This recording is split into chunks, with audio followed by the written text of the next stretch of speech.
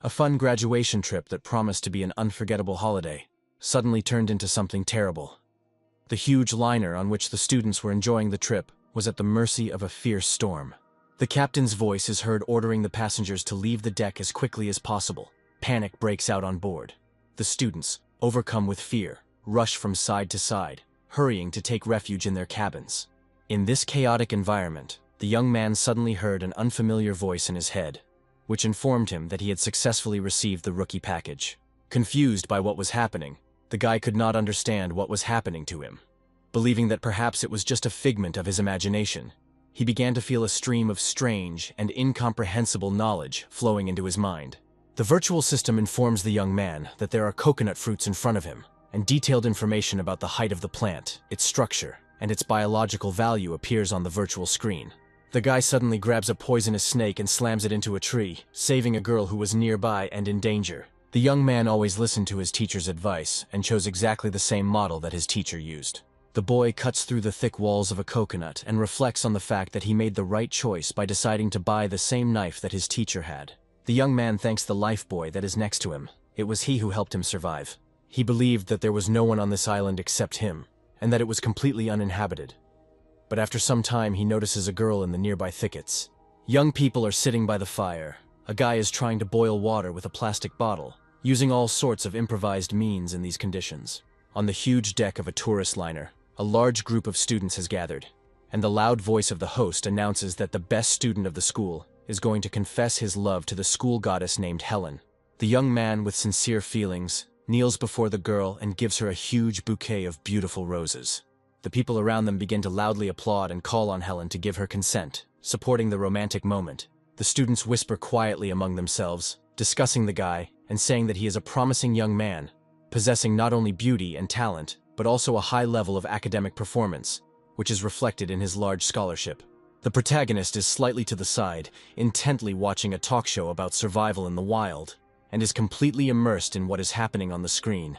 The guy finishes watching another episode of a talk show. At some point he yawns and stretches a little. Suddenly, raindrops start falling on his face, which surprises him, because just recently the weather was clear, and nothing foreshadowed a change.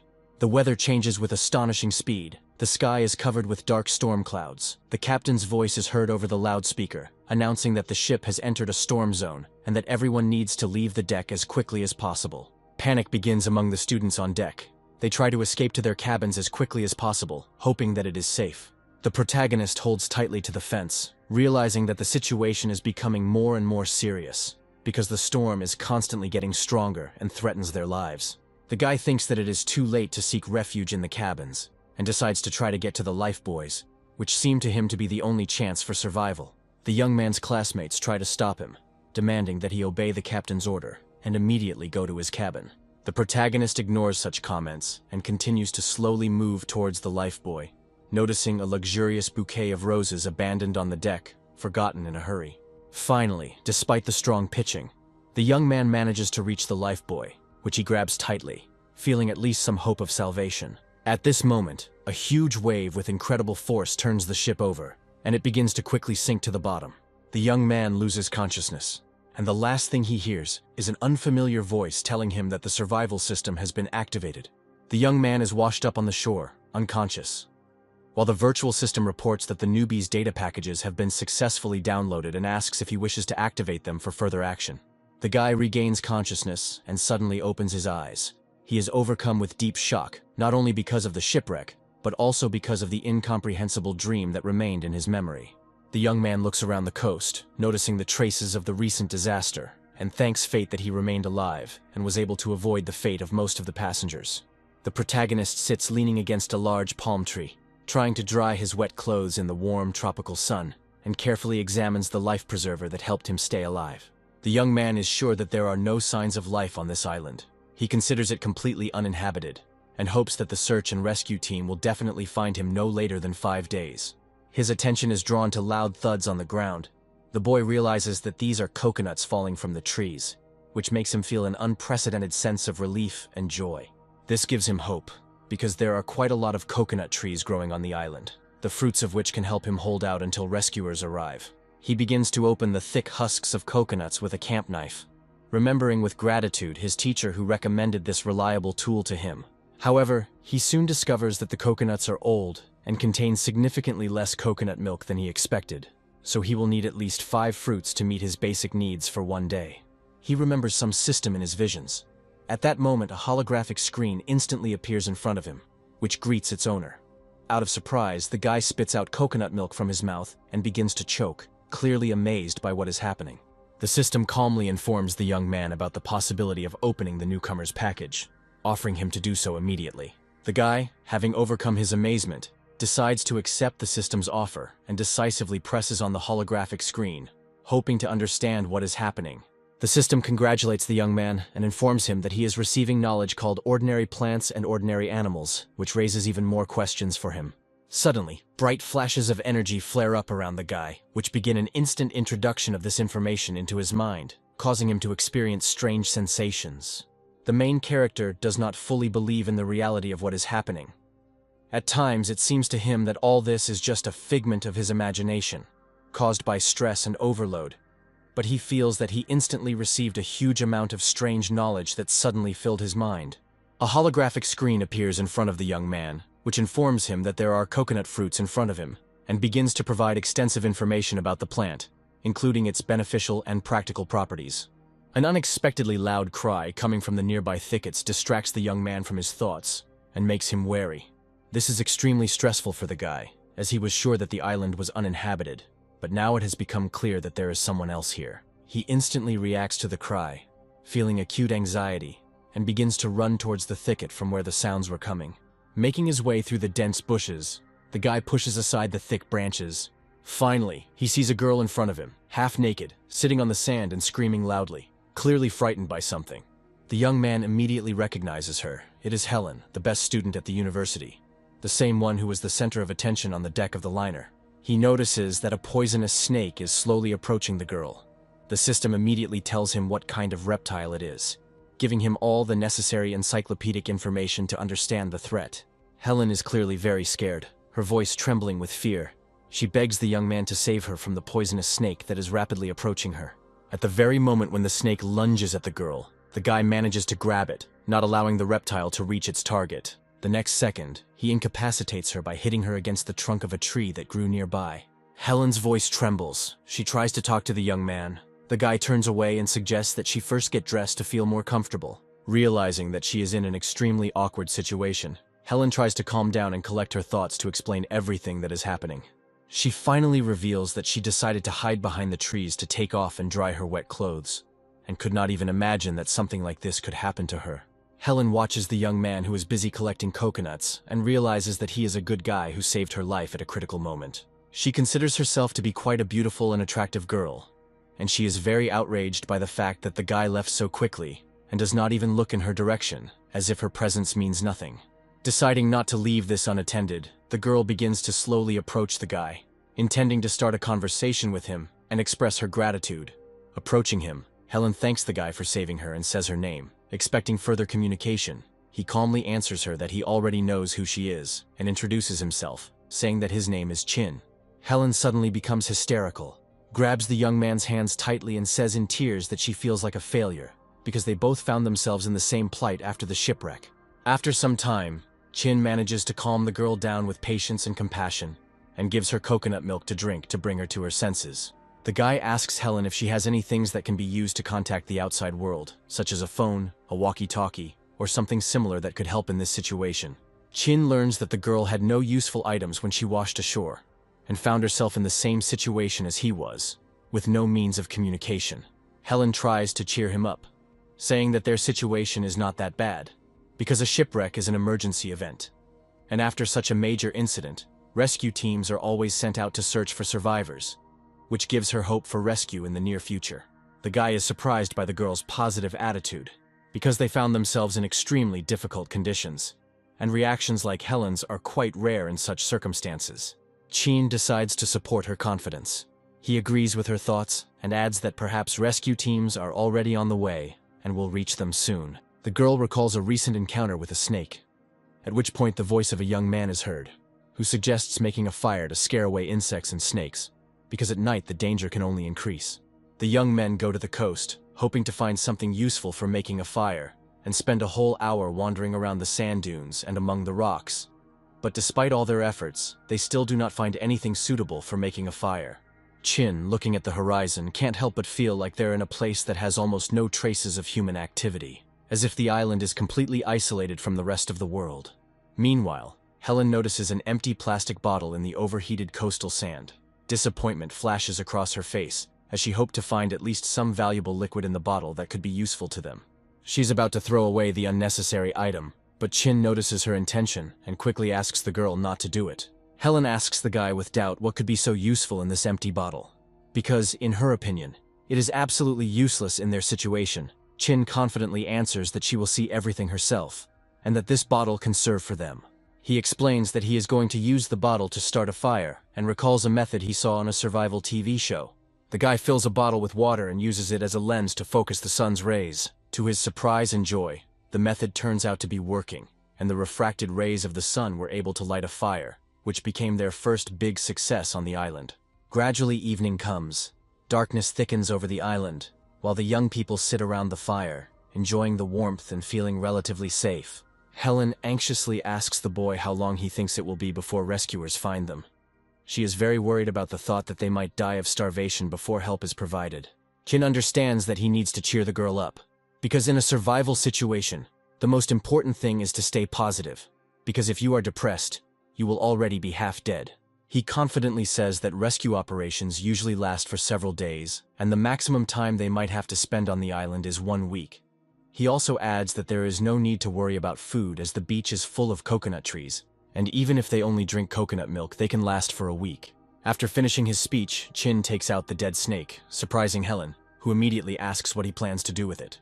Chin smiles and replies that she will see everything for herself soon, and begins to deftly dismember the snake, showing off her skills. Helen doesn't even want to think about the fact that the guy is going to fry this snake for dinner. There is obvious disgust on her face. Chin doesn't see any problem with this and asks Helen directly why she is so surprised, because they will be eating meat for dinner, and this should please her, since food in such conditions is a real gift. Helen categorically refuses to eat such food, declaring that she will not try snake meat, even if she is threatened with starvation. Chin does not share her disgust and decides that if she is so squeamish, she can continue to fast, since he does not intend to persuade her. Chin calmly begins to eat his portion of snake, deliberately telling the girl how crispy and delicious the meat turned out, trying to make her jealous. Helen is very hungry, but she resolutely turns away, trying to show her outward disdain for such food, despite her growing desire to eat. Chin continues to eat his portion with pleasure and loudly talks about how delicious it is, how he likes the texture and smell of the meat. He wants to provoke the girl. Helen can't take it anymore and demands that he immediately stop behaving like this. However, a moment later, she takes the skewer with her portion and says that the guy still persuaded her to try it. After eating the first piece, Helen suddenly realizes that the fried snake is not so bad. Its smell turned out to be quite pleasant, and the taste is quite appetizing and tender.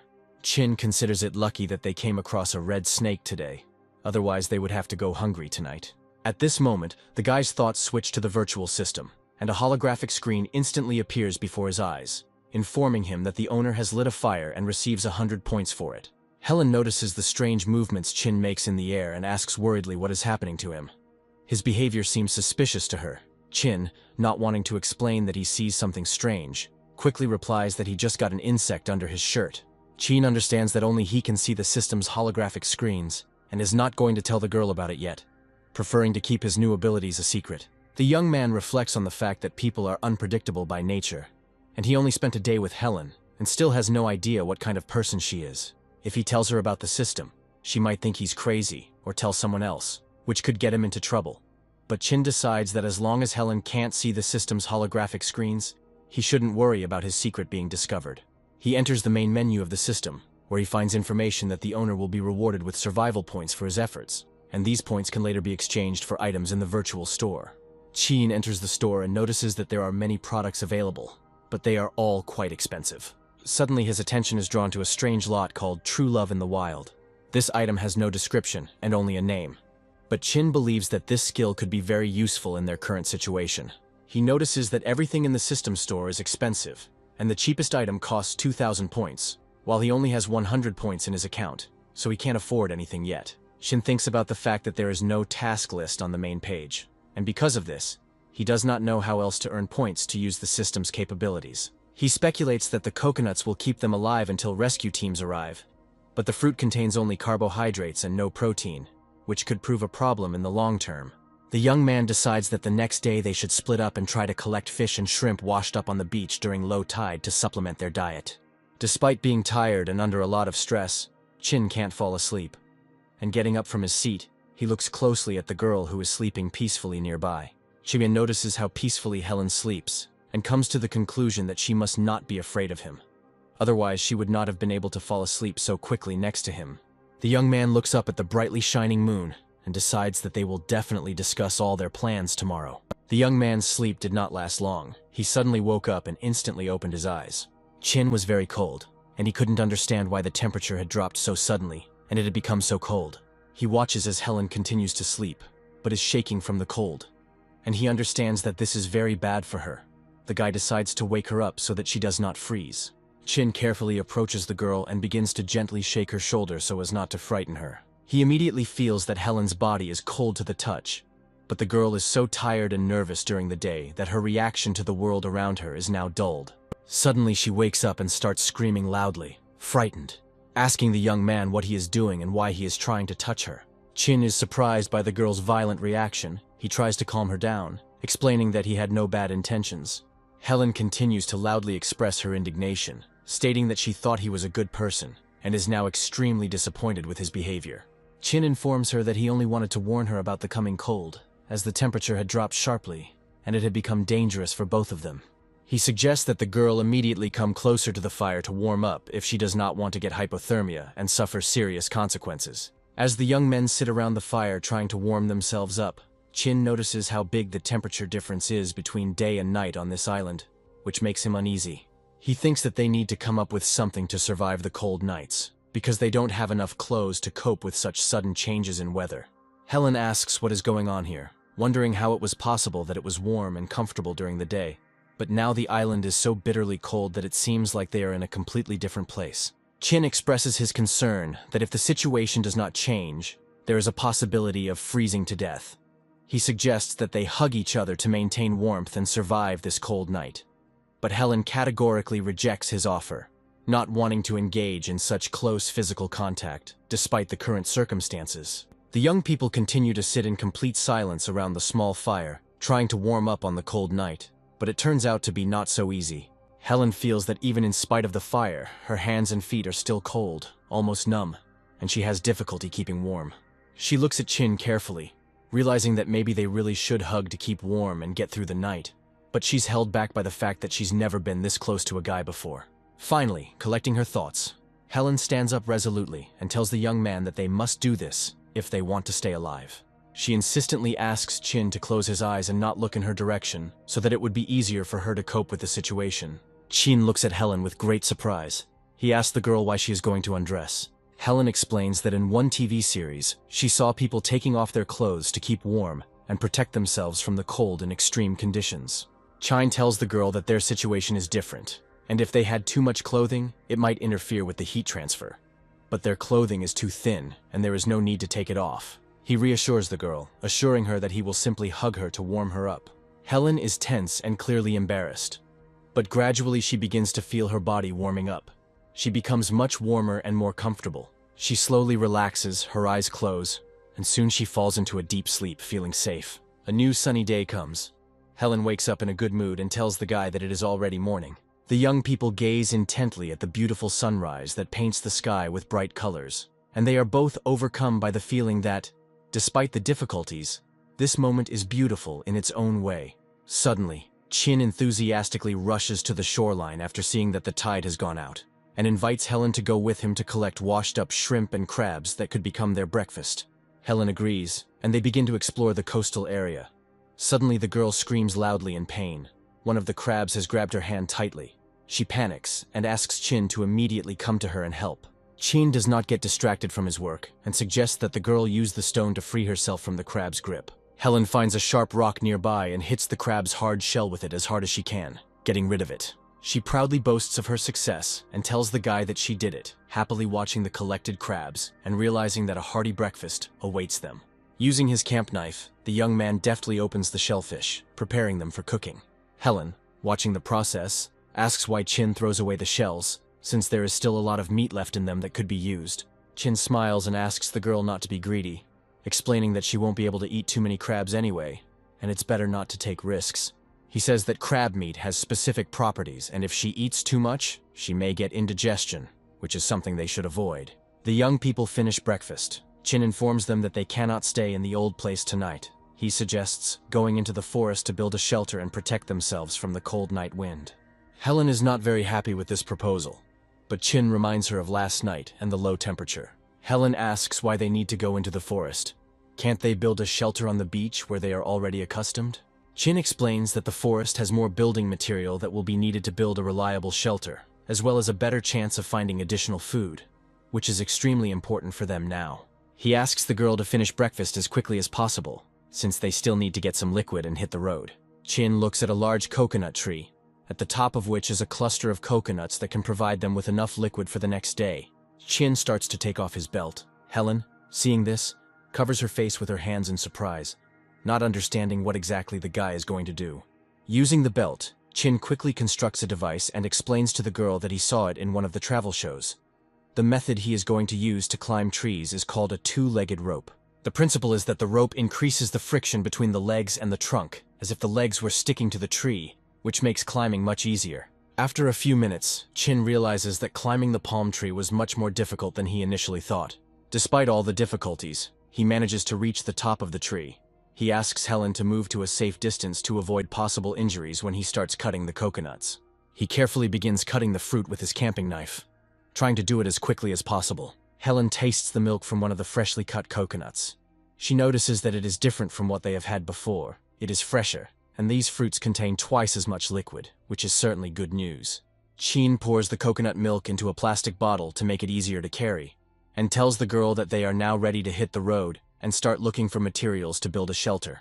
Chia notices that Helen is carrying several coconuts with her, and, surprised, asks her why she decided to take them with her, considering that they had already collected the liquid.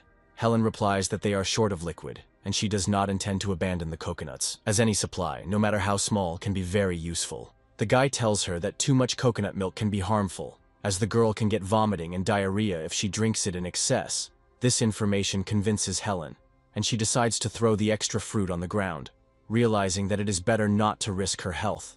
The young men slowly begin to enter the nearby forest, preparing to find a suitable place to hide.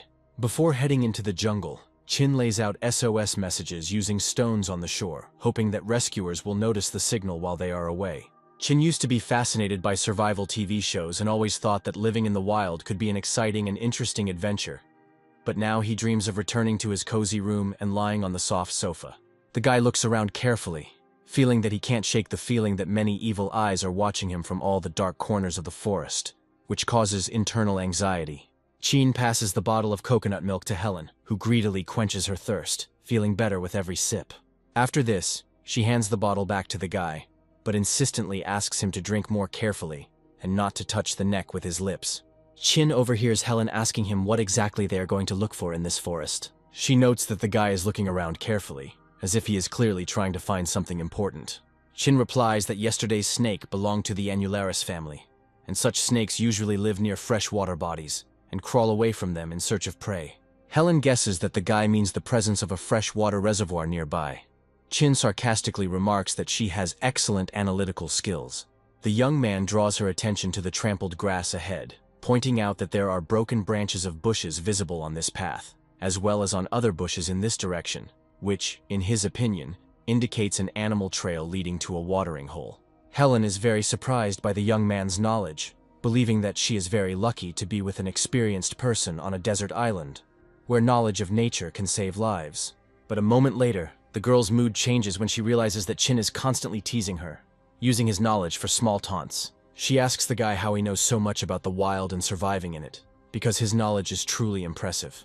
Chin smiles and explains that he always wanted to travel and challenge himself in extreme wilderness conditions, but all his knowledge was gained at home, from watching TV and information from the internet. Chin realizes that the forest is larger than he originally thought, and figures that if they don't find a water source by noon, they'll have to start a fire to save time later. Suddenly, the young people stop. Helen reports that she hears some strange sound, which attracts her attention. Chin listens carefully and happily realizes what the sound is. His face lights up with a smile. He takes the girl by the hand and invites her to follow him as quickly as possible. The guy is confident in his guesses. After some time, they come out into a clearing and see a fast stream of fresh water in front of them, which becomes a real victory for them. The young people feel genuine joy, congratulate each other on their important find, realizing that they will now have access to drinking water. Chin considers this a great success because they found water before noon, and now they will not die of thirst. Helen collects water from the stream in her palms, but does not dare to drink it. She reports that this water is not safe to drink, as it may contain a lot of bacteria, which can lead to serious health problems. The young people continue on their way. Helen wonders why they didn't decide to pitch a tent near the water, because it would have been much more convenient than going further into the jungle. Chin finds a flat, open area and explains to the girl that if they set up the shelter near the water, they might encounter wild animals that come to drink, and it would be too dangerous for them. The guy then hands Helen a knife, saying that he's now going to start a fire and look for suitable trees to build a shelter. Helen heads into the nearby thickets in search of large leaves that will be needed to build a shelter, hoping to quickly find the necessary materials. The jungle is always very humid, and because of this, trees are not always suitable for starting a fire. But despite this, Chin manages to find some dry wood to use as fuel. He recalls seeing many thin trees along the way that would be ideal for building a shelter. The young man recalls once seeing a TV program that showed how to make stone axes for survival. He selects the desired piece of stone and begins to whittle it down, hitting it against another stone, hoping to make something suitable. After some time, he finds himself with a fairly sharp stone tool in his hands. Chin realizes that he doesn't have much time to make a full-fledged axe, so he decides to act faster. Using a sharpened stone, Chin manages to cut down several thin trees that are suitable for building a shelter. This work turned out to be quite labor-intensive. The young man had to spend about half an hour to cut down one tree. Chin has only managed to cut down 9 trees during the daylight hours, and he thinks it's time to return to camp. After tying the felled trees together with a vine, Chin slung them over his shoulder and slowly walked back to the camp. Coming out into an open clearing, he hears Helen's voice, who says that she is glad to see him, and that his long absence has already made her begin to worry. The girl shows him the huge leaves of the banana tree and proudly asks him to look at what she found, hoping that her efforts will also be useful. Helen reports that she took the smallest leaves and that there are huge banana forests nearby. Chin reports that they currently have very little building material. The guy says that for now they will build a small tent to survive the cold night. Helen asks Chin how they will attach the banana leaves to the overall structure. Chin says that he will make some supporting rods and will sharpen some felled trees for this purpose. After this, using a stone, the young man drives the sharpened rods into the ground. After tying everything together with strong vines, Chin covers the structure with several layers of large banana leaves. Helen says that this design does not look like a nice and warm house at all. Chin tells the girl that they had very little time and materials, but this structure will help them survive the night. It will protect them from the wind, and the heat from the fire will go towards them. At this point, the guy receives a message from the virtual system, which informs him that he received 1,000 points for building a disgusting tent. Helen continues to talk to the young man and express her dissatisfaction to him, not noticing that a holographic screen of the system has appeared in front of him. Chin thinks that this is too much. Besides the girl, even the system thinks his work is disgusting. Helen stops speaking and looks closely at the young man standing next to her. Using an empty plastic bottle, the young people boil water they collect from a stream to disinfect it and make it drinkable. Chin asks the girl not to rush, as he is very worried that she might burn herself with the hot water if she drinks it too quickly. Helen quenches her thirst and then hands the bottle to the guy, once again insistently demanding that he not touch the neck with his lips. Chin thinks that they have solved the problem with heat, and begins to think about how to provide themselves with food, because so far they only have coconuts and seafood, and they need to think about additional food sources.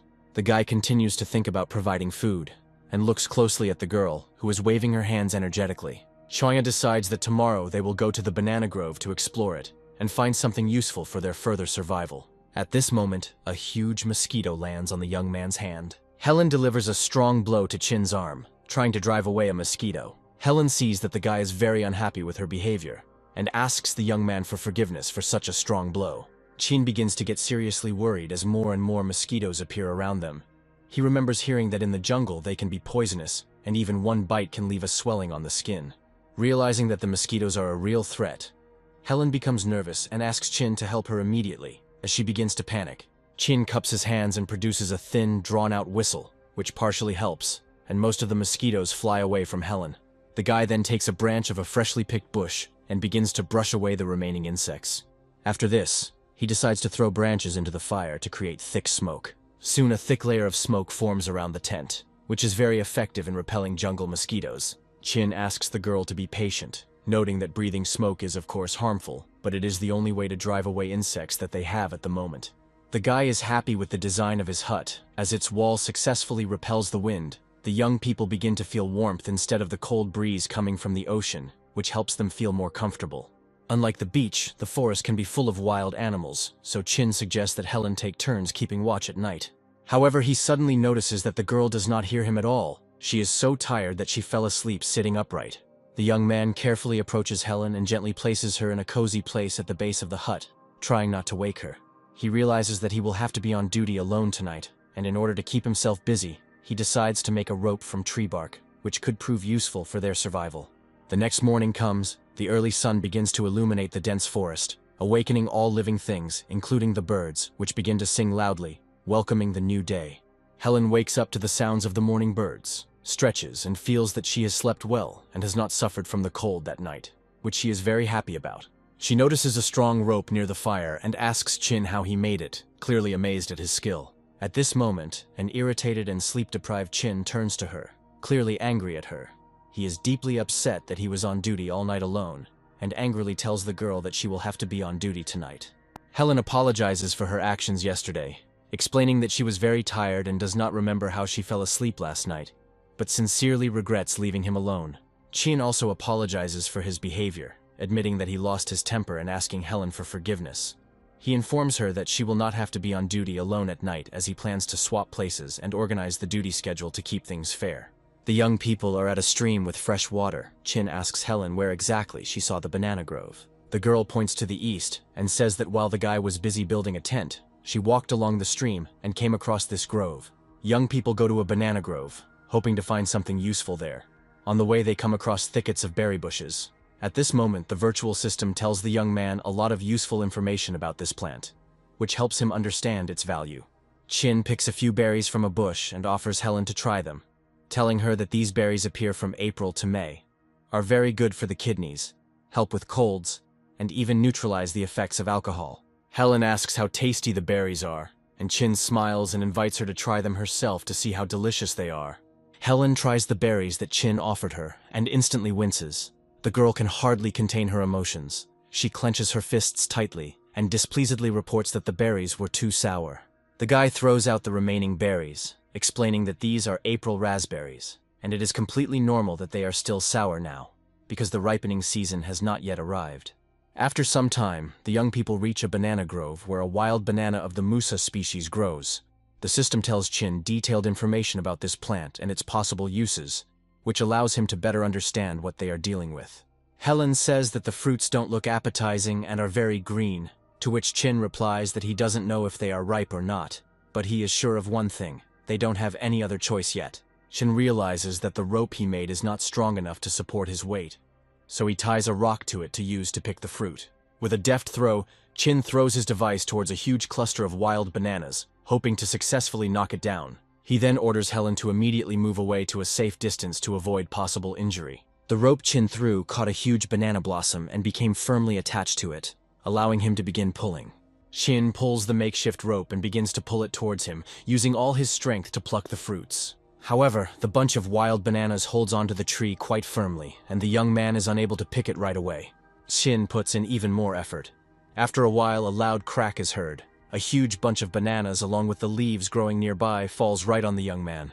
Helen rushes to him with concern and begins to carefully clear away the rubble. Trying to free Chin, the girl believes that the guy was not seriously injured, since the banana leaves are quite soft. Suddenly, Chin's hand appears from behind the mountains of leaves, holding a plucked banana. The guy offers Helen to try it. Helen, frowning, tells the young man that she does not like that he constantly tests new food and its toxicity on her, as if she were a guinea pig. Realizing that the girl is unhappy, Chin decides to try the wild banana himself to dispel her doubts. Chin smiles and says that he wasn't trying to use her. He just wanted to act like a gentleman. Then takes a bite of the fruit. He immediately tells Helen that the taste of the banana leaves much to be desired. It's too hard, and not sweet at all. Helen suggests that this banana is probably just not ripe yet, and suggests trying another one to make sure. Chin explains that it is not a matter of whether the banana is ripe or not. He explains that this type of banana tree has not yet gone through the mutation process, and its fruits contain a huge number of seeds, which makes them inedible for humans. Chin throws away the remains of the banana and says that there is nothing tasty in them, and if you want to eat, you should eat meat. Helen tells the guy that she doesn't get his jokes at all, to which Chin replies that he's not joking at all. They really can eat meat grown from a banana tree. The girl thinks that the young man is simply making fun of her, but Chin asks her to come closer and see everything for herself. Chin holds out a banana leaf with a large larva on it and explains that this is the meat he meant. Helen looks at the insect in surprise and asks if they can really be eaten, and how tasty it can be. Chin is very surprised by her reaction, finding it very unusual, as she remains very calm in a situation that would shock many. The young men set up a brazier over a fire and begin roasting the larvae. Chin explains that while the larvae may not be the tastiest, they contain 6 times more protein than beef, making them extremely nutritious and healthy. After some time, Chin announces that the larvae are ready and you can start eating them. Much to the young man's surprise, Helen is not at all capricious and begins to try the larvae without much disgust. She reports that they taste quite good and resemble lobster paste, which causes even more surprise in Chin. Helen laughs loudly and tells the guy that these maggots are much tastier and better than his horrible snake meat that she ate before. Chin tells the girl that he is very surprised by her reaction, because he thought that she would be scared of banana worms, but her reaction was completely opposite and unexpectedly positive. Helen explains that she has tried many different shellfish and strange animals in her life, so the larvae were not something unusual for her, and besides, she is now experiencing a strong feeling of hunger and does not intend to be capricious or refuse food. Helen is surprised to see Chin cut up their only plastic bottle. She asks why he did that, since it was an important item for them. The guy replies that he is going to use the bottle to catch fish, which surprises Helen, as she did not expect such a use. Chin says that earlier he noticed a lot of fish swimming in the mouth of the stream, and he believes that with the help of this bottle, they will be able to easily catch small fish, which will greatly diversify their diet. The girl is very surprised and asks the young man how exactly a cut bottle can help them catch fish, since she does not understand his idea. Chin explains the design of his trap. The entrance of the bottle serves as a kind of tunnel through which small fish can swim in with the flow of water. But it will be difficult for them to get out because of the small opening and the constant oncoming flow of water. The guy adds with a smile that he can explain it even more simply. It's easy to swim into a bottle, but difficult to swim out. Helen is still worried about the destroyed bottle, as it was an important item for storing water. She asks how they will drink water now. Chin calmly informs that in this case they will use coconut halves, which can serve as excellent improvised bowls. He adds that the coconut shell can burn on a fire, and he intends to heat the liquid by throwing hot stones into it. He believes that after several such repetitions the water can boil. Chin suggests finding a suitable place to set up the trap by the stream, so they can continue their business while the fish are being caught. The girl asks why he decided to set the trap in this particular place and not near their camp. Chin explains that the area is shady, and in such conditions, water lettuce grows well, under which a large number of fish usually hide, making this a good place for fishing. Helen suddenly breaks away from his explanations and asks if he smells that strange smell she noticed. Chin actually starts to smell a strong odor after Helen points it out. It seems familiar to him, but he can't remember what it is.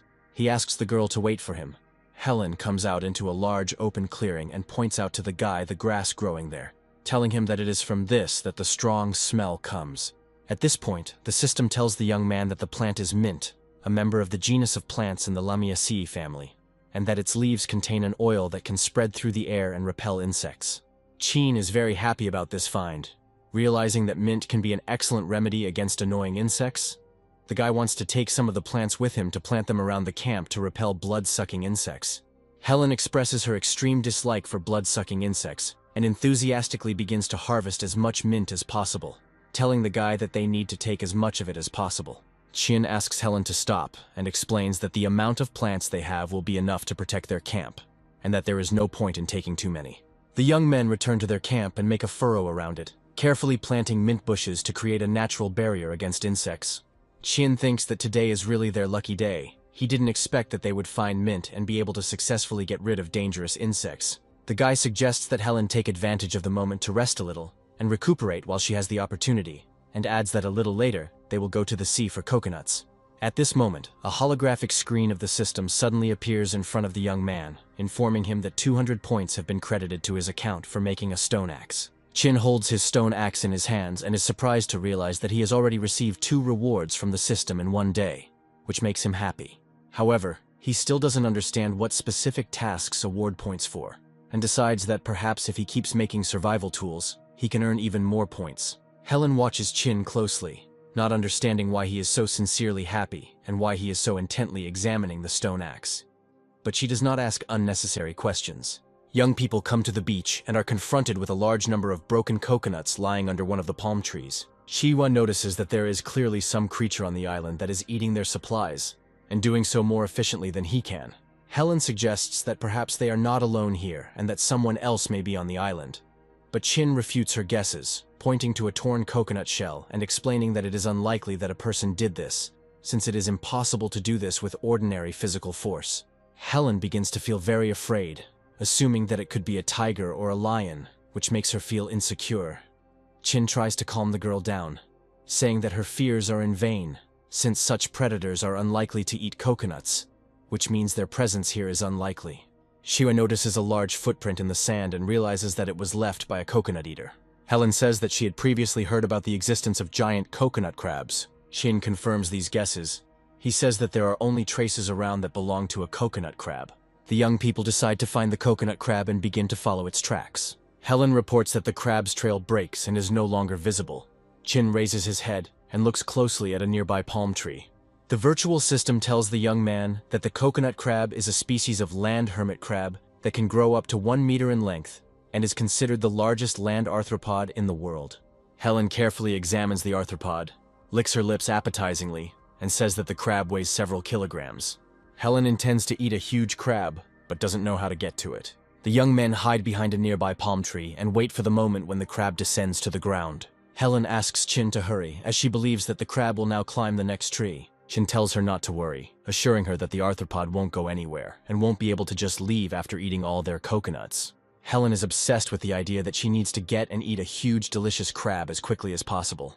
Coconut crabs have powerful jaws, and for them, cracking open the tough nut is as easy as peeling a banana. Chin's appearance takes on a terrifying appearance as he slowly approaches the huge coconut crab that is lurking on the ground. Chin takes the opened coconut from the crab. The guy praises him and says that he is doing a good job, and suggests that he continue to open other nuts. He carefully examines the arthropod and is surprised by its strange habits. Usually such crabs are afraid of bright daylight and only come out at night. Chin snatches another cracked nut from the crab's claws and is very surprised at how quickly the crab can handle the coconuts. The arthropod, feeling that its prey has been taken away, begins to get angry and reacts aggressively, trying to grab the guy with its powerful claws. Chin playfully jumps away from his blows and with a grin invites the crab to try to catch it. He then tells the crab that it is time for payback for stealing their coconuts. The young man pins the huge crab to the ground and ties it with his rope. Helen, a little behind Chin, asks him to go slower, saying that it is hard for her to keep up with him. The guy replies that they need to hurry, since the sun will soon begin to set, and they may not have time to return before dark. Helen collapses on the sand, saying that she is tired and can't go any further because the coconuts she is carrying are too heavy. Chin understands her condition and suggests that they take a short break so she can rest and regain her strength. He looks at the evening ebb tide and feels regret that it will soon get dark. He would like to have time to catch even more living creatures.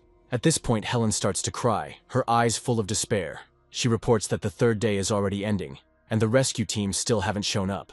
Helen's reaction deeply hurts the young man, and he is going to say something to cheer her up and restore her confidence. However, before he can come up with anything, Helen pulls herself together, slaps her cheeks with her palms, and resolutely orders herself to pull herself together. After this, she says that they should not be upset, because she is sure that they will not be abandoned on this desert island. The girl reminds them that rescuers may arrive later, perhaps in a week, as Chin had said, and then lifts the heavy coconuts and says that they need to move on before the sun sets. Chin is plunged into heavy thoughts, realizing that 3 days have flown by unnoticed, and begins to worry that if they are not found in a week, then rescuers will most likely stop searching. The young people check their trap and find 3 small fish in it. The young man says that there are a lot of fish in this river, He didn't think that with the help of an elementary device, only fish would be caught. He begins to cut up the fish he caught and asks Helen to return to camp, saying that he will catch up with her a little later. This time the guy decided to use fish guts as bait instead of banana worms. He believes that it will attract bigger fish than before. A holographic system screen appears in front of Chin, informing him that the fishing task has been completed, and he has received 500 points. This news pleases the young man, because now he has 2,000 points on his account, and this is enough to visit the system store and, perhaps, get something really useful. He returns to the camp and sees Helen trying to make something out of stones. The guy asks what exactly she has in mind.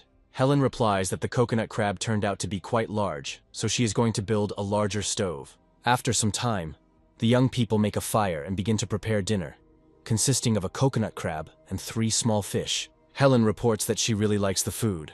The crab meat is very nutritious and has a sweet, coconut-like taste. The girl reports that today she has eaten a hearty meal for the first time in a long time and does not feel hungry.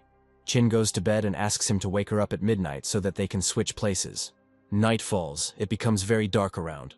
Helen feels fear and constantly feeds it with her thoughts that some wild animals might attack them. Suddenly, Chin grabs her sharply. The girl did not expect this and lets out a loud scream. Helen turns sharply and begins to clumsily swing the stone axe, screaming loudly. She reports that the young man scared her a lot and asks her not to do that, after which she asks him why he got up so early, since she had not yet intended to wake him up. Chin says that he can't sleep. He invites the girl to go to bed and intends to take her place. Helen asks the young man if he really had a rest. She understands that the guy is going to be on duty for the 2nd night in a row, because yesterday she slept all night and was not on duty. Chin says that everything is fine. He wants Helen to get enough sleep and not smash his head with an axe one day in her sleep. Chin throws some wood on the fire and thinks that now is the time to visit the system's virtual store. There is peace all around. Only light smoke from the fire slowly rises high up, dissolving in the dense crowns of the trees. Chin heats up the water, carefully places hot stones from the fire into a cup made from half a coconut, and disinfects it with mint leaves. The young man believes that as long as there is an opportunity to boil water, there is no need to worry about bacteria and possible risks. He finds mint leaves not only healthy but also very tasty, and they help him stay alert. Suddenly he hears Helen talking in her sleep, the girl constantly calling for help, repeating that they are in trouble on a desert island. Tears appear on her face. She hopes that the rescuers will not abandon them and will definitely come to their aid. Chin always thought that Helen was an optimist by nature, but now he thinks that he may have been wrong in his assessment of her. The girl often behaves positively, but probably hides her fears and weaknesses behind it. The guy comes to the conclusion that the sinking at sea was a test beyond her capabilities, and in order not to lose heart and give up, Helen constantly encouraged herself. He believes that Helen subconsciously expects that rescuers will show up and find them in a week, and this belief helps her move forward. But if no one comes after 7 days, her belief may collapse, and then she will lose the will to live. Chin thinks that there is no time for such thoughts now. He needs to focus on pressing problems. The guy goes to the menu of the virtual store and is going to see what he can exchange his points for. 2,000 points is enough to get various knowledge packs, such as the Wilderness First Aid Encyclopedia or the Wildlife Encyclopedia. Chin doesn't know what to choose. He wants to get all the available knowledge packages, but he can only choose one. On a desert island, there are not enough tools and the guy has very little opportunity to create them. So he chooses a package called an Encyclopedia of Field Crafts. Suddenly, bright energy waves flare up around the young man. The virtual system informs him that the package download has begun. This knowledge pack lives up to its name, as it contains a variety of useful skills, such as making bows or mastering pottery. There is even knowledge of how to create paper. The guy understands that, with these skills, he will be able to survive on a desert island for many years. The system informs the young man that a special service called the Wheel of Fortune has been activated, which allows him to randomly receive a valuable item or skill. The cost of the move is 1,000 points per spin. For your first purchase in the Chin system store, you get 1 free spin of the reel. The guy is happy that there are no empty sectors on the wheel, which means that he will get some kind of prize in any case. Chin spins the wheel and gets the cheetah speed sector. A few days ago, the young man saw this skill in the store, and its value was 10,000 points, so Chin thinks he got the real jackpot. The virtual system asks whether he wants to use the skill right now, or leave it for later. Chin decides that he has no need to use this ability at the moment, and leaves the cheetah speed for the future. Morning comes. Helen slowly wakes up. She lazily rubs her eyes, and prepares to meet a new day. Suddenly, the girl realizes that she is alone. Helen begins to turn her head in different directions, hoping to see Chin nearby. A moment later, he appears in the camp. The guy wishes her good morning and says that he brought freshly caught fish for breakfast. Helen's voice is heard asking the guy to be sure to warn her next time he leaves so she doesn't worry. Chin explains that the girl was fast asleep, and he didn't want to wake her up so as not to disturb her sleep. Helen says that she will be away for a while and asks the guy to wait for her, and under no circumstances to approach the area downriver.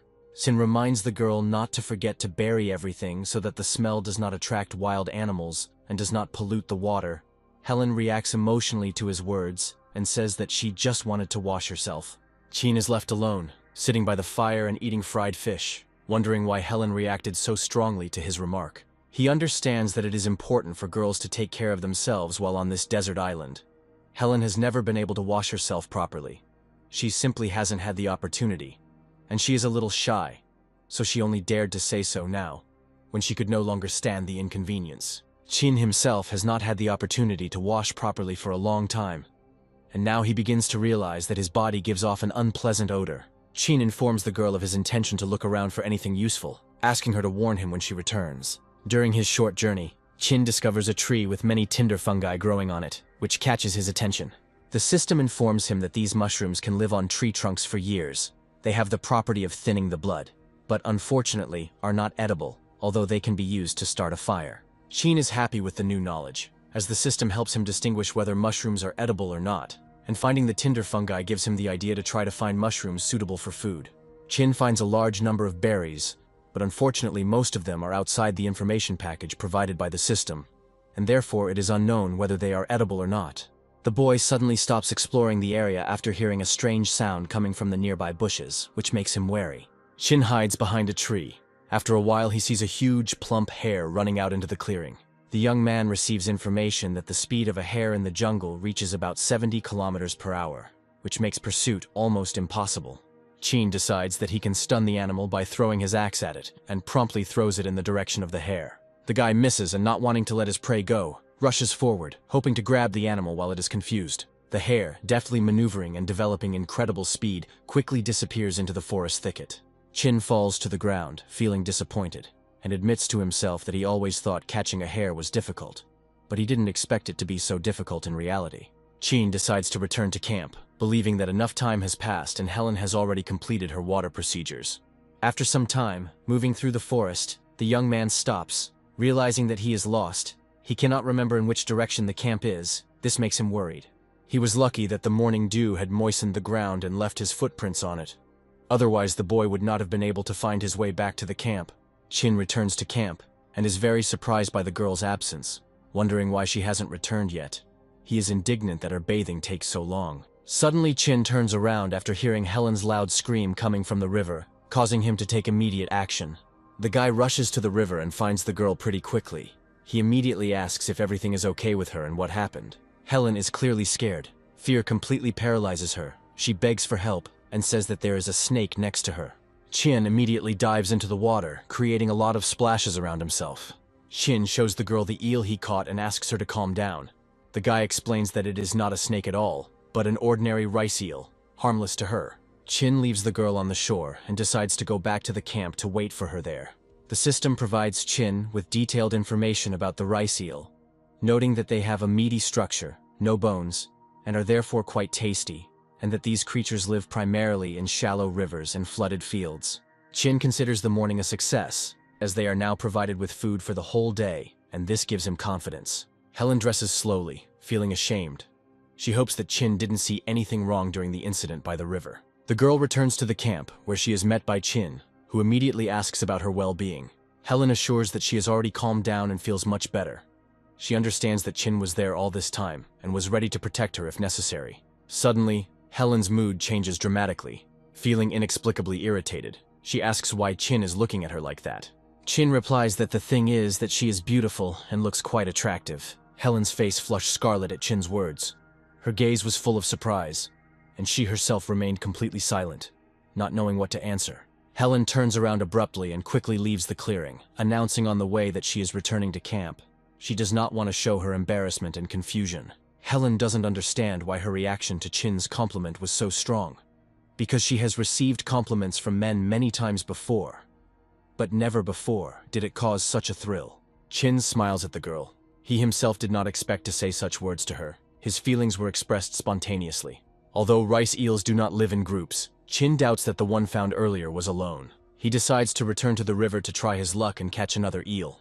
The guy finds some damp soil near the river, knowing full well that eels dig holes in such places, making secluded nests for themselves. After some time, Chin discovers an inconspicuous hole near the water that the eel could use for habitation. Knowing that the hole has two exits, one at the top and one leading straight into the water, Chin decides to block the one that leads to the river to prevent the eel from escaping. Using clay and wet earth, he closes the bottom exit so that the eel cannot escape and swim away when he starts fishing. Chin realizes that catching eels with bare hands is not safe, as other, more dangerous creatures may live in such holes. He decides to weave together some long stalks of grass to carefully lower into the hole, realizing that such an activity requires special care, since snakes, unable to dig their own holes, often occupy those dug by eels and can pose a threat. Chin had a similar experience when he accidentally caught a water snake instead of an eel when he put his hand into a hole in junior high school, and was very lucky that the snake was not poisonous, leaving a lasting impression on him for life. The system advises that the best time to catch eels is in the summer, when they are in mating season and often emerge from their burrows and release lots of water bubbles, making them easier to spot. Chin carefully lowers a bunch of grass into the hole to find out what is actually living there, an eel or a snake. A moment later, something inside grabs the grass and begins to yank it sharply, which gives the guy a surge of adrenaline. With a sharp movement, Chin pulls out the improvised rope, and happily realizes that he managed to catch an eel. This is another success. Helen happily examines the catch, genuinely surprised that the guy was able to catch a few more rice eels. Chin smiles as he explains that it wasn't that easy. He had to work hard and put in effort to find and catch the eels, but he is happy with the result, because now they are provided with food. Helen wonders what they will do with the catch, because if they fry all the eels at once, they will not be able to eat them all at once, and they may spoil. Chin says they will smoke the eels to preserve their meat longer, giving them the freedom to eat in the coming days. He starts a fire and constructs a simple smoking rack, explaining that the process will only take 3 to 4 hours. As they don't need to store the meat for long, they plan to eat it in the next few days. Helen, feeling the need to be helpful, asks Chin if there is anything she can do to help, admitting that she often feels left out and uncomfortable. She notes that Chin is always busy, and she wants to contribute to their shared survival as well. Chin smiles and replies that he will teach her how to weave ropes from tree bark, and once she has mastered the skill, she will be in charge of making ropes in their camp. Chin also announces that he is going to the river and asks Helen to heat the stone slab for their upcoming dinner to speed up the cooking process. With the help of the trap, he manages to catch only 2 or 3 small fish, no more than 5 or 6 a day, which he considers insufficient to provide a stable diet for both of them. He decides that the best solution would be to build a dam to preserve the fish he catches. In the coming days, they will feed on eel meat, while simultaneously accumulating fish in a man-made pool to ensure a steady supply of food. Chin believes that they are already provided with food for the next 3 days, and begins to think about improving their housing in case the rains begin. After this, he turns the trap over and releases the caught fish into a small artificial pool. Helen is very hungry during the day and is looking forward to finally having dinner. Her stomach is growling with hunger. Chin turns over pieces of eel on a hot stone slab, informing Helen that dinner will be ready in a few minutes. One last touch left, Chin decides to add some wild berries to the dish to give the eel a special note. The berries fall with a quiet hiss onto the hot stone slab, filling the rice eel with a wonderful forest aroma, awakening the appetite and giving the dish a special sophistication. Helen takes a hot piece of eel from the stone slab and slowly begins to taste it, chewing carefully and enjoying every moment. The oily aroma of smoke and the slight sourness of raspberries combine beautifully, balancing each other out. Each piece, soaked in sweet and sour juice, melts on her tongue, causing genuine delight. Chin takes great satisfaction in watching Helen enjoy the dinner he prepared, and is glad that his culinary efforts are appreciated. He holds a smoldering tinder fungus in his hand. The guy is going to return to the clearing where he saw the hare, and hopes that his hunt will bring good luck. The morning dew had destroyed all traces, but the young man had prudently made marks on the trees so that he could easily find his way to the clearing. Chin is sure that this is his chance to provide the camp with meat, because since they built the shelter, he has not gone hunting, and now he feels the need to replenish supplies. Fish and eels are almost gone, and it is time to take care of food again. The action moves back 2 days. Helen curiously asks Chin why he took apart their shed. Chin replies that the old shed was too small and unreliable, and he decided to build a more spacious and stable structure that would be more comfortable and safer. Throughout the day, they worked hard together to improve their design. The new canopy turned out much better than the previous one. It became larger and protected them more reliably from rain and wind. Chin is going to follow the path the hare took, hoping to track him down. He only has a few hours until the tinder fungus smolders and keeps the fire going. He speculates that hares probably do not migrate long distances, but prefer to stay in one place because the jungle is rich in vegetation, and they have no need to search for food in other parts of the forest. In practice, it turned out that finding a hare hole was not as easy as he expected. After some time, the young man still manages to find a hole located next to an old tree, which becomes a real find for him.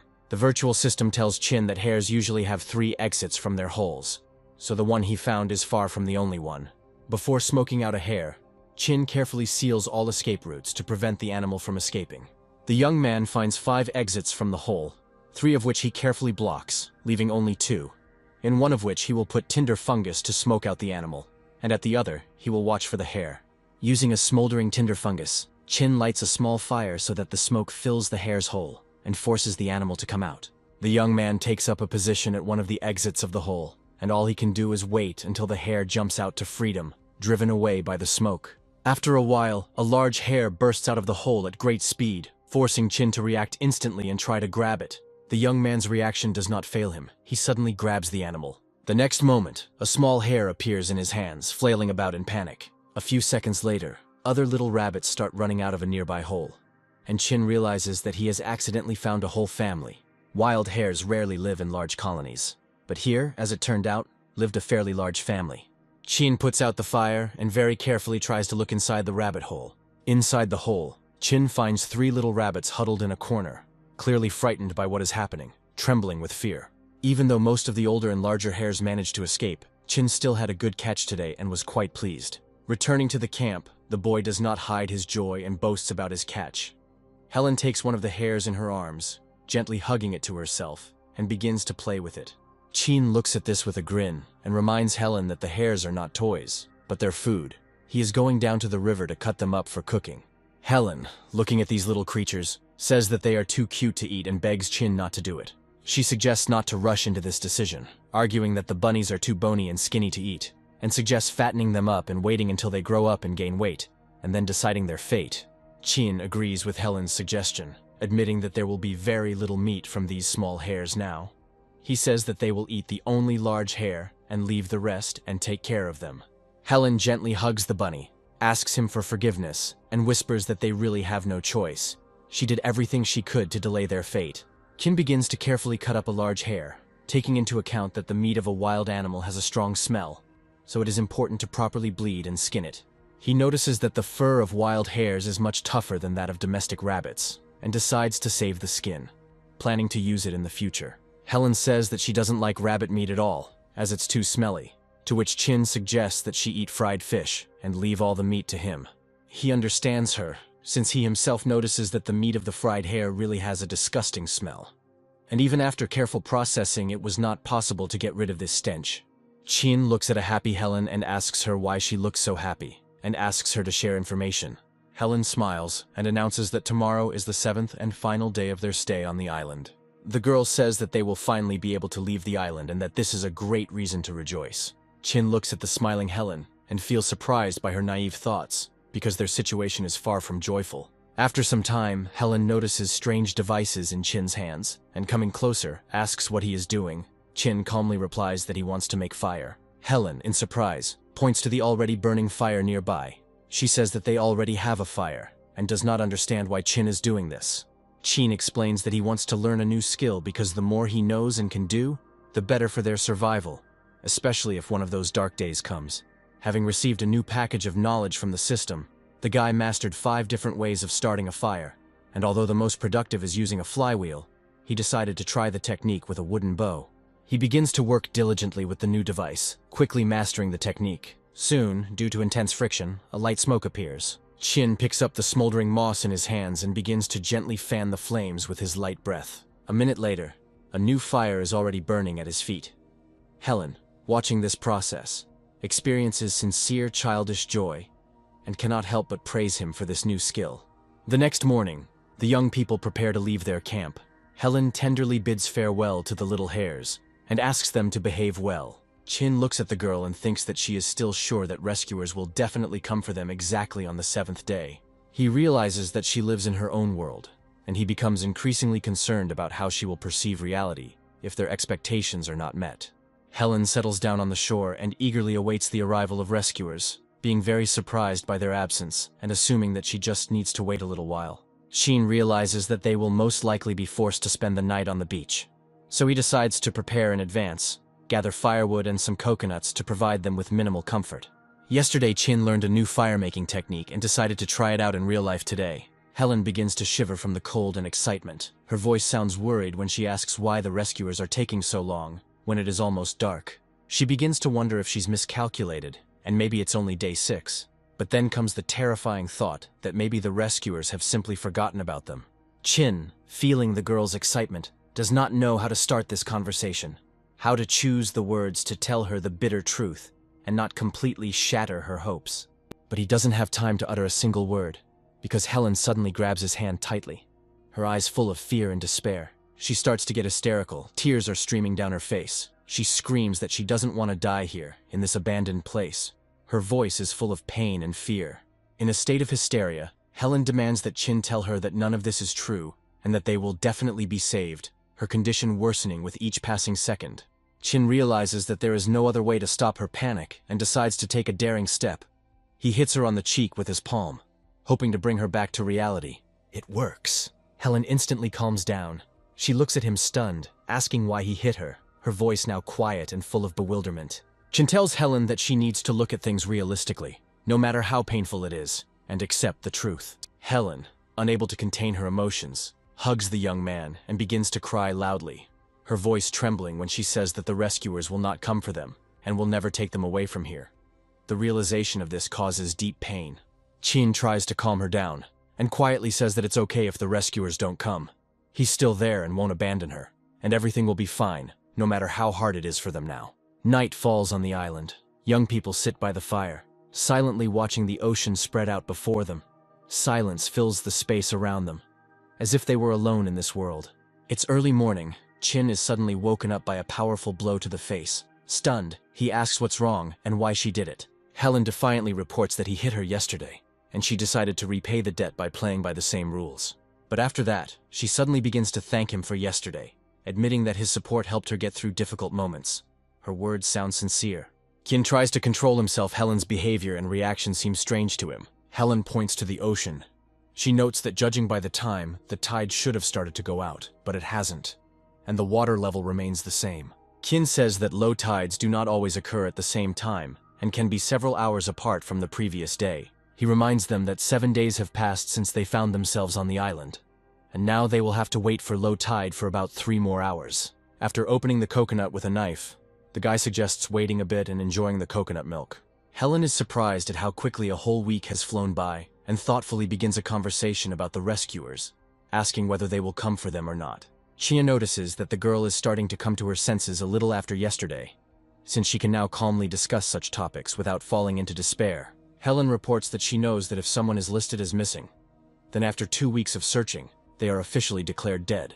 Chin agrees that their prospects do not look bright if rescuers do not find them within a month. Then search efforts will likely be scaled back, and in the worst case, stopped altogether. Helen listens to him and sighs, thinking that in this situation, Chin could have said something more encouraging, because support is so important now. She has almost resigned herself to the idea that rescuers may never find them, and suggests that in this case, they build a boat so that they themselves can try to sail away from the island. At this moment, Chin suddenly turns around, his gaze focused. He begins to look very closely at the ocean. The guy notices Helen's gaze and asks why she is looking at him so intently. He says that the water has already receded, and suggests going in search of food. After some time, they return to the camp. Chin is surprised to find that the young hares tried to escape. They partially gnawed through the cage, trying to get out to freedom. He understands that they returned just in time, because if they had stayed a couple more hours, the hares would have already managed to escape. Chin asks Helen to guard the hares to prevent them from escaping while he lights a fire to cook. Helen, meanwhile, finishes preparing dinner and informs Chin that everything is ready and they can start eating. Chin, busy building a new cage for the rabbits, asks her to start eating dinner without him. as he wants to finish the job and make sure the rabbits can't escape anymore. He also asks Helen not to throw away the clamshells, because they can be useful. To which the girl asks in surprise how these shells can be useful. Chin believes that the seafood they collected today will last for about 2 days, and in the coming days the low tide will be mostly at midday, so they can replenish their supplies later. He reflects on how lucky they are that they are not allergic to seafood, as it is now their main source of food. Although such food is only a temporary solution, they need to find more permanent sources of food. Chin says that he is very tired and needs a good night's sleep, so he asks Helen to wake him up at midnight so that he can go on duty. Helen realizes that Chin barely slept last night because of her, and she feels grateful for that. Chin suddenly opens his eyes and realizes that it is already morning, although he expected to wake up at midnight. Still a little sleepy, he asks Helen why she didn't wake him up as he asked. The girl explains that he was sleeping so soundly that she didn't want to disturb him, and she decided to give him the opportunity to get a full night's sleep to restore his strength. Chin sees that Helen looks very tired. He understands that she also needs rest. The guy asks her to stay in the camp today and just rest, emphasizing that she does not need to do anything. Chin sets out from camp. He knows that the tide will be low around 1 p.m. But first, the guy intends to try to find other food sources to diversify their diet. However, finding something edible turns out to be a difficult task. Chin has been wandering through the forest for more than 2 hours, and all he manages to find are unknown berries that may be dangerous. Judging by the position of the sun, it must be around 9 in the morning now, and he begins to wonder how far he has gone from the beach, and whether it is time to return, so as not to miss the moment of low tide. Suddenly Chin freezes, hearing a very familiar sound. He listens carefully. The young man begins to guess what this unfamiliar noise is, and understands where it is coming from. The guy instantly rushes towards the familiar sound, and soon discovers that there are huge bamboo thickets on this island. This is a real discovery for him. Using his stone axe, he begins to chop down young bamboo stems, hoping to use them for a variety of useful purposes.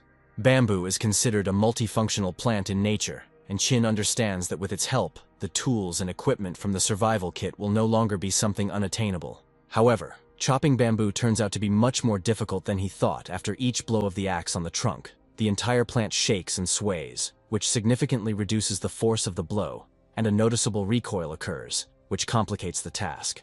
After several hours of hard work, Chin decides that he needs to take a break, as he can hardly feel his hands anymore. The guy collects straight young bamboo trunks and counts the time he spent in this forest. Although the bamboo harvest was successful, he feels that he has lost too much time and now needs to return to camp as quickly as possible. Upon his return, Helen meets him at the camp, her face lighting up with joy when she sees that Chin has returned safe and sound, and tells him that she had been waiting for him, preparing fish for him to help him regain his strength after a long day of work. Helen suggests starting dinner as soon as possible because the fish is already starting to get cold. Chin takes his portion and is surprised to find that some of the fish has turned into charcoal, clearly overcooked. The girl notices his confusion and asks what's wrong. Why isn't he eating? To which Chin replies that the fish is too hot, and he should wait a little while for it to cool down. Helen sincerely hopes that Chin will like her fried fish, and is looking forward to his reaction.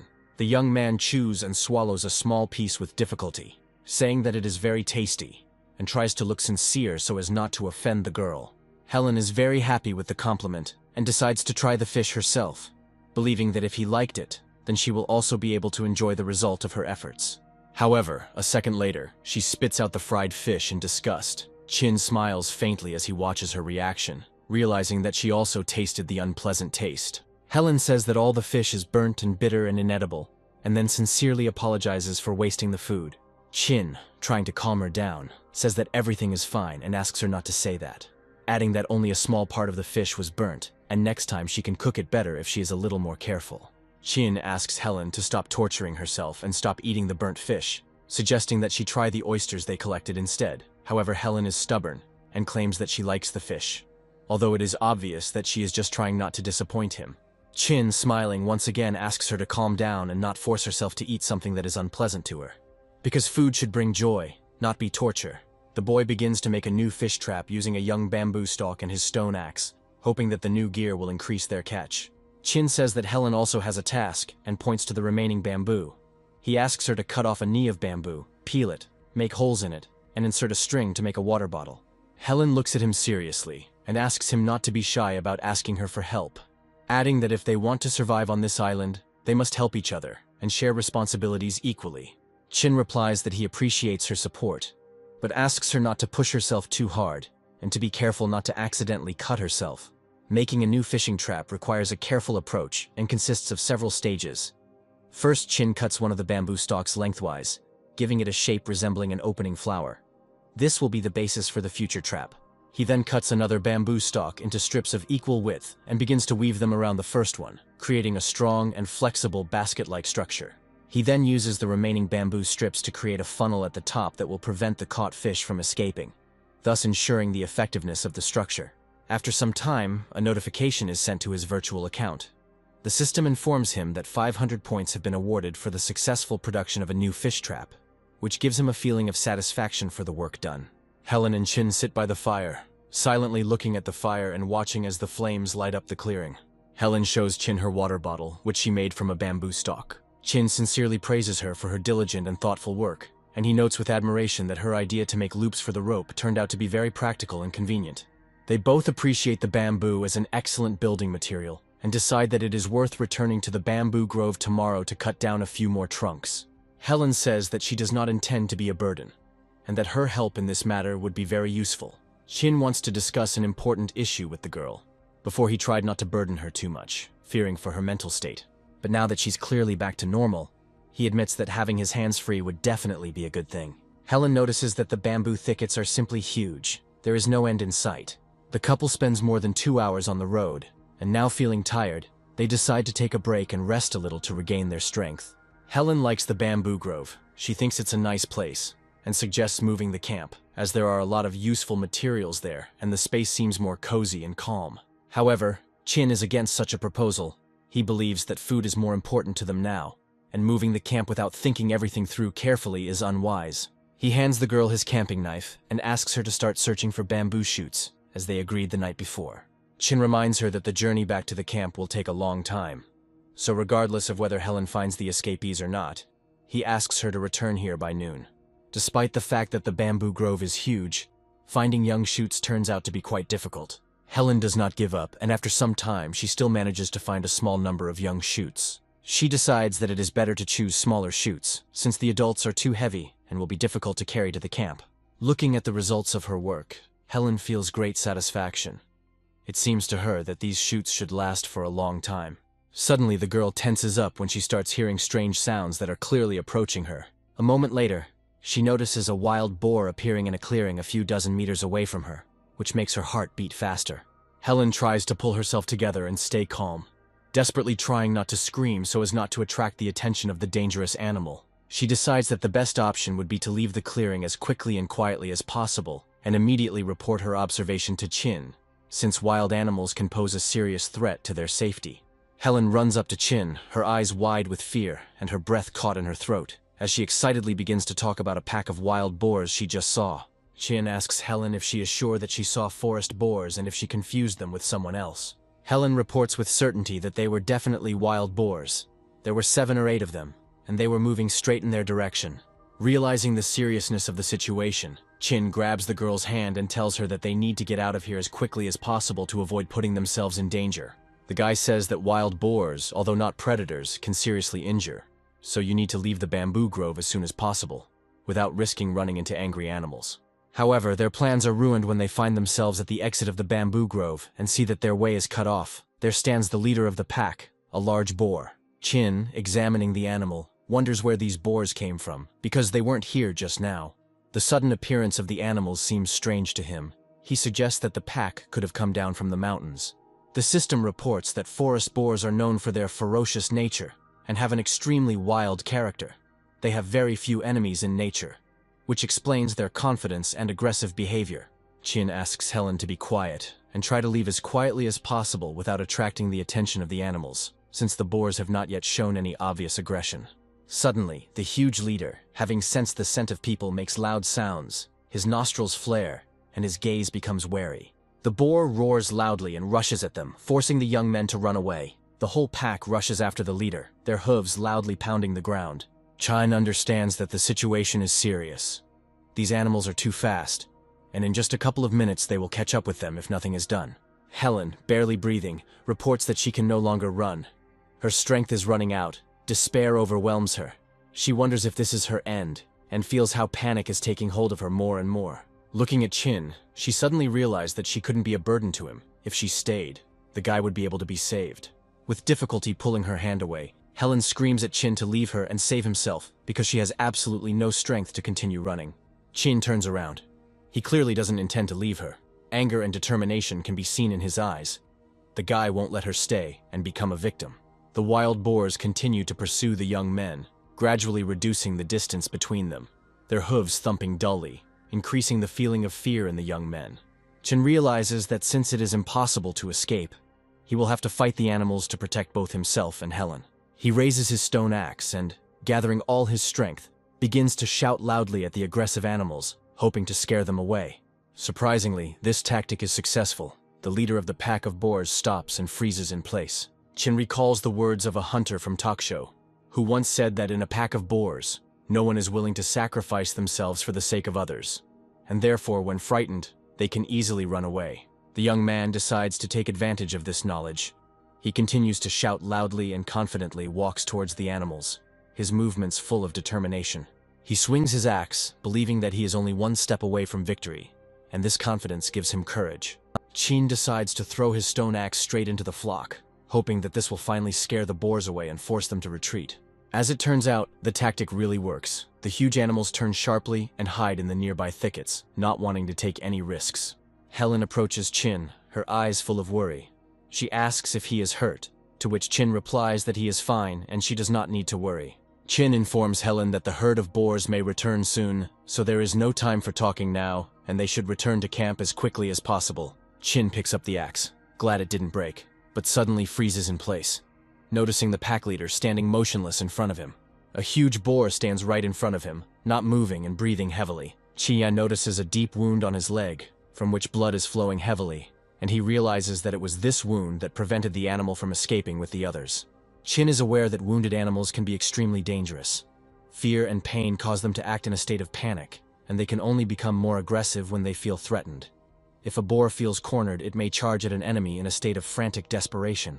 Chin shouts loudly at the animal, ordering it to go away, and then throws a stone axe towards it, aiming for its head. The blow is not strong enough to cause serious harm to the boar, and instead of running away, the boar begins to roar loudly and charges at Chin in fury. Chin realizes that he needs to divert the boar's attention to himself in order to save Helen, and orders her to return to camp immediately. The guy begins to lead the boar further and further, trying to take him away from the place where the girl remained. He risks his own safety to save her. Finally, Chin loudly orders Helen to return to camp immediately, and not to hesitate, because every moment could be decisive. He sees that the boar is persistently pursuing him, and understands that it is high time to use one of his spare skills to win this dangerous confrontation.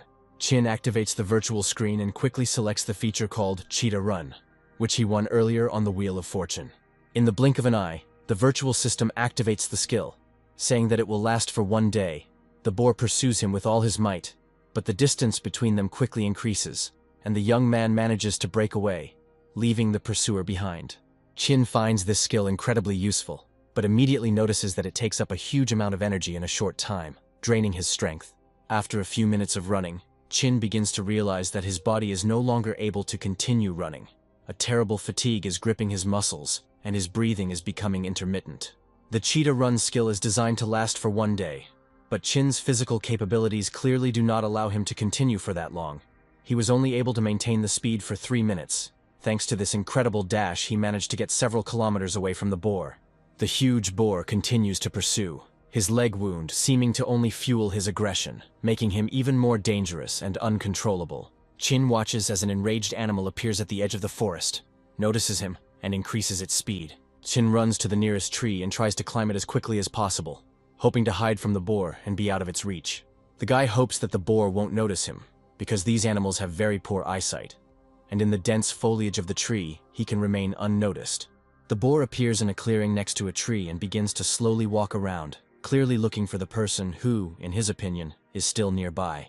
Despite poor eyesight, the boar has an excellent sense of smell and quickly detected the human scent. Chin considers the boar a worthy opponent. Being wounded, the animal pursued him for several kilometers and did not give up, continuing its hunt, which causes respect in the guy. He hopes that he is now safe, because these animals are completely unable to climb trees. and he will be able to hold out here for a long time. But the next second, the tree he was sitting on was suddenly shaken by a powerful blow, and it made Chin's heart stop. The boar, full of rage, begins to tear apart the tree's root system and deliver powerful blows with his skull, clearly intending to fell the tree and get his target.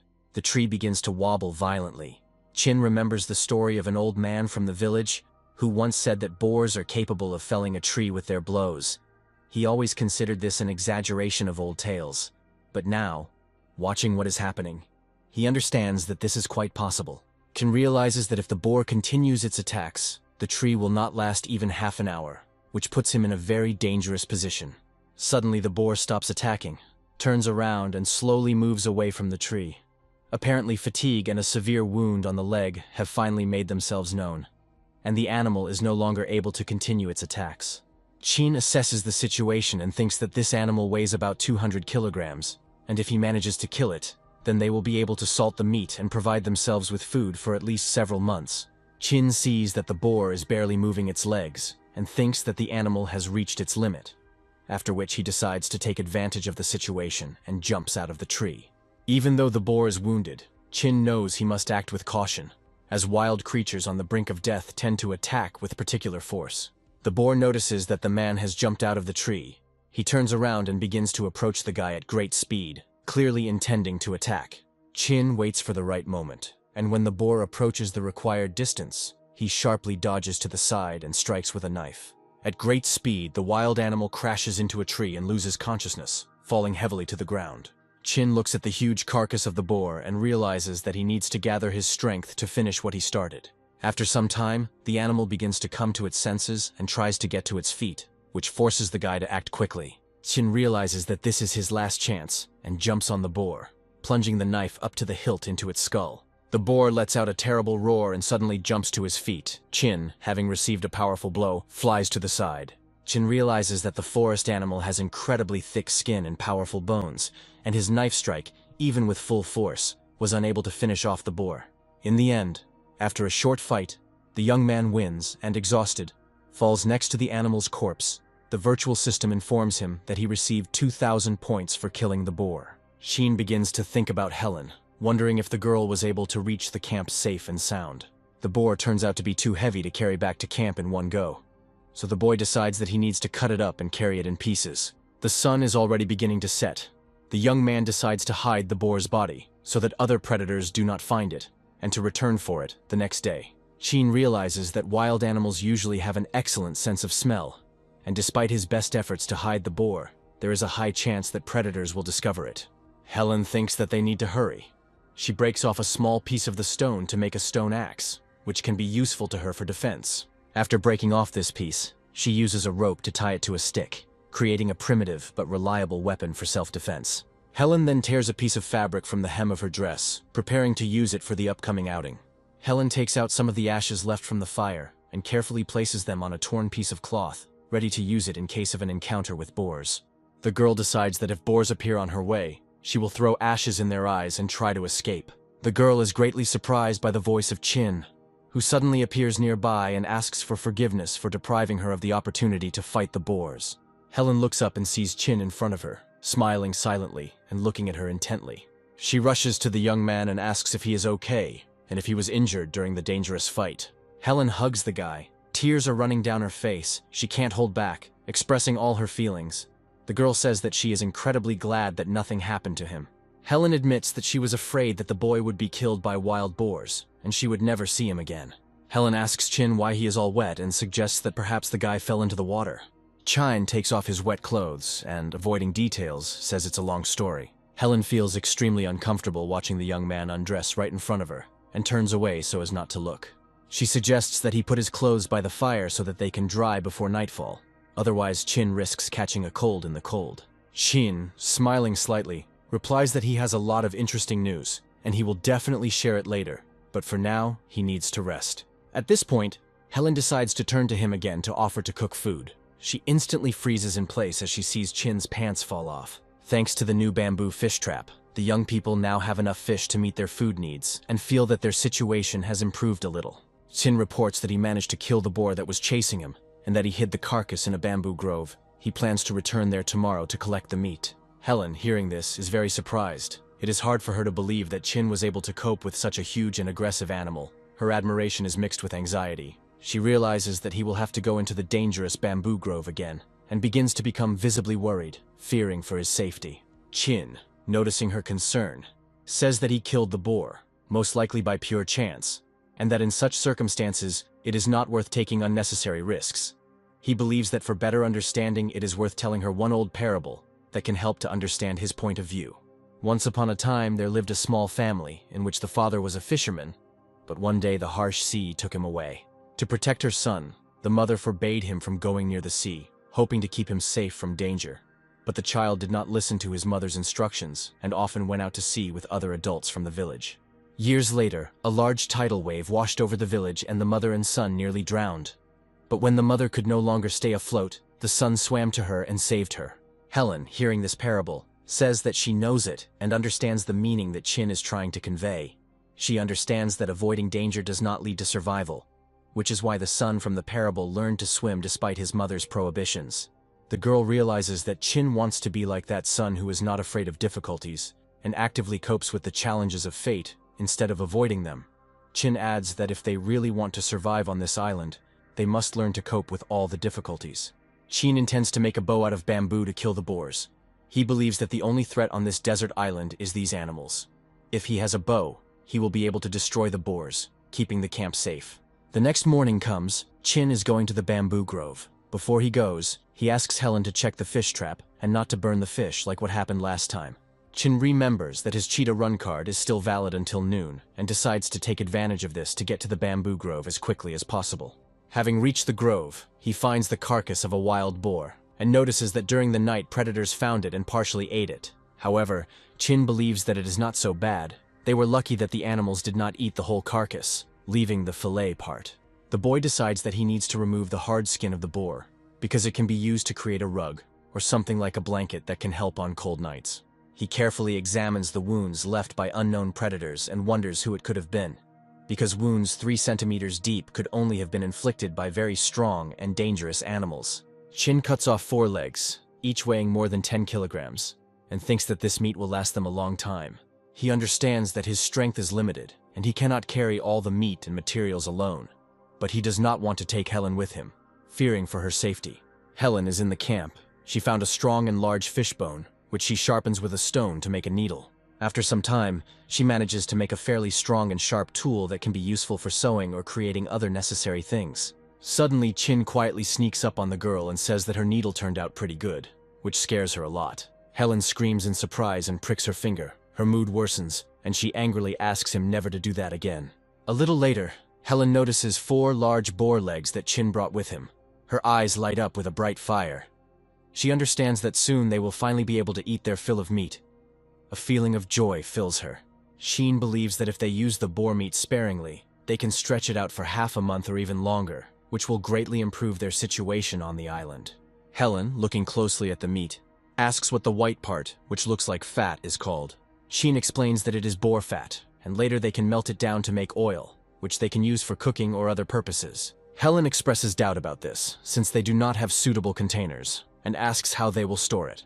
Chin smiles and says that in that case, they just need to make dishes, and suggests that the girl play with clay to create something useful. Chin starts mixing the clay and says that he will now show Helen how to make the necessary dishes with it. The clay that is near their camp is very oily and is perfect for pottery. The field crafts pack that was purchased from the online store describes 6 ways to work with clay. Chin decides to use one of them. Depending on the purpose of the item, you need to roll the clay into flagella of different lengths, so that you can then use them to create dishes. Chin coils the strands around the base he has previously made, layering them one on top of the other to form the walls of the future vessel. He says he knows many other ways to work with clay, but most of them require a potter's wheel, which is too complicated for beginners and not suitable for their conditions. Chin shows his creation to Helen and says that it is almost ready. All that remains is to give it its final shape. Helen can't help but laugh loudly, noticing that his dishes resemble a huge pile of excrement, which greatly offends Chin. The guy takes her statement nervously and angrily throws the clay aside. He explains that the clay is very soft, and because of this, it took on such a strange shape during sculpting. The guy suggests that Helen try to create something herself, using the information he just told her. so that she can feel how difficult it is. Chin decides to make a small cup and begins to work hard on its shape. After some time, he carefully examines his creation and finds it quite successful. Believing that he has made the perfect cup, he thinks that there is nothing difficult in creating dishes. Chin boasts about himself as he shows Helen his bowl, adding that skill comes with experience. Helen reports that she has made quite a lot of dishes, but she is still not very happy with the quality of her products. Chin looks at the cups the girl has made and cannot hide his surprise. They have a perfect shape, as if they were made by a real master. He sincerely praises Helen for her work, and suggests that she try to create something more useful than bowls, such as a pot. Chin takes the bowls out to dry, and then asks Helen to make a medium-sized pot that will be easier to fire. Chin takes a bamboo stick and begins to dig a hole for the future oven, realizing that despite the possibility of firing clay products directly on the fire, it is better to do it in a kiln. Quite quickly, he manages to dig a hole of the required depth, which will become the basis for their future oven, and begins to create a structure for firing clay products. In this pit, Chin strengthens the walls to make the kiln more secure, and then installs the kiln itself above it, giving it the shape of a box. Time flew by while working, and the day gradually came to an end. Chin understands that they will only be able to continue what they started tomorrow. The young men are enjoying their dinner. The boy feels that their situation is getting better. Thanks to the new trap, there is enough fish for a day or even more, and they also have several large pieces of boar meat. Helen notices that Chin is silently smiling and asks him to share his thoughts, wanting to know what exactly made him so happy. Chin replies that he was thinking about some unimportant nonsense, and doesn't even remember what exactly made him laugh, trying not to show his true thoughts. Chin puts on the t-shirt that Helen made for him, and thinks to himself that he is smiling simply because they are still alive, and that is already a great reason to be happy. He carefully examines the neat and strong seam with which Helen repaired the t-shirt, and understands that a girl who can sew so well is a great rarity in our time. Helen tells them that they need to take care of their clothes, as they don't have any spares and sooner or later they will all become unusable. Even despite her efforts to fix them, she worries that no matter how hard she tries, her skills may at some point become useless, and they will be left without any clothes at all. Chin, seeing her anxiety, asks her not to worry and assures Helen that soon they will have the opportunity to change their clothes, and their life will change for the better. He tries to speak confidently to instill hope in the girl. Chin, wanting to keep his teeth in order, uses a twig to clean them. Helen is very surprised by this method of oral care, especially the use of ash instead of toothpaste. Chin explains that this method is effective because the ash contains alkali or potassium hydroxide, which helps remove plaque, so wood ash can be used to clean teeth. Helen admits that this method is quite complicated and unusual for her, but agrees that it is better than nothing. The young men begin loading the kiln, preparing the clay pieces for the next stage of their creation. Helen wonders how long the firing process will take, hoping it won't be too long. Chin tells her that, judging by the size of the pots and dishes, the firing will take at least 5 hours, and they will have to be patient to wait for the result. In pottery, everything is not so simple. It is necessary to carefully monitor the temperature. Otherwise, cracks and chips will appear on the finished products, which can make them unsuitable for use. Chin insists on making several spare pots so that you won't be left with nothing if some of them crack. He asks Helen to sit at the kiln and maintain a constant fire temperature to ensure a proper firing process and minimize the risk of defects. After 5 hours, the firing process was completed. Much to the disappointment of the young men, about 60% of all the bowls had cracked, which was an unpleasant surprise. Chin considers this a bad result and is determined to come up with another way to improve the success rate next time. He begins to think about different options that could help make the clay products more durable. Helen asks what kind of pot it is and why it looks different. Chin replies that he used a special ceramic making technique and mixed ceramic powder into the clay to make it stronger. Chin tells Helen that it is his turn to be on duty. But the girl is so engrossed in her work that she does not want to go to bed and decides to finish the last pot, demonstrating her tenacity. Chin believes that she has a certain innate talent in the craft, as she quickly learns new skills and displays extraordinary dexterity. After the last firing, only 2 cups broke, and compared to the first time, the results are significantly improved, which confirms the effectiveness of the new method. The guy believes that if they can maintain the right temperature throughout the entire firing, there will be significantly less waste, and by the end of the day they will have enough usable dishes. The next morning comes and Helen asks why Chin adds water to the pot of boar fat. Chin replies that adding water will produce more fat, and the water will also prevent it from burning, making the rendering process more efficient. He suggests that while the fat is being rendered, the girl crush the collected shells into powder to use them later. Helen asks why this is being done, and is very surprised to learn that the young man is going to make soap. She doesn't hide her joy, because if they succeed, they will be able to wash themselves normally. The guy explains that if you mix boar fat and lye, a process called saponification begins, which allows you to create soap. Helen reports that she heard similar things in chemistry classes, but never thought that she would ever have to apply this knowledge in practice. The young men begin to finely grind the shells, the powder of which contains calcium carbonate, which is necessary to create alkali. When heated over a fire, this powder changes its structure and turns into calcium oxide, which they are going to use in their production. Helen accidentally inhaled toxic fumes, because when calcium carbonate is heated, it releases carbon dioxide, which is highly undesirable to inhale due to its potential health hazards. The guy believes that there is no reason to worry, since the concentration of toxic gas is very small. He is going to continue the process and quench the oxide in water to obtain calcium hydroxide. Having obtained regular potassium from the ash, the young people add it to the composition to continue the experiment and create the necessary mixture. Potassium is an alkaline element, and so when mixed with fat, it creates soap, which is their ultimate goal. Chin thinks that there is no medicine on this island, and if they get sick, they might die. So they need to make soap to kill germs and reduce the risk of illness. The girl smells the melted boar fat and says that it smells delicious. It attracts her attention with its appetizing aroma. Chin says that he has boar cracklings in his cup and adds that the girl is unlikely to want to eat them, implying their specific taste. He says that pork lovers like this kind of food, but if a person does not eat this kind of meat, then he will find it quite unpleasant to consume this product. The guy pours the resulting mixture into a large bowl so that it cools and hardens, thus completing the soap-making process. Chin intends to go to the banana grove before evening to collect some leaves. He believes that they need to prepare for the rain. The sky is covered with dark, heavy clouds. A strong storm is moving towards the island. The boy prepares for a big downpour. Using a bamboo stick, he digs a ditch around the shelter to drain the water. He thinks they were lucky they managed to build a canopy. Otherwise, they would have nowhere to hide from the rain. For making dishes and soap, the young man received several thousand more points on his virtual account. He opens the holographic screen and checks his balance. Helen notices that the guy is behaving rather strangely. He is moving his hand in front of him in an unusual way. The girl considers this behavior to be quite strange, but does not dare to ask about it, preferring not to interfere. She touches yesterday's soap and sees that it lathers quite well, but if she uses it to wash her hair, it will become a little dry. Chin hands the girl a comb that he made himself, and says that she will most likely like such a thing. Chin urges Helen to hide the boar skin and meat as soon as possible, as it could rain at any moment and ruin their supplies. The guy plans to start making a bow. He carefully examines the cut bamboo, and comes to the conclusion that the material is of acceptable quality, and not too wet for work. Knowing that bows are divided into two classes, heavy and light, Chin decides to make a heavy bow, since only with it can one effectively hunt wild boar. Since the bamboo he found was not very strong, the guy decides to make a composite bow.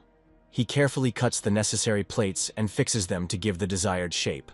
Chin didn't expect that making the bow would be such a long process.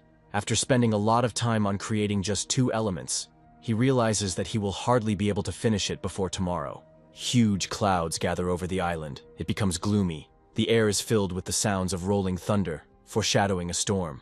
Helen is clearly nervous and tells the guy that she thinks it's going to rain heavily soon, judging by the darkening sky.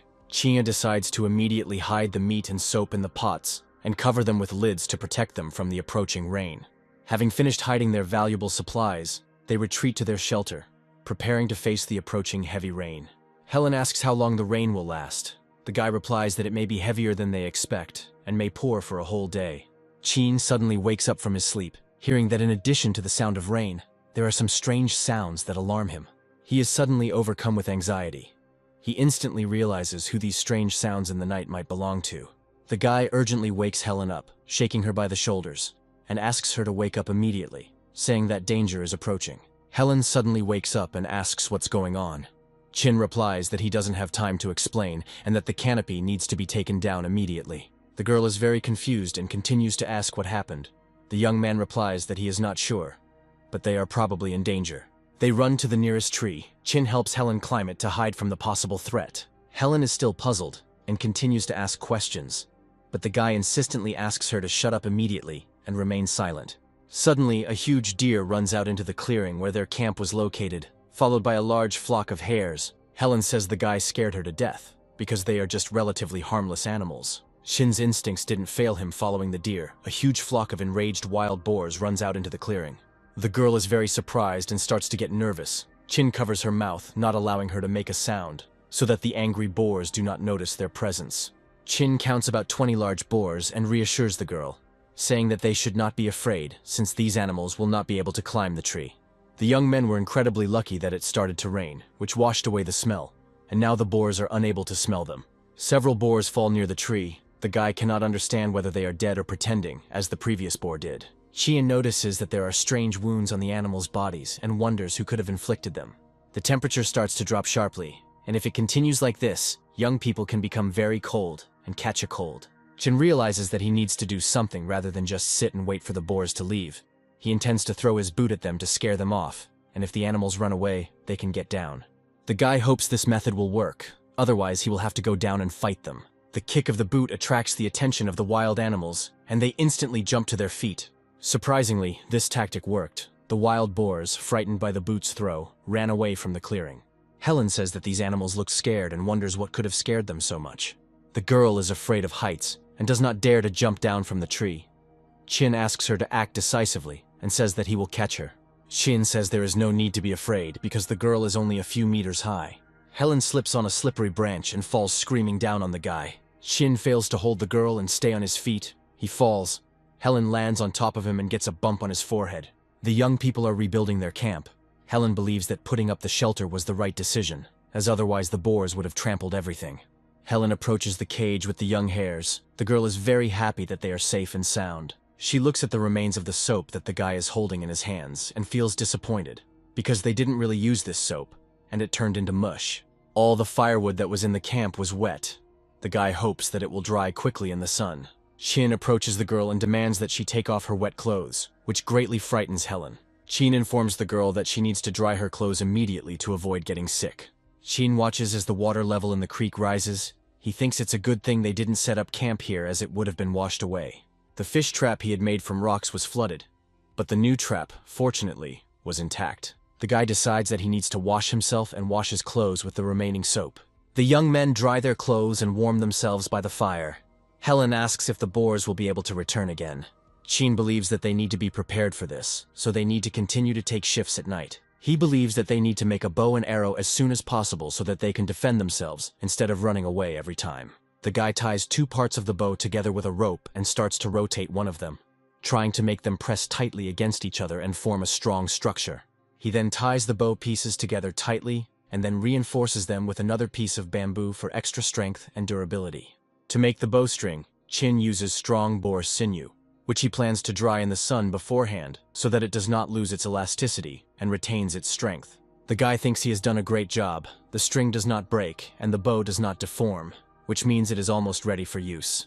The best material for making arrows is the deciduous abelia tree, but it doesn't grow here, so the guy has to use the material that is at hand. The wood blanks are very wet, so they need to be dried well over a fire to make them stronger and lighter.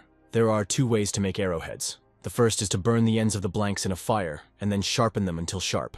The second method is to sharpen the stone and then stick it into the shaft of the arrow and tie it tightly, ensuring the strength of the structure. The second method requires more effort.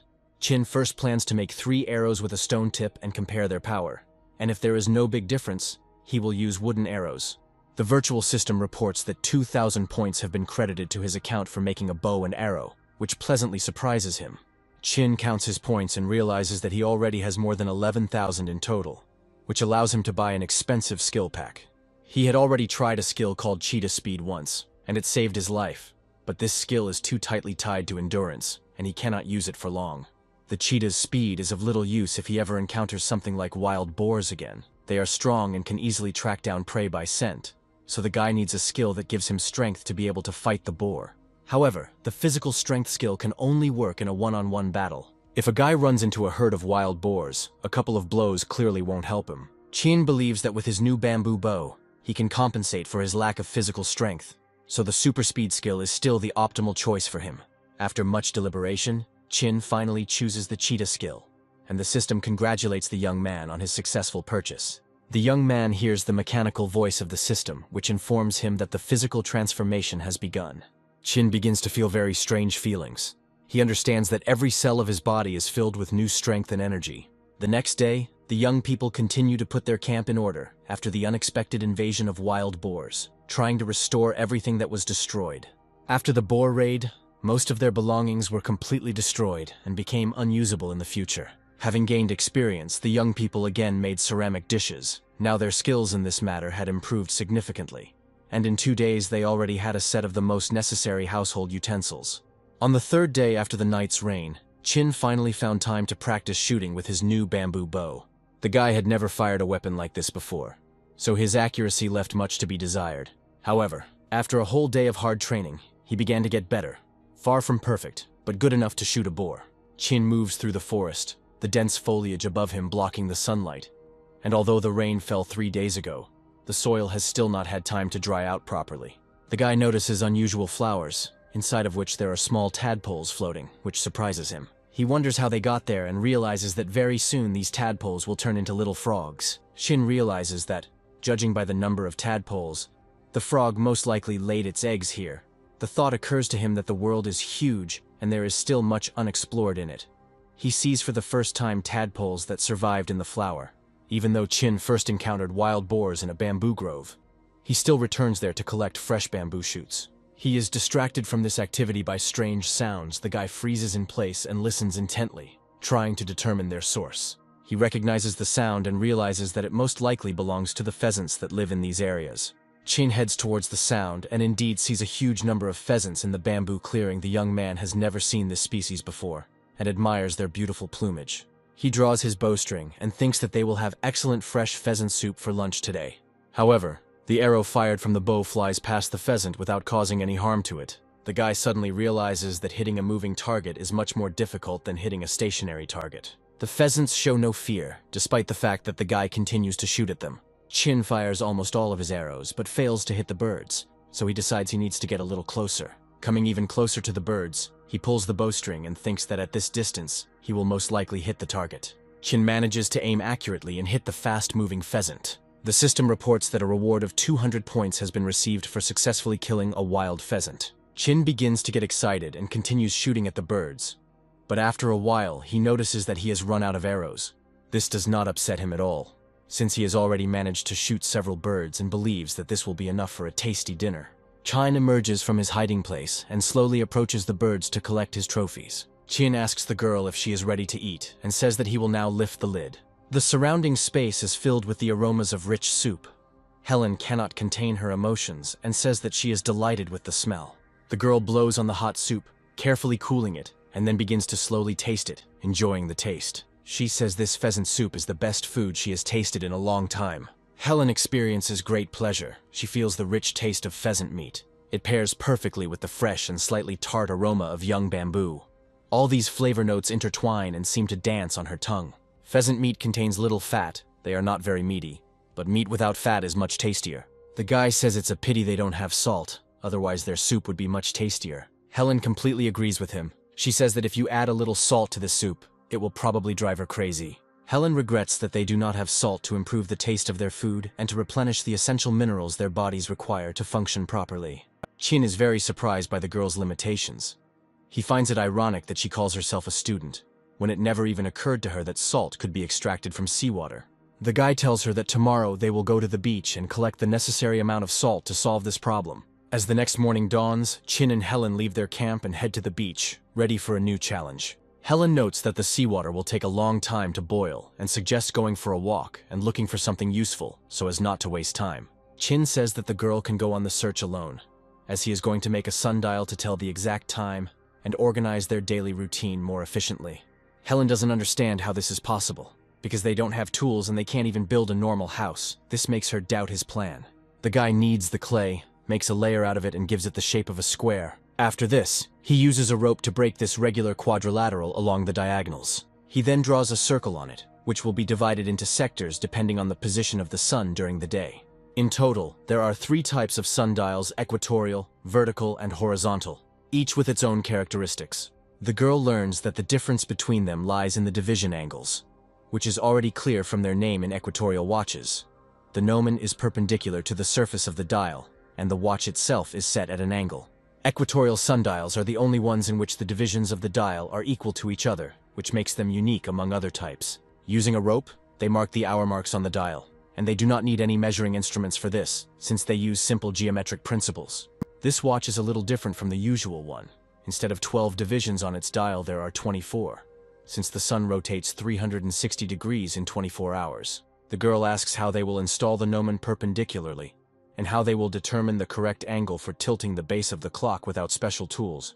Chin reports that they have no need to use a sextant, as it only measures the angular distance between the sun and the horizon at a certain point, which is completely unnecessary for them now. The reference point will be a specific hour by which they will be able to tell the time accurately. This is noon, when the shadows are the shortest. The preparations are complete, and now the young people only need to wait for the moment when the shadow from the bamboo stick disappears. The sea salt is still a little damp, but Chin decides to stop heating it, otherwise it might burn and become unusable.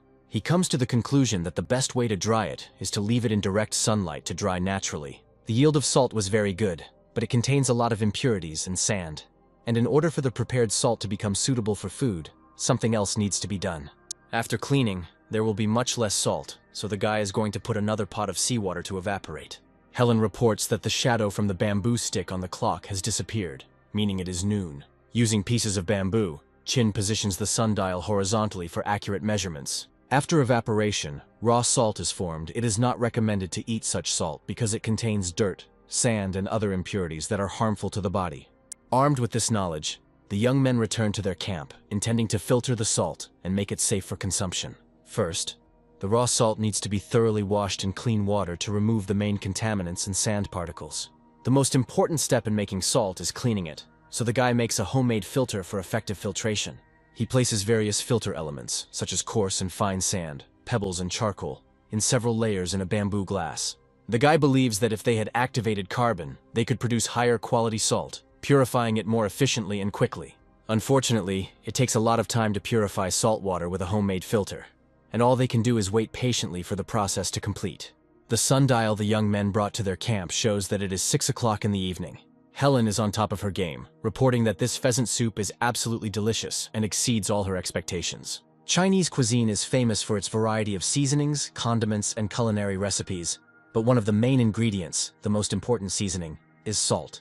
Helen completely agrees with this statement, because even a pinch of salt can dramatically improve the taste of a dish, making it more rich and enjoyable. The girl begins to count the number of days they spent on the island, and realizes that almost a whole month has flown by unnoticed. She reminds the boy that he wanted to make a boat and asks what kind they will build. Chin believes that in order to cross the sea, they at least need a good fishing boat.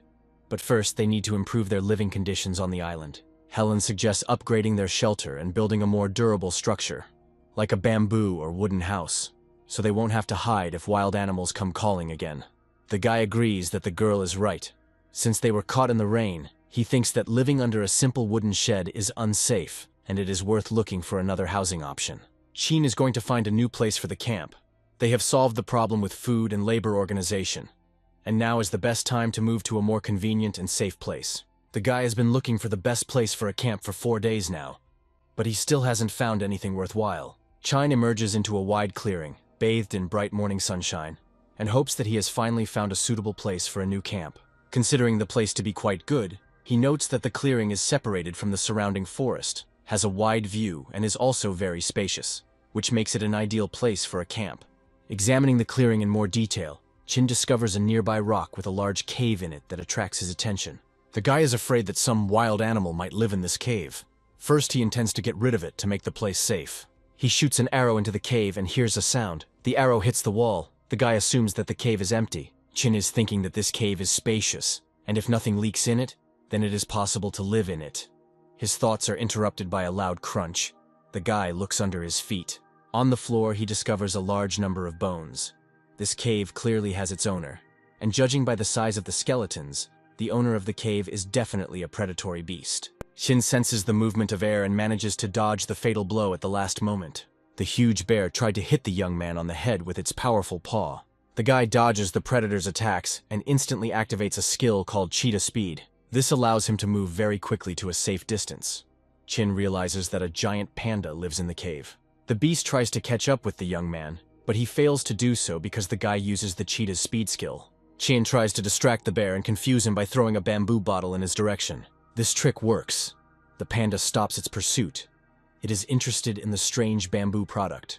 A moment later, the huge bear bites the bottle with its powerful jaws. The panda stands on its hind legs, raises its front paws into the air and lets out a loud roar, after which the predator rushes at the young man again. Chin understands that he will not be able to defeat the beast in a direct confrontation, and first needs to gain a safe distance. The panda runs into the nearby forest where Chin is hiding, quickly turning her head from side to side in hopes of finding the young man. Chin pulls back the bowstring and thinks that the panda has a much worse sense of smell than the boars, because she still hasn't found him by smell. Chin sees that the giant panda really hasn't sensed his presence and is standing right next to the tree he's hiding in. The young man cannot believe that he has to kill the panda, but he has no other choice, as he needs to take possession of this cave. He mentally asks the sacred animal for forgiveness and shoots his arrow at it, hoping that this will solve the problem. The arrow hits the animal's back but does not cause any harm, as the panda has very thick skin. Chin quickly realizes that he won't be able to hit the bear and stop it with wooden arrows. The guy jumps out of the tree and, activating the cheetah speed skill, moves away from the panda, realizing that she is not very fast and he can escape using super speed. This time, Chin decides to use a stone-tipped arrow to hit the animal more effectively. The arrow pierces the panda's huge head. It stands on its hind legs and roars loudly in pain, showing its rage. However, the stone-tipped arrow did not cause critical damage to the animal, but only made it even more angry. The panda quickly locates Chin and lunges at him, striking him repeatedly with his massive paw. Chin mentally thanks the system for giving him the cheetah speed skill, knowing that if he hadn't been able to escape, any blow from the panda would have snapped him in half. The cheetah's skill ends and Chin returns to the camp. Helen suggests leaving the animal alone and finding another place for himself, because the panda is a national treasure, and besides, it is not so easy to destroy, since even an arrow with a stone tip did not harm it. Chin believes that this specimen may not be a national treasure, as it looked different and was completely unlike common pandas. The guy asks the girl not to worry. He is not going to do anything he is not sure of, and besides, he can always run away from the panda if he cannot cope with her. Chin plans to use a metal arrowhead made from his belt buckle. There will only be 2 arrows, and to avoid losing them, he plans to tie a rope to the arrow so that after shooting it can be pulled back. Iron begins to melt at a temperature of approximately 1,500 degrees Celsius, but burning wood can only provide about 700 degrees, so it is impossible to melt iron on a regular fire. Chin intends to make an air pump to continuously pump air into the furnace, so that the temperature inside the furnace can rise to 1,500 degrees and melt the iron. The operating principle of an air pump is based on the suction and expulsion of air. It looks like a syringe and allows air to be supplied to the firebox directly during firing, increasing combustion efficiency. After some time, the young man uses clay and bamboo wood to make a simple fan for his metal smelting needs. It consists of a casing and an axis with blades. It is a very simple and inexpensive design that does not require complex materials or tools. While Chin is busy making a fan, Helen is making clay molds for arrowheads. The girl watches carefully as Chin removes the buckle from his belt and thinks that very soon they will be left without clothes. Chin says that the girl has too high an opinion of herself and she doesn't need to worry too much about it. Everything is ready for melting the metal. The young men light a large clay oven to begin the process and obtain the necessary materials. They have been turning the drive of the homemade fan for a long time now, and Helen reports that she no longer has the strength to continue turning it. The guy asks the girl to be patient a little longer and continue spinning, as the metal is already starting to melt and will soon be ready. Helen reports that she has no strength left at all, after which she throws down the drive and falls to the ground from exhaustion. Chin is delighted with the clay molds the girl made. They are very detailed and precise, which impresses him greatly. With just one knife, she was able to make such symmetrical and perfect molds. The guy thinks that he should ask her more often for help in making things. The arrowhead making process is complete, and all that remains is to sharpen them to perfection so that they are ready for use. The guy says the tips look perfect and promises to thank the girl by preparing a special dinner for her tonight. The system informs the guy that 1,000 points have been credited to his account for making metal arrowheads, which makes him very happy. Chin continues to sharpen the tips and accidentally cuts himself, deciding that they are now more than sharp enough. He greatly regrets that they no longer have iron to make additional arrows. If he had a dozen of such arrows and super speed, he could easily defeat a giant panda. Having made a sundial and evaporated the salt, the guy received another 4,700 points from the system, significantly increasing his balance. He thinks he needs to make a new purchase in the virtual store and is going to buy a pack called Wild Animal Encyclopedia. Suddenly, a system prompt appears offering to buy the animal encyclopedia, along with the wild animal training pack for only 4,500 points with a discount. The guy decides that this is a very good offer and agrees almost immediately, and the data starts loading instantly. He intends to see what the wild animal training package, which was a bonus add-on to the purchase, includes. This information contains descriptions of combat techniques that will help you defeat a wild animal and become the king of beasts. The demonstration begins with a kangaroo that has close combat skills. The instructions say that if a kangaroo kicks you with both hind legs, leaning on its tail, at that moment you need to carefully dive under its body. Once you find yourself under the kangaroo, immediately hit it in the genitals with your hands, after which the kangaroo will be defeated. Behemoths have a large body and a large mouth. It is unlikely that you will be able to defeat one in a one-on-one fight. Therefore, when you meet a hippopotamus, distract it and go behind its back. Without wasting time, dive under it before it has time to understand it. Once you are underneath the hippo, kick it in the genitals with all your might. By doing this, you will cause the hippopotamus unbearable pain. It will become numb and fall to the ground. Hit it in the genitals until the hippopotamus is defeated. Gorillas are some of the strongest animals in the wild. They have a powerfully built body, and their punches are incredibly powerful, but they are not that difficult to deal with. First, you need to tease the gorilla enough to make it go crazy and lose concentration. At this point, you need to quickly dive under her body and aim at her with an AK-47 assault rifle. The explosive bullets will do the rest of the work, and after that, the gorilla will be defeated. Chin is in a state of shock after reading this instruction. He does not understand at all who could write such nonsense, and believes that the author himself should be shot for this absurd advice. The guy is extremely upset and disappointed. He realizes that he has wasted a huge number of points on useless information, which he considers complete nonsense.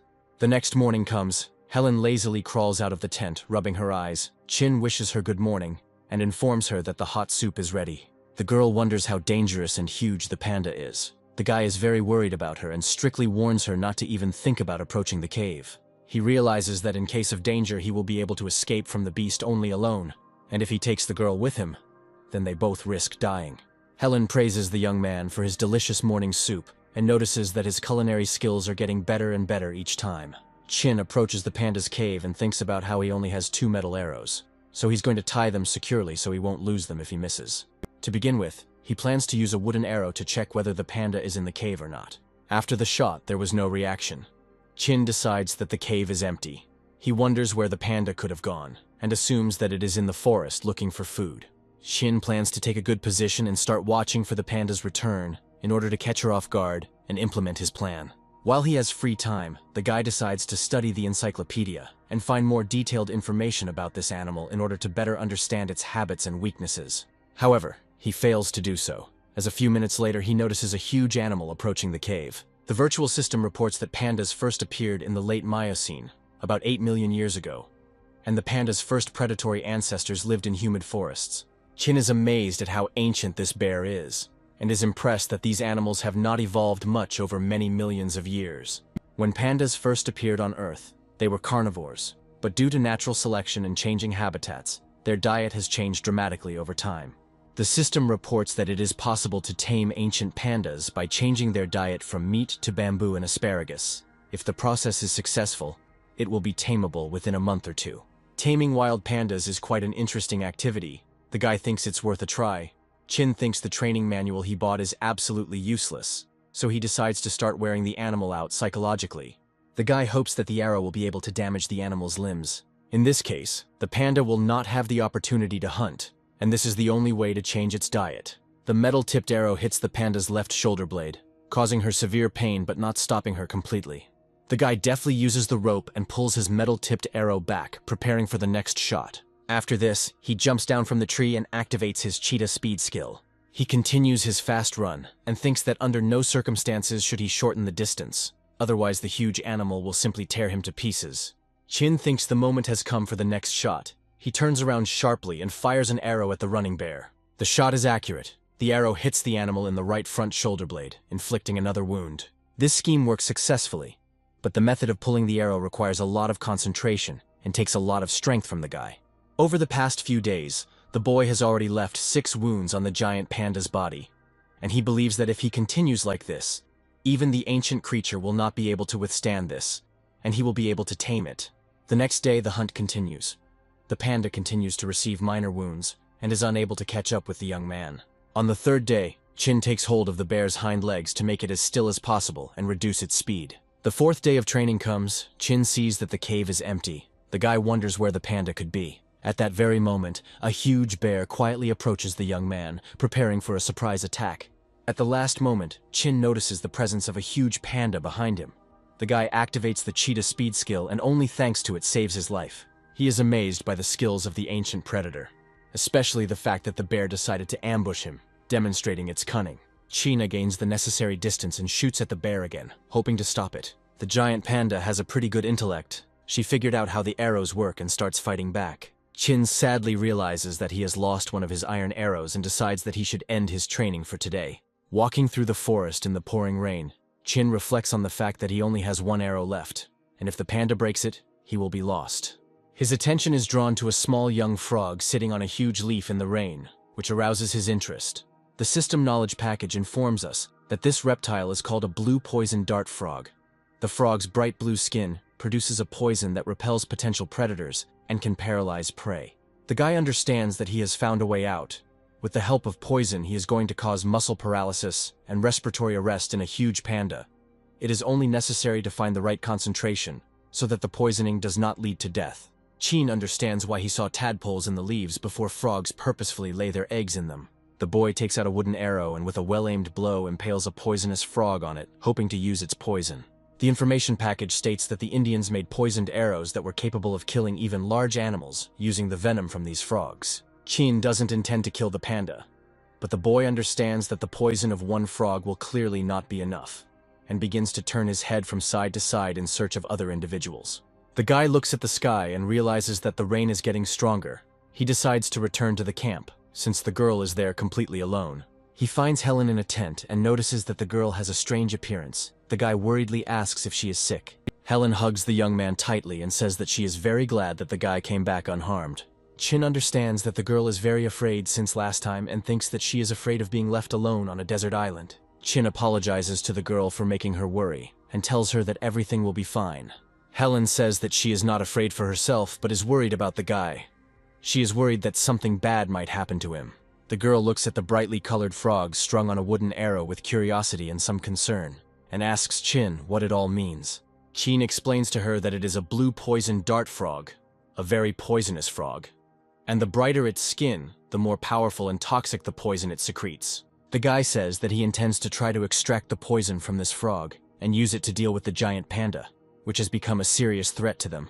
The next day, Chin lights a fire and begins drying the blue poison dart frog over the fire, hoping to extract the poison from it. He is not entirely sure of the success of his plan, but he believes that it is worth a try, and it is still better than risking his only arrow in a fight with a panda.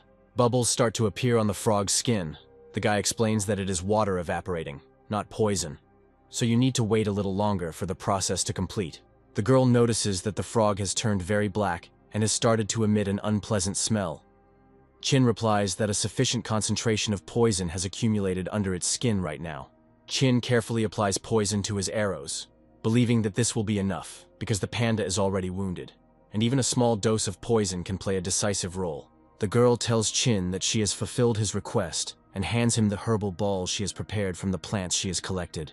She is genuinely perplexed as to why he needs these grass balls and how he plans to use them in the fight against the giant panda.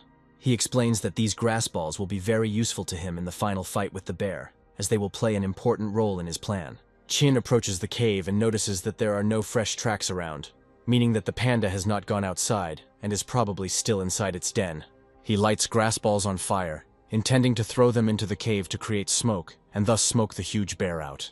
Chin throws smoldering grass balls into the cave, and soon thick smoke begins to pour out of the entrance, filling the entire space inside. A moment later, a wounded and very angry giant panda runs out of the cave, ready to pounce on the offender. The panda immediately pounces on the young man, but he is sure that due to the wounds she received and the fact that she breathed in carbon dioxide, the bear's strength will soon leave her. A sly smile appears on Chin's face as he activates his cheetah speed skill and invites the panda to join the race. The panda, not having a good sense of smell, cannot detect the guy who is hiding very close. Taking advantage of her weakness, Chin believes that the long chase must have worn the bear out. The panda is no longer roaring as loudly and its movements have noticeably slowed down. He decides that the time has come for the panda to finally taste the poison arrow, hoping to end their confrontation. Arrows with stone tips are not as sharp as metal ones, and therefore this arrow was not able to penetrate deeply into the animal's body, causing only a superficial wound. Chin thinks that this is not a bad thing, because if too much poison gets into the bear's body, it can die, and the guy is trying to avoid this, wanting only to immobilize the animal. The guy is surprised to realize that the poison for some reason does not work. The huge bear notices the young man and rushes at him with fury. He is ready to attack and strike. Using the cheetah speed skill, Chin quickly moves around the panda and continues to fire poison arrows at it, trying to wear the animal down. Despite the fact that quite a large number of arrows have already hit the bear, it is still standing on its feet and continues to resist, demonstrating incredible endurance. Chin can't understand why the poison doesn't work, because the panda should have stopped moving and started choking by now. The guy suggests that the amount of poison is not enough, and the arrows are too dull for the poison to penetrate the skin. Another poisonous arrow hits the bear, which only makes him even angrier, increasing the beast's rage and making him even more dangerous and aggressive than before. Chin believes that he chose the wrong tactic and should have immediately used the metal-tipped arrow to deliver the decisive blow and disable the bear. Chin watches as the bear quickly approaches him, only a few meters left before the collision, and there is almost no time left to think. At this moment, the giant panda lets out a loud roar and falls to the ground unconscious, having exhausted all its strength in the final dash and unable to reach its goal. Chin believes that the bear put all its strength into the last attack. Apparently it felt that the poison was starting to work, and therefore used everything in this final dash. The young man intends to observe how long the panda remains in this state in order to understand how effective the poison is, and how long its effect lasts.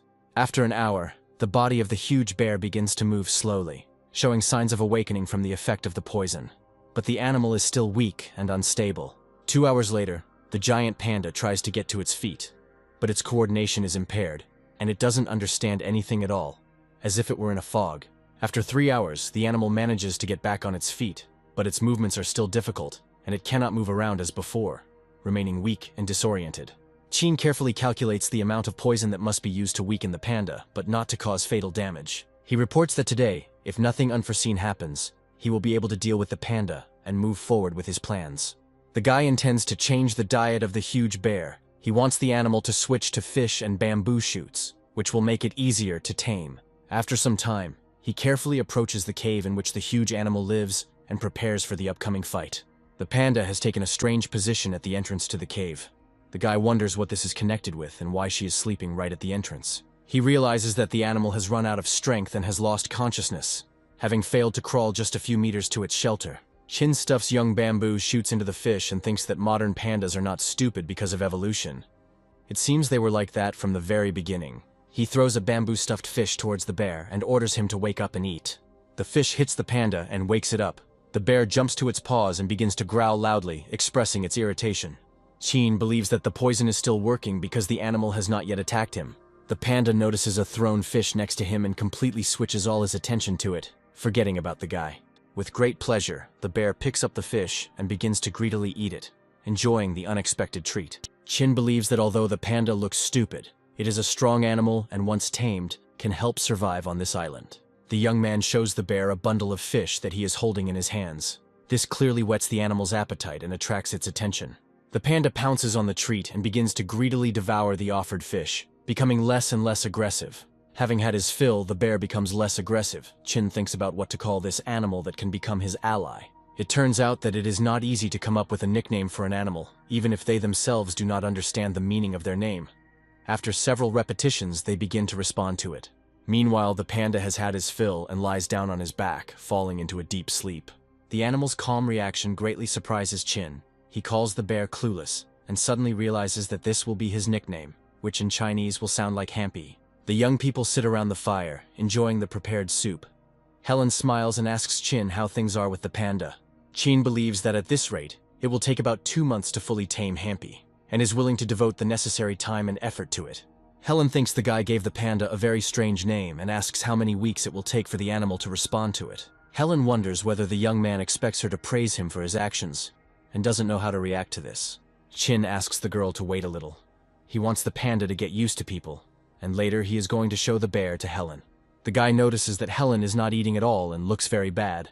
The girl is holding her stomach with her hands and does not answer his questions. Chin assumes that the girl has started her period and asks her about it directly, wanting to help her. Helen becomes very irritated and rudely tells the guy that it is none of his business, thus confirming his guess. She shouts loudly at the young man and asks him to shut up immediately, thereby expressing her displeasure. Helen's mood has been noticeably worsening lately, partly because she's about to get her period, partly because she doesn't know what to do about it on this island. Sheen has never had a girlfriend, but he is well aware of women's physiological cycles and understands what is going on. He asks Helen how soon they will start. The girl replies that she has no idea, but it feels like it will be soon. A woman's monthly cycle usually lasts 28 days. Helen's period should have started 2 days ago, but she only started feeling it now. The guy thinks that it is because the girl did not sleep well, or maybe for some other reason. He thinks that tomorrow he should try to make a paper. Helen was very surprised by such a proposal. She could not even imagine that paper could be made under such conditions. Sin reports that it will not be a material that is available in civilization. Its quality will be worse than the paper they are used to. He explains that paper first appeared during the Second Han Dynasty, but it was too rough and of poor quality to even be written on. Over time, its quality improved, but the process at that time took a lot of time. It was necessary to split the plant material into fibers, wash it, and then soak it in alkali. After this, it was necessary to clean the raw material, grind it, and grind the fibers into a pulp to obtain a homogeneous mass. Most of the time was spent making paper powder before making paper. Workers soaked plant material in water and waited until microorganisms decomposed it into a mush. Then they collected this porridge, ground it into paper powder, and then dried it on special frames in the sun.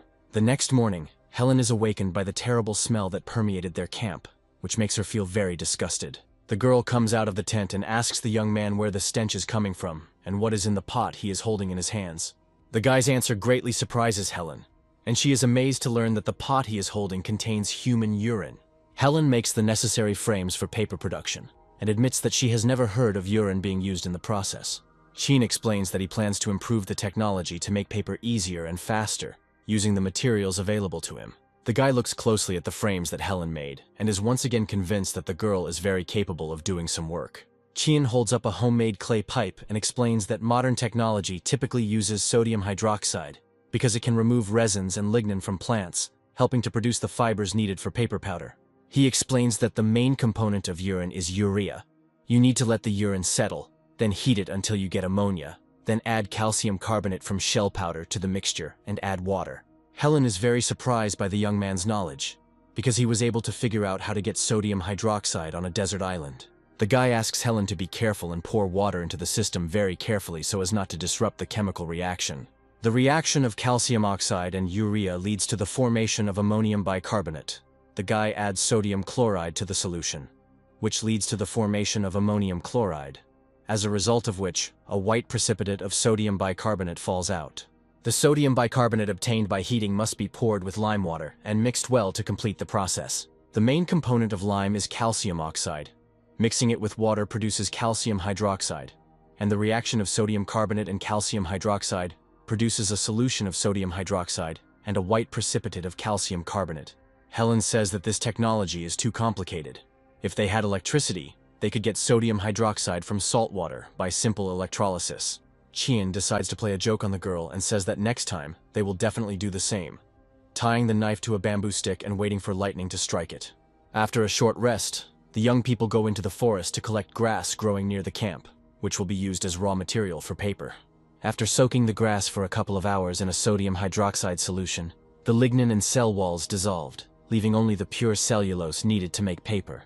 They then washed the raw material again in the river to remove any unwanted impurities, leaving behind a white substance ready for further processing. After this, the young people poured clean water over the resulting paper powder, creating the basis for the future paper material. The frames turned out to be too large, so I had to pour the mixture into a larger container and begin filtering the liquid through the frames. Even though it's 4 o'clock in the afternoon, the sun is very hot, and the paper layer is very thin and dries quickly. So at this rate, the young people will have their first batch by evening. The system informs that 1,000 points are credited to the account for making paper, which becomes a pleasant bonus. Without bleaching, the paper turned out a little yellow, and it is also thicker and much rougher, but it has good strength, and it is not so easy to tear it. You need to put in some effort. Chien says that these are certainly not industrial hygiene products, but they are much better than nothing, and he can be proud of his achievement.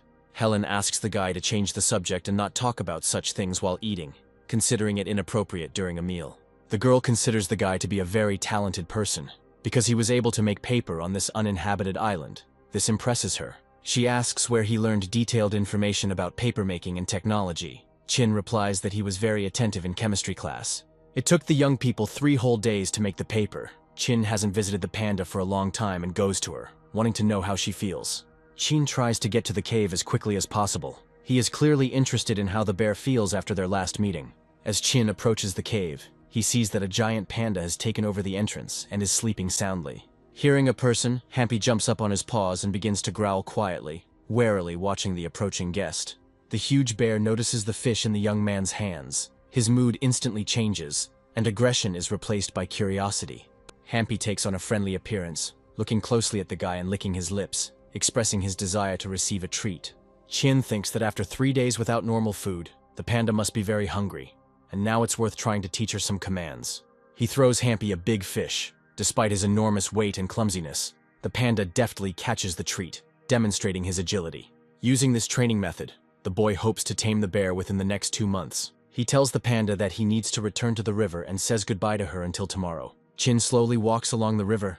The guy thinks that in such unstable places as this bank, wild ginger should grow, and hopes to find it. His search turns out to be successful. After some time, he finds the necessary plant. The system confirms that this is indeed common ginger, a member of the ginger family, a perennial herbaceous plant more than 40 centimeters high, the rhizome of which is edible. Ginger has long been used by people due to its healing properties. Its root helps reduce fatigue, improve immunity, and is widely used in folk medicine for the prevention and treatment of various diseases. Helen is in a tent and refuses to go outside. She is completely out of sorts, and severe pain in her abdomen is causing her considerable suffering. The guy asks her if her periods are always so painful, since the girls in his class never experienced such torment. Helen replies that this is the first time she has experienced such severe pain, and that she has never been in such pain before. Hoima wonders what methods she usually uses to reduce pain and feel better. She says that she used to always apply a heating pad to her stomach and then drink eggnog with cane sugar.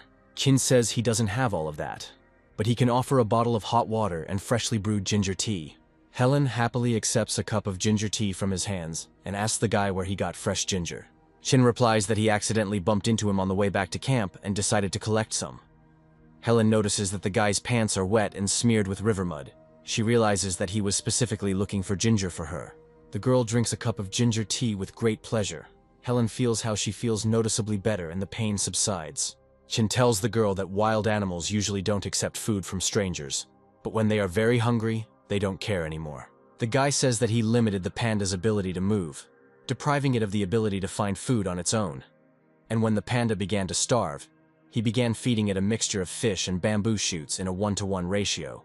This method may seem cruel, but it is very effective in achieving the goal. Over time, he reduced the amount of fish in his diet and increased the proportion of bamboo shoots. A month later, the panda could already eat a mixture that contained 9 parts young bamboo shoots and only 1 part fish. Now the bear perceives Chin as his friend. The guy hands him fresh bamboo shoots and says that he brought them especially for him. Occasionally, the young man spoils the panda with a small fish, for which it allows him to scratch its back. After 2 months of intensive training, the predator has completely turned into a herbivore, changing its eating habits under the influence of the guy. Chin admits that prehistoric pandas were omnivores, but believes that archaeologists who claim that pandas were carnivores are mistaken. The boy realizes that he has made bamboo the only food the panda will eat, but that doesn't mean she can't switch to something else in the future. The system informs the young man that he has successfully changed the panda's eating habits, and for this receives the seal of beast training. This seal allows the owner to mark his pet animal and create a connection with it. This connection allows the owner to know the psychological state of the animal and establish contact with it. In addition, the training seal also allows the owner to know exactly whether the animal is capable of showing aggression and attacking its owner, which provides additional security. Chin immediately approaches the panda and activates the beast training seal, seeking to establish a deeper connection with her and understand her psychological state.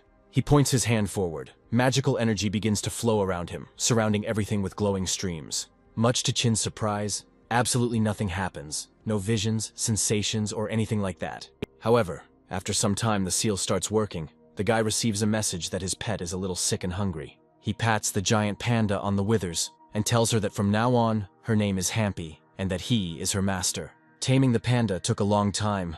The guy is delighted with his own triumph. Immediately upon returning to the camp, he shares his achievements with Helen, who asks if she can see the bear soon. The next day, the young people head to the cave to see Hampy. The guy reminds them that before feeding the panda, they must call it by name. He asks the girl to be extremely careful, since a wild animal is still wild and can become nervous when strangers appear nearby. Despite her fear, Helen bravely stepped towards the bear and carefully fed him.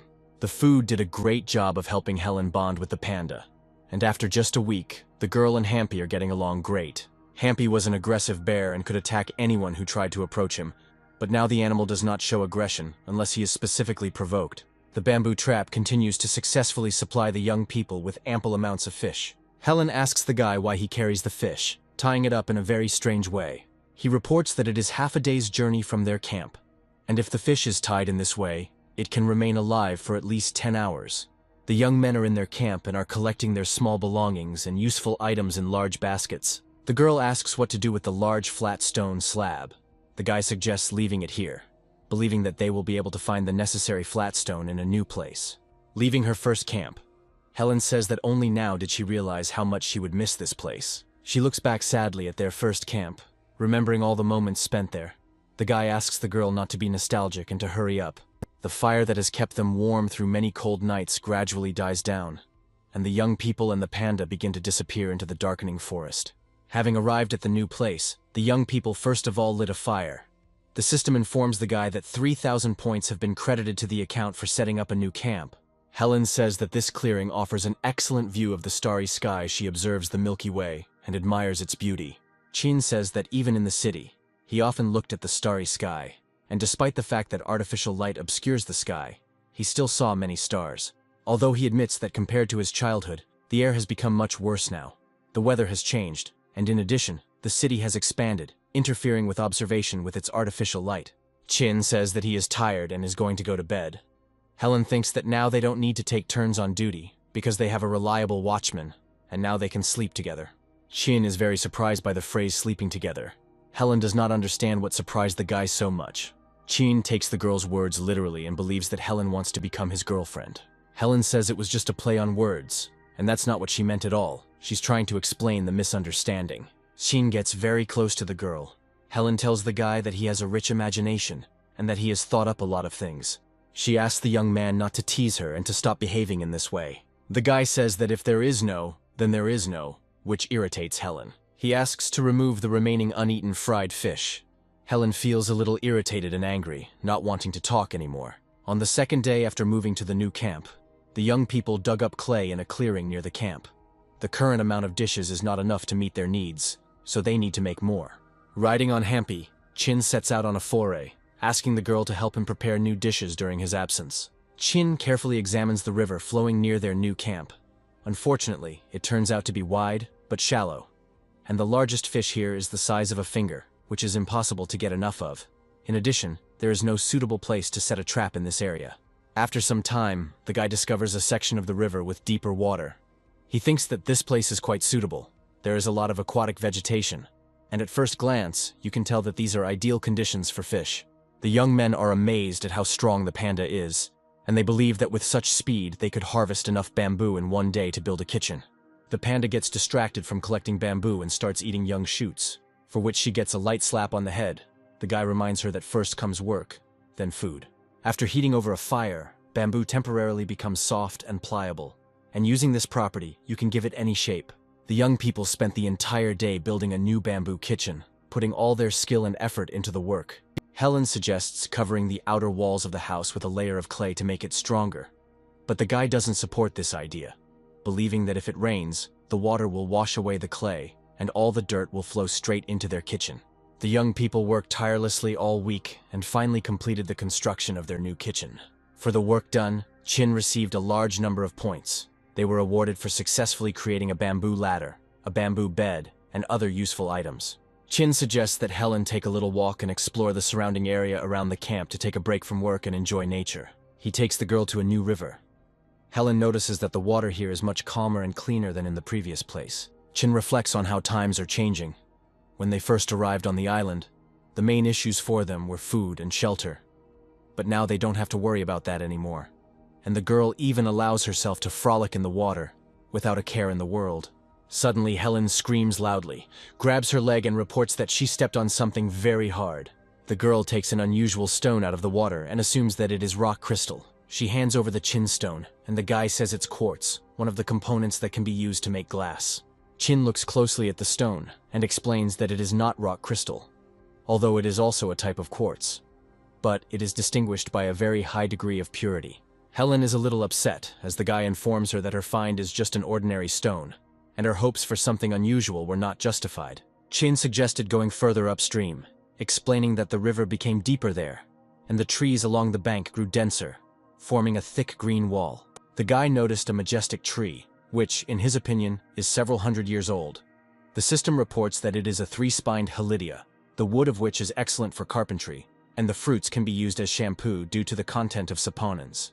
The girl was also familiar with this tree. She says that she heard that its fruits can be used to wash clothes. Chin confirms her words. He reports that if you add coconut and ginger to the decoction, then the Halidia beans will make an excellent shampoo. Helen looks at the huge thorns on the tree trunk. She thinks that it would be almost impossible to climb such a plant. She understands the threat and tells the guy that he shouldn't do it, because the tree is too tall and has sharp thorns all over it. And she clearly doesn't want to put the young man in danger. Chin is only encouraging. He wants to collect beans to make a good shampoo for the girl. The nearest branches are at least 3 meters from the ground. The guy intends to use the cheetah speed skill. He activates the skill and pushes off the ground sharply, jumping high into the air, much to Helen's surprise. She asks the guy not to take risks and pitifully begs him to give up this activity and just go downstairs. Chin asks the girl to bring a large bamboo basket to collect the plant's beans. Helen feels very uncomfortable that the guy is putting himself in danger because of her. Chin realizes that he needs to climb higher. The bean pods are only on the upper branches. The tree has thick, strong branches, and climbing it is much easier than climbing the bare trunk of a coconut palm. He wraps himself with a rope for safety. The guy thinks that the rope will prevent him from falling. Quite quickly, he reaches the upper branches and begins to chop down the tree's fruits with a stone axe. Suddenly, he stops his work, because he notices a small clearing nearby in which familiar plants grow, which arouse his interest. The boy climbs down from the tree. Helen approaches him with a basket full to the brim with beans, and asks him to see how many they have collected. He tells the girl that this amount will be enough to make shampoo, and there will even be some left over for food. Chin points out that it is possible to sacrifice food and use all the pods to make shampoo, suggesting that the girl make her own choice. The boy pets the giant panda and tells her that it's time to move on and not stay in one place for too long. Chin says he will make a decision later, after they examine the clearing where the sugarcane that caught their attention is growing. The young people quickly reach a clearing with sugarcane. The girl is surprised by how large the thickets are and how big the plant itself is. Helen looks longingly at the plant that can be used to get fast carbohydrates. The guy is alarmed by the fact that the reed grows in a very strange way. He notices that the reeds are planted in a square, and in addition, the plantings are surrounded by a narrow strip of land, which looks unnatural for wild plants. Helen reports that she has never seen this type of sugarcane before and asks if it is edible. The girl begins to reach her hand towards the plant. The young man intends to warn her. However, he does not manage to stop her, and the girl cuts her finger on razor-sharp sugarcane leaves, causing a wound to appear on her hand. The boy, armed with a stone axe, begins to chop down the plants, wondering how the girl could have thought of touching the razor-sharp leaves with her bare hands and putting herself in danger. With precise and confident blows of his stone axe, Chin deftly cuts down tall sugarcane stalks at the very base, demonstrating his strength and skill. He carefully examines the dark purple stalk and understands that brown sugar can be obtained from such cane light. Cane is much less common, and the sugar from it is white. The young people, together with the giant panda, begin to happily gnaw on the hard and strong stalks of sugarcane, enjoying its natural sweetness. Helen notes that the taste of this plant is very unusual. It is simultaneously too sweet and slightly sour, which she did not expect at all, and this surprises her. It's April now, and it's not the season for sugarcane, as the stalks reach their sweetest point at a certain time, but the boy still intends to take some of the plant back to camp to try making sugar. Galidia pods, which are the fruit of the tree, contain 9 essential amino acids and a complex of vitamins. In addition, they have very high nutritional value, but peeling these beans is not an easy task. First, you need to dry the pods, then carefully remove the black shell to get to the white beans inside, a process that is not only lengthy, but also very unpleasant for your fingers. After some time, they manage to prepare enough beans, after which Chin cooks porridge from these fruits, hoping that he will get a nutritious and tasty lunch. Helen truly enjoys the food. The bean porridge turned out very tasty, tender, and sweet, exceeding all her expectations. The girl is a little upset that they have very few of these beans. From a huge basket they only got about 1.5 kilograms of porridge. The guy says that he used some of the fruits to make shampoo. The pods need to be soaked for at least a day, so they will only be ready by tomorrow. While he has some free time, Chin starts grinding sugarcane stalks in an attempt to get sugar. This task turns out to be very labor-intensive. He thinks about the need to cut the sugarcane smaller to make the process easier. After some time, Chin processes all the plants, obtaining the required amount of juice from the cane for further use. Before proceeding with the production, the cane juice must be very carefully strained to remove all possible impurities. The guy is distracted from his studies by Helen. The girl, in an elevated mood, goes into the kitchen and asks the young man to look at what she brought. She talks about how in the morning, they decided to take a walk with the panda and found a very interesting place. She then holds out a large basket filled to the brim with mushrooms, her eyes shining with joy. The guy sincerely praises the girl and gently strokes her head. Helen considers herself a winner because she spent half a day to collect a whole basket of mushrooms. Suddenly, the young man's mood changes. He begins to carefully examine the mushrooms in the basket. His face becomes serious. On top, there is a huge number of death caps, a deadly poisonous mushroom of the amanita family. The fruiting body of the mushroom contains amatoxin and phallotoxin, which destroy the liver and lead to death. Following them in the basket, there is a dense layer of red fly agarics. They are also quite toxic and not edible, and pose a serious health hazard. Upon closer inspection, Chin notices small psilocybin mushrooms, which are part of a group of hallucinogenic mushrooms that can cause dangerous psychic effects. However, the basket also contains useful edible mushrooms. One of them is chanterelles, which are rich in carotene, vitamin D, and useful elements. Their flesh is dense but fragile, with a pleasant smell and taste. Helen is noticeably upset. After sorting the edible mushrooms, there is only a third of the basket left. This makes her feel disappointed. Chin asks the girl to collect some mint for him, telling her to choose large and fresh leaves, paying attention to their quality. The girl learns that mint is not needed for making shampoo or food. The guy is going to make toothpaste, which arouses her genuine curiosity. He says that by mixing coconut oil, mint extract, and baking soda in the right proportions, you will get an excellent toothpaste that is healthy and natural. Meanwhile, the sugarcane juice has thickened greatly and now needs to be cooled to continue the sugar-making process. Chin asks how many Galidia fruits they have left. The girl replies that there is very little. They decide to use them as rationally as possible. The strong aroma of fresh ginger fills the kitchen. The guy adds fresh hot ginger to the composition and reports that it prevents hair loss, stimulates hair growth, and also reduces itching of the skin and strengthens the hair follicles. He is going to heat the mixture, stirring it constantly, and asks the girl to chop some coconut pulp in order to supplement the recipe with the necessary ingredients. Turning coconut milk into coconut oil will take about an hour and a half, during which time the young people can do something else.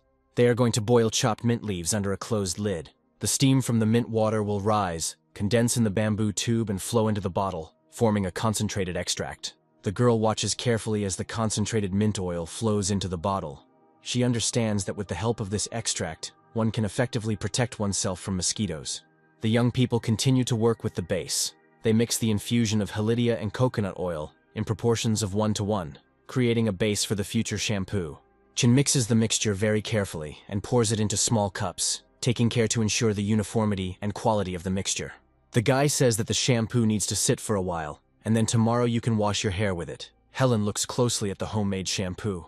She understands that the night will last a very long time waiting to wash her hair, and she eagerly awaits the morning. Night falls. The young people go to bed. At the entrance to the cave, guarding their peace, a huge panda snores peacefully. The guy is very tired today and instantly falls into a deep sleep, enjoying a well-deserved rest. Suddenly, he wakes up and jumps up from his bamboo bed. Something has disturbed his sleep. Sheen woke up to hear the girl talking incoherently in her sleep about clean, shiny, soft hair. Soon, Helen herself wakes up. She realizes that she was awakened by a heavy rain, which gradually turns into a powerful downpour. The young people notice that something is wrong with the giant panda. The animal is clearly worried about something. Hampy stands at the entrance to the cave. The panda becomes noticeably nervous and begins to growl into the darkness. The girl tries to calm the animal down by gently stroking it. Chin does not understand why the panda is reacting this way. He touches the animal and activates the training seal that the system gave him earlier. Instantly, the magic seal begins to act, and in a split second, the guy finds out what the animal is thinking and feeling. A stream of vivid images and sensations that a panda experiences falls upon him. He realizes that she is worried about a herd of wild boars that are clearly approaching their cave. Chin asks the girl to be careful and prepare for a possible attack. He is not entirely sure, but believes that a pack of boars may attack them again in the near future. He advises Helen to stay inside the cave if the pack appears, saying that she will be safe if she does. Chin watches the panda closely and notices that Hampy is still not calm.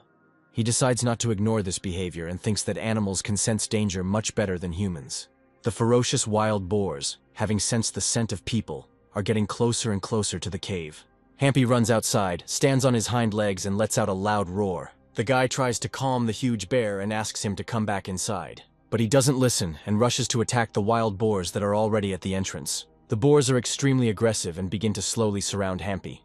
Taking advantage of the moment, one of the most active boars sneaks up on the panda from behind and strikes with its snout. The other boars join in his attack, and together they begin to strike Hampy. The young man considers the panda's behavior to be a reckless act. The bear rushes straight at the herd, not realizing that they can overwhelm him with their numbers. The first boar scouts are joined by other animals. The number of boars increases, and they form a tight circle around the panda. Chin realizes that Hampy has attracted all the attention of the boars, and they have not yet noticed him. From the depths of the pack comes the leader of the boars. His eyes blazing with rage, he roars loudly and slowly approaches Hampy, preparing for the decisive confrontation. Hampy stands on its hind legs, rising above the ground, and prepares to repel the attack of angry predators, demonstrating its strength and determination. He opens his mouth wide and lets out a loud, deafening cry that echoes through the night, causing the hearts of his opponents to clench in fear. A moment later, Hampy, without a second's hesitation, rushes into the attack and boldly bites the leader of the boars, showing unexpected courage and determination. Meanwhile, another animal from the pack quickly rushes to the aid of its leader and tries to attack Hampy from behind, hoping to catch him off guard. Suddenly, Chin comes to the rescue. The guy accurately shoots from his bow and hits the boar, thereby saving Hampy from a dangerous attack from behind. Chin realizes that he has used his last metal arrow, and realizes that he is now left with only poisoned arrows. A bow shot stops the herd, and the boy wonders how quickly the poison will affect smaller animals. The frog poison that his arrows are soaked with works great on wild boars. The wounded animal instantly loses consciousness and falls to the ground. Chin quickly counts his remaining arrows and realizes that he only has 4 poisoned arrows left, and each one must be used wisely. He pulls the bowstring and realizes that he has no right to make a mistake. He needs to hit the target for sure, because every arrow is worth its weight in gold. Chin hits another boar with a well-aimed shot, but he has significantly fewer arrows than the aggressive animals attacking them. One of the boars notices a young man standing nearby in the bushes, and realizes that the threat comes from him, and not from Hampy. The boars turn sharply and quickly start running towards the bushes where the guy is, deciding to eliminate the real threat. Chin realizes that he has been spotted and panics as he tries to decide what to do next to save himself and his friends. Chin realizes that the only way to help Hampy is to distract the boars and lead them away. He decides to risk himself to give the panda a chance to escape from the encirclement. Chin attracts the attention of the pack and begins to run away from the cave, hoping that the boars will follow him and leave Hampy alone. Chin realizes that he needs to increase his speed, as the distance between him and the animals chasing him is rapidly closing in, and they are about to catch up with him. The enraged boars are getting closer and closer. Chin clearly hears the dull clatter of their hooves and a wild growl that echoes throughout the area. The boy activates his cheetah speed skill, believing that it will help him break away from the chase and increase the gap between himself and the animals. A pack of wild boars rushes through the night forest, breaking and destroying everything that gets in their way, turning the forest thicket into chaos. Chin climbs a tall tree. The guy thinks that he is lucky, since the rain washed away his scent, and the boars will not be able to find him by his tracks. He is very worried about the panda and thinks that they need to return to the cave as quickly as possible to help Hampy in a dangerous situation. Not all the boars rush to chase the guy. Some of them remain near the cave and continue to attack the panda, not giving her a break. Hampy screams loudly and waves his huge paws, but this has no effect on the boars, who wait for the moment to rush into a decisive attack. Hampy delivers a series of powerful blows, and this finally has an effect on the animals. They run away in fear, realizing the strength of the enemy. Chin tries to stop the panda and orders her not to chase the fleeing opponents to avoid further danger. The boy pats Hampy on the head and tells him that he is a worthy protector, and has greatly pleased him with his courage and strength. Chin looks at the huge number of defeated wild boars and thinks that the panda is still a predator that is not worth messing around with. The young people bring the boar carcasses into their kitchen. The guy thinks that the panda has a very good sense of smell. She sensed the boars approaching in advance, and thus saved them from a sudden attack. He believes it was a reflex that the animal developed over time, and is grateful to the panda for its vigilance and protection. The girl recalls that the previous attack also happened during the rain. She suggests that boars become violent during precipitation, and the panda eventually got used to this feature. She believes that the connection between boars and rain is very strange, but it is there and worth paying attention to. Kin says that it will take a very long time to cut up the carcasses of 4 boars, and suggests putting it off until tomorrow. But now he is going to go to the forest to collect fresh bamboo shoots. He looks at the sleeping panda and thinks that it needs to be rewarded for its bravery yesterday. And besides, it wouldn't hurt for them to diversify their menu, because eating meat all the time is not very healthy. At the edge of the forest, he finds very few young shoots. The boy realizes that he needs to go deeper into the forest to collect enough food for the panda. Gradually, Chin moves further and further away from the camp, entering a deep bamboo forest, where a special atmosphere of silence and peace reigns. The young man is very tense about the surrounding silence. He wonders whether it is really that quiet here, or whether he is just winding himself up because of the tension. Suddenly he notices a heavily compacted track in the grass in front of him. The guy thinks that it is unlikely that there is a road roller in the jungle. This track puzzles him. The young man becomes curious about who this trail might belong to and where it leads. His intuition tells him that it might be something unusual. He understands that curiosity often leads to nothing good. But he still follows the trail slowly, stepping carefully and listening to every sound. After some time, he begins to hear very strange sounds. He does not understand who can make them, and this causes him internal anxiety. Suddenly the guy stops. What he sees causes him great shock and makes his heart beat faster. A few dozen meters away is the Titanoboa, the largest snake that has ever lived on the planet.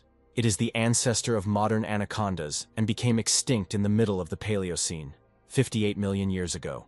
He understands that he has no chance of dealing with a reptile that is several dozen meters long and can weigh more than a ton, and this realization fills him with fear. A huge snake notices the young man, rises high into the air and begins to hiss loudly, fixing its cold gaze on him. Kine tries his best to break away. He finds this island quite strange, because it is inhabited by many creatures that have long since died out or evolved in the outside world. Suddenly, the system's knowledge package is activated, which reports that the Titanoboa was an incredibly fast snake. It is almost impossible to escape from it, but there are ways to escape. This pleases the young man. The system's instructions explain that if you encounter this snake, you should not try to run away. Instead, you should face it head-on. When the Titanoboa notices you, it will open its mouth wide, giving you a chance to jump into its mouth. All snakes and most reptiles do not chew their food, so you don't have to worry about it tearing you apart with its powerful jaws. You just need to slip down its throat and then into its stomach. Once you get into its stomach, use your knife to cut through its insides and kill the snake, completing the rescue process. Reading this instruction leaves Chin more shocked than he was by the encounter with the snake itself. Amazed at the system's strange approach, Chin curses loudly, condemning the so-called help of the system, and continues running in the hope of breaking away and moving to a safe distance. The guy knows that snakes use their tongue and receptors to detect movement and determine the location of their victims, but he doubts that he will be able to hide while running away. Suddenly, the guy notices that there is a deep ravine ahead of him, which makes him think about his next step. Without further ado, he jumps down, trying to escape the snake chasing him. Chin presses himself against the wall of the ravine and raises his head. He sees a huge snake head appearing above him. The huge snake temporarily loses sight of the young man and slowly turns its head from side to side, looking for its prey. Chin considers it lucky that he came across a ravine in which he could hide, because snakes have limited vision and she will not be able to detect him right away. The boy regrets that he used up all his poisoned arrows yesterday, although he has doubts whether such a quantity of poison will be able to affect such a huge snake. He intends to use the Encyclopedia of Wild Animals to find some solution to this deadly situation and save his life. Chin is very irritated. The system does not give him any other options, but to jump straight into the snake's mouth. He understands that the probability of success is minimal, and that this action will most likely lead to his death. The next second the snake stops, and the guy realizes that it has caught his scent. He grips his camping knife tightly in his hands, knowing he has no other choice. Chin decides to climb onto the snake's body and get closer to its heart to try and deliver the finishing blow. He rises to a height of at least 3 meters and strikes the thick scales of the reptile with his knife. The snake makes a terrible hissing sound, and begins to move even faster, becoming enraged by this sudden attack. Chin realizes that his knife is too short to reach the snake's heart, and all his efforts may be in vain. He holds on to her body with all his might to keep from falling, and suddenly, the reptile stops. He guesses that if he stays on the snake's scruff, it won't be able to see him, even if it smells him. The huge snake continues to move deep into the undergrowth. Chin comes to the conclusion that he has some time to think of another way to deal with it. Continuing on the snake, Chin realizes that it is simply impossible to kill this huge creature with a short knife. He is amazed by the power that the snake demonstrates. It does not stop for a second, and has been moving without stopping for more than an hour. Chin intends to choose the right moment to quietly jump off the snake and try to escape. Soon the snake crawls out into the clearing, and the guy is instantly hit in the nose by a terrible smell that is almost impossible to bear. He immediately notices a huge pile of manure nearby, presumably left by wild boars. After a moment, Chin notices that the snake has started to move much faster and is accelerating, as if it is overcome with excitement. The reason for this turns out to be a boar, which is nearby. It attracted the attention of the reptile. The huge snake opens its mouth and makes a lightning-fast lunge towards the boar, not paying attention to the man sitting on its neck. Chin realizes that this is his chance to escape, and taking advantage of the moment when the snake is distracted by its prey, he carefully jumps off its neck. He begins to move away unnoticed, trying to get as far as possible to a safe distance, so that he can then break into a fast run. Titanoboa grabs the boar with its huge teeth and begins to squeeze its body with force. Soon a terrible crunch of breaking animal bones is heard. The snake throws the boar high into the air, at which point Chin suddenly realizes why the skins of the boars he saw earlier had so many strange wounds and deep scars. The next moment, the huge reptile squeezes its victim and begins to slowly strangle it. Chin was unable to get too far, and regretfully realizes that the fight ended faster than he expected. The young man trips and falls into a puddle, hoping that he has managed to move to a safe enough distance so that the snake will not be able to smell him. He thinks that with the onset of darkness other dangers may appear, and he is too weak to fight, so he intends to hide as quickly as possible. Chin activates the system screen. He doesn't have enough points to buy skills, but he hopes to get some useful bonuses or test items. The system offers to play the Wheel of Fortune, announcing the cost of 1,000 points for one move, which makes him think about the choice. The guy notices that there are empty sectors on the Wheel of Fortune, which means that if he spends his last points, he may get nothing. However, despite the risk, he decides to try his luck and agrees to spin the reel. The virtual system tells the young man that he has received the seal of the beast slave, which makes him think. Suddenly, the guy notices a flock of wild boars nearby. He hopes that they won't notice him. However, his hopes are not justified. He sees how the animals begin to slowly approach the place where he is hiding. He tries not to move and hopes that the boars do not realize that he is hiding among the bamboo thickets. A huge wild boar with blazing eyes filled with rage heads straight towards the bamboo thicket where Chin is hiding. The boar finds the young man and stands there for a while, not daring to attack. Chin decides to use the old method again, which once brought him success. The guy raises his hands high up and starts yelling loudly at the boar, hoping that this will scare him and make him retreat. However, this time the technique does not work. The boar was not scared at all, but, on the contrary, became even more irritated and aggressive. Chin decides to run away, but feels his legs starting to numb and burn. He realizes that this is probably due to the frequent use of the cheetah speed skill. The guy continues to run, but feels that very soon his legs may completely fail. Suddenly Chin stops and looks around, trying to figure out where to run, as he is completely lost. The guy notices a huge pile of manure nearby, the same one he saw earlier, and realizes that he has no other choice. He can't escape from the angry pack of boars, so he decides to jump into this pile of manure and hide in it. Chin dives up to his neck into the foul-smelling pile of manure, trying to hide. Soon a pack of wild boars runs up to the place where the manure is and stops nearby. The animals look around in confusion in search of their prey. At dusk, the boars can hardly see anything and rely only on their sense of smell.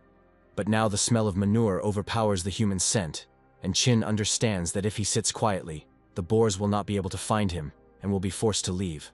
Unfortunately, wild animals do not leave the manure pile and continue to walk around it, sniffing the surrounding area. Chin resists the urge to vomit, knowing that he must not make any noise, otherwise he will reveal his location and attract the attention of predators. As luck would have it, the boars are in no hurry to leave, and to the young man's surprise, they decide to lie down right there, which means he will have to linger in this stinking heap for some time. Chin begins to experience intense heat from the manure, which is due to the buildup of carbon dioxide, preventing the heat from dissipating. The guy understands that if the situation does not change, He may soon overheat and get heat stroke. He feels like he put on several warm down jackets on a hot summer day. The young man can't feel his arms and legs at all, and he's struggling with all his might to stay conscious. He understands that he must not lose consciousness under any circumstances. Otherwise, it will mean the end of him. Suddenly, his attention is drawn to a bright flame. He begins to think that due to poisoning and overheating, he is starting to hallucinate. He imagines Helen's voice calling him by name. The guy is sure that these are just illusions, because it is difficult for him to imagine that the girl could find him and come to his aid. Helen really does appear in the clearing, riding a panda and holding a torch in her hands, illuminating the space around her and loudly calling his name. Helen is clearly agitated. She continues waving the torch and desperately calling for the guy. After some time, the girl notices a young man hiding in a huge pile of manure, next to which a large flock of wild boars has settled. She orders the panda to attack the boars without hesitation, and swings her stone axe in preparation for the fight. Helen screams loudly and, riding on a panda, fearlessly rushes at the sleeping wild boars, without thinking about her own safety. Chin still doesn't believe that what is happening is real, and can't believe that the fragile and feminine Helen decided on such a desperate act. The boars, realizing that they will not be able to cope with stronger opponents, quickly jump to their feet and run into the forest thicket. Helen asks Chin how he feels. The guy replies that thanks to her help he is fine, although he is still very weak. He says that he is too dirty now. The girl should not get too close to him so as not to get dirty. Chin hasn't moved for a long time. His legs are numb and he can't feel them at all, which makes every step incredibly difficult. The young man begins to fall, but Helen runs up in time and helps him up, supporting him so that he can stand on his feet. She suggests returning to camp as quickly as possible before the boars return or a new threat arises, because the night forest is full of dangers. Helen notices that the panda has noticed many young bamboo shoots and has begun to reach for them. The girl asks the animal to be patient, explaining that their main task now is to return to the camp. The young men mount the panda, lighting the way with a torch, and begin moving towards the camp. Helen realizes how weak Chin has become and holds his hand close to her, urging him to hold on tighter and not give up no matter how hard it is. Despite being very tired, Chin realizes that he is experiencing completely new, unusual sensations, which gives him strength and confidence. The girl realizes that now her dress can only be used as rags. The first thing the young people do is go to the river to wash themselves and their clothes, getting rid of traces of dirt and the terrible smell. Chin, unable to contain his joy, jumps into the clear river water at full speed, creating a multitude of splashes around himself, and feels the long-awaited relief. He gradually calms down and silently thanks fate for the fact that they did not encounter another danger on the way to the camp.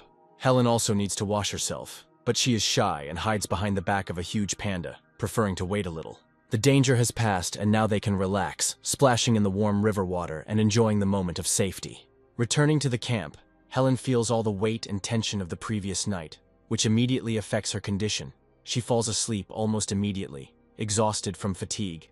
Chin, despite being tired, goes to the kitchen. He is too hungry to sleep, and he realizes that a small snack will help him regain his strength. The guy walks into the kitchen and suddenly stops, surprised by what he sees in front of him. He sees the carcasses of the wild boars that they had previously brought into the room, partially butchered, which causes him no small amount of amazement.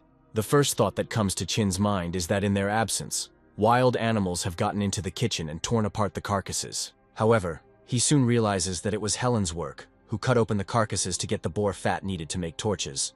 Chin imagines what kind of face the girl had at that moment. He sits down on a bamboo chair to rest, but suddenly feels a severe pain in his knees. He realizes that he needs to avoid the cheetah speed skill in the near future. Otherwise, it could lead to irreversible consequences, and even the loss of the ability to move. While he is thinking about his next steps and coming to his senses, the virtual system suddenly informs him of a reward for escaping from the giant snake. He receives 7,000 points, which lifts his spirits a little. Chin quietly approaches the sleeping Helen and watches her sleep soundly for a while before quietly informing her that he has made some porridge. He puts the bowl on the shelf next to the bed and realizes that the girl is so tired that she doesn't even hear his voice and doesn't react to what's happening around her. The guy sits down next to him, his thoughts involuntarily turning to the events of the previous night. Despite her outward defenselessness, Helen showed incredible strength of character and saved his life. He could never have imagined that such a fragile body contained such a brave soul, capable of such a bold act. Chin admits to himself that he never imagined that Helen would risk her life and come to his aid, and this discovery leaves a feeling of gratitude in his heart. The guy lies down on his bed, continuing to think about this. and with these thoughts, he gradually falls into a deep sleep. After some time, the young people wake up and decide to eat a little to strengthen their strength. While eating, Chin wonders how Helen was able to find him, since the forest is so big. To the young man's surprise, Helen says that she found him by the huge footprints on the grass, which were visible even in the dark. She does not understand his surprise, and adds that there was nothing complicated about it. Chin tells the girl that the tracks she saw belonged to an extinct prehistoric reptile. This information greatly shocks Helen. The girl can hardly believe that the Titanoboa, a creature that was thought to have died out millions of years ago, still exists. She begins to have a panic attack, as the thought that they might be in danger at the camp does not give her peace. A huge snake could attack them at any moment. Chin agrees that the threat does exist, and if the snake wants to find them, they won't have the slightest chance of survival. Helen watches as Hampy eats the last of the young bamboo shoots, and asks worriedly how they will get food for the panda. Chin recalls that he encountered a snake when he went deep into the thicket, and suggests that they only walk along the edge of the bamboo forest, hoping that this will help them avoid encounters with the Titanoboa. However, the girl continues to feel fear, and does not find this offer too encouraging, because the danger remains real. Suddenly, Chin decides to change the subject and thanks Helen for saving his life. He says this with sincere gratitude, realizing that without her courage, he would not have survived that night. Helen is slightly embarrassed by Chin's words of gratitude. Her cheeks flush slightly, and she looks away. The girl smiles at Chin's gratitude, trying to hide her embarrassment. She claims that they should always help each other, because in such a situation, without trust and support, it is impossible to survive.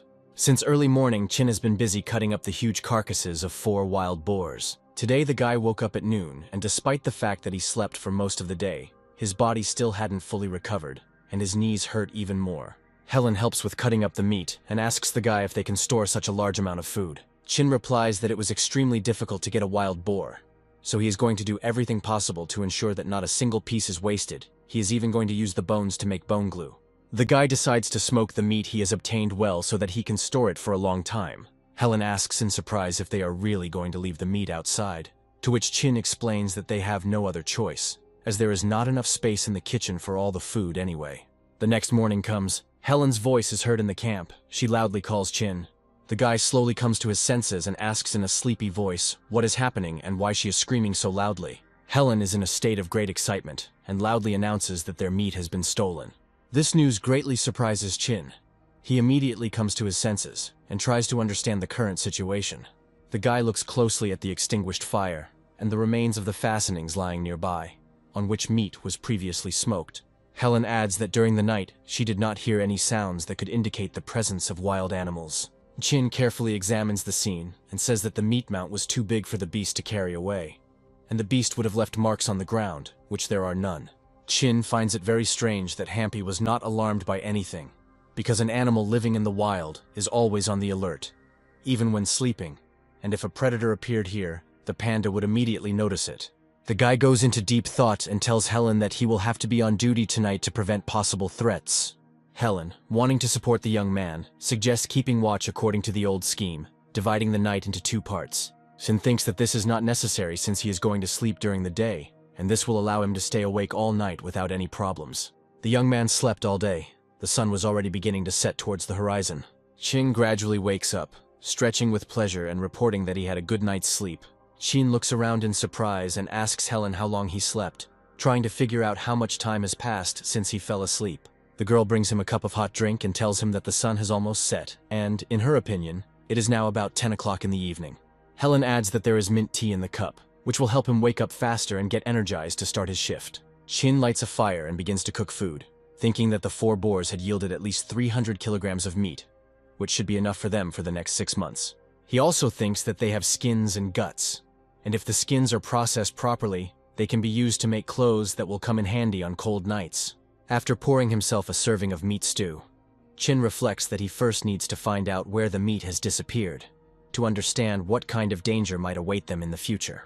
He hopes that this is not the work of wild animals, because otherwise it does not bode well for them, and could become a serious threat. Animals that can sneak into a camp and steal meat without leaving a trace are a huge threat, as they may not wake up one day.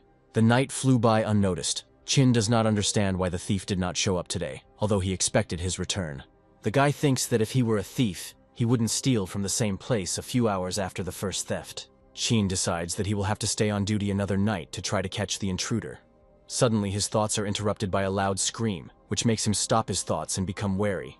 Chin instantly looks up to the sky and sees a golden eagle, one of the most famous birds of prey from the hawk family, the largest eagle, whose body can reach 1 meter in length and a wingspan of up to 2 meters. Having spotted its prey, the golden eagle dives rapidly. Its speed can reach 300 kilometers per hour, which makes it an extremely dangerous hunter. The guy knows that golden eagles are among the top 10 strongest birds of prey and are capable of soaring high in the sky for a long time, looking out for prey or gliding at a low altitude, trying to catch their prey by surprise. The golden eagle grabs its victim by the head with its claws and instantly kills it. But now its prey is not an animal, but dried boar meat lying near the fire. The system informs Chin that, due to their skills, golden eagles are used in Kazakhstan as birds of prey for hunting and protecting flocks of sheep. There are 2 ways to tame a golden eagle. The first is to feed it from birth and make friends with it. The second way to wear him down and break his will. Chin decides to use the second method and tame the bird by exhaustion, not allowing the golden eagle to sleep until it has no strength left to resist. During breakfast, Helen learns that the meat was stolen by a golden eagle, and a very large one at that, which greatly surprises her and causes a feeling of alarm. Now the girl understands why there were no traces left at the scene of the theft. She suggests smoking the remaining meat and storing it in reliable clay pots to avoid a repeat of such situations. Chin agrees and says that Helen can start laying out the meat, but asks to leave him 1 portion. Helen curiously asks why this is necessary. The guy says that he is going to catch a golden eagle and tame it. For this, the meat must be left outside so as not to arouse suspicion in the bird and lure it into a trap.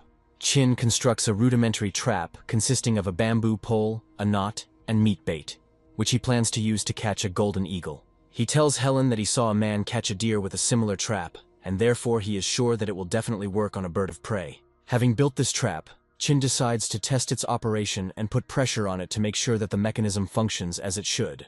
However, the wooden lock on the trap is triggered even by a light touch, and the wooden base hits the guy hard in the face. Chin holds his nose, feeling the pain from the blow, and comes to the conclusion that the trap needs to be improved. He decides to use the panda to adjust the pressure on the trap. The guy believes that Hampy can help in this matter. Helen is worried about the animal, believing that the trap may hurt it. But the young man tells her not to worry, as the thickness of the panda's skin, in his opinion, is thick enough to protect it. Hampy, misunderstanding Chin's intentions, instead of carefully adjusting the pressure on the base, hits it with all his might, causing even more problems as he completely breaks the trap. Chin sighs in frustration, realizing that he will have to tinker a little to properly set up the trap and make it more reliable. Helen asks how today's shift went. Chin replies that the golden eagle never showed up today, which puzzled him a little. Helen has doubts that the bird of prey will fly back again. The guy confidently tells her that the golden eagle enjoyed their delicious meat for 2 days in a row, and sooner or later he will definitely return for a new portion. At that moment, a loud cry is heard in the sky, and the young people notice how, spreading its huge wings, a powerful bird soars majestically over their camp. Chin instantly realizes that he needs to focus, as the predator is most likely about to take the prey again, and this is their chance. With excellent eyesight, the golden eagle immediately notices a huge fish lying in a trap. He resolutely rushes down at great speed, digging his powerful claws into the bait. A moment later, the trap is triggered, tightening the noose on the eagle's paw, and at the same moment Chin's satisfied voice is heard, smiling as he tells Helen that the thief has finally been caught. Helen asks the guy what they should do next. Chin replies that they need to wait a little for the bird to calm down and come to terms with its captivity. He believes that it is extremely dangerous to approach an aggressive golden eagle now, because it has not only sharp claws, but also a deadly beak, and with the slightest carelessness the bird can easily attack and even peck out eyes. Meanwhile, the bird tries to gnaw through the thick rope and free itself. Chin decides not to interfere with it, and gives it time to spend its strength so that it finally runs out of steam. Helen, watching what is happening, is very surprised by the size of the predator, and says that she has never seen a golden eagle so close before. Its power and size impress her. A curious panda cautiously approaches the bird. Strangely enough, the golden eagle, which usually knows no fear, looks frightened by the approach of a huge bear. Chin agrees with Helen, admitting that she is right. The golden eagle was indeed much larger than he first imagined, which makes their success even more impressive. Chin begins to be bothered by a strange thought. The eels he caught earlier were much larger than usual. The panda and titanoboa were also larger than the sizes described by the system. This is already the fourth case where animals either do not match known descriptions or are much larger than expected. Helen wonders why in some countries the golden eagle is called the golden eagle, when its color is actually gray-brown. Chin smiles and thanks the girl for her statement, saying that he really likes the name Gray Eagle. Helen guesses that the guy wants to give the bird this name because it seems appropriate and symbolic to him. Chin says he thinks the name sounds pretty good and suits the majestic predator. He points his finger at a huge golden eagle and solemnly declares that from today on his name will be Gray Eagle. The bird is clearly outraged by this attitude. Not only is it in captivity from which it cannot escape, but it has also received a strange nickname. Helen, with some doubt, asks the young man how he is going to tame the Gray Eagle. She is not sure that the taming process will be as successful as with the panda. Chin reveals that he has a slightly different plan, after which he activates the trainer seal he received from the system earlier. However, after a few seconds, the guy is surprised to realize that for some reason the trainer seal is not activated. Suddenly, a virtual system screen appears in front of him, on which a message appears that he will be able to use this seal only after he successfully tames the animal. Helen tries not to ask unnecessary questions, but she is very surprised why Chin is pointing his index finger in the air in front of him, as if interacting with something. John reports that they will definitely tame this powerful bird, although it will take a lot of effort. He explains that the essence of his plan is to break the eagle's wild instincts and make him acknowledge their supremacy, no matter how long it takes. They will eventually succeed, but this requires maintaining constant eye contact with the bird and not allowing it to sleep until it becomes submissive. Chin understands that for successful taming, he will need Helen's help, since if he does it alone, the golden eagle will have a chance to rest. He explains to the girl that the task is actually not difficult. They just need to take turns watching the bird and not allowing it to rest and regain its strength. Sheen heads to the cave and tells Helen that he's going to bed. The guy asks her to take over the day shift of watching the golden eagle. The first day of training begins. The Gray Eagle feels quite cheerful, demonstrating all his power, and is not going to give up. The bird is still full of strength and desperately resists.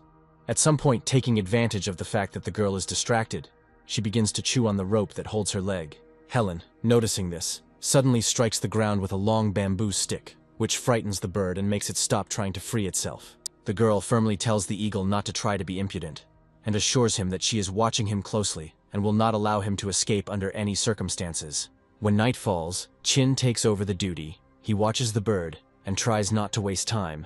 The guy starts making a toothbrush using improvised means. Chin worked all night making a toothbrush, and now he feels tired and his eyes hurt. The system tells him that he gets 200 points for successfully making a toothbrush, which lifts his spirits a little. Showing his new toothbrush to the bird, the boy playfully asks what the Gray Eagle thinks of the quality of the tool. In response, the golden eagle demonstratively turns away, showing that it does not intend to make contact with the person and does not show any interest in him. The next morning comes. The bird is no longer as active as it was before. Fatigue makes itself felt, and it tries to fall asleep. At this moment, a panda sneaks up on the golden eagle and wakes it up with a loud roar, causing the eagle to recoil in horror. Helen is near the animals. She is holding a boar skin in her hands, and is going to sew something useful for the young man. Chin comes on duty checking the bone glue. He realizes that it is ready and can be used. Meanwhile, the panda warmed herself by the fire and fell asleep, which is why Chin gives her a light blow to the head with a spoon, ordering her not to sleep and to keep a close eye on the golden eagle. He believes that Hampy should actively participate in the taming process and be useful, and not allow herself to relax. Hampy instantly approaches the bird. She roars loudly and does not let her sleep, causing her even more fear and leaving no chance for sleep.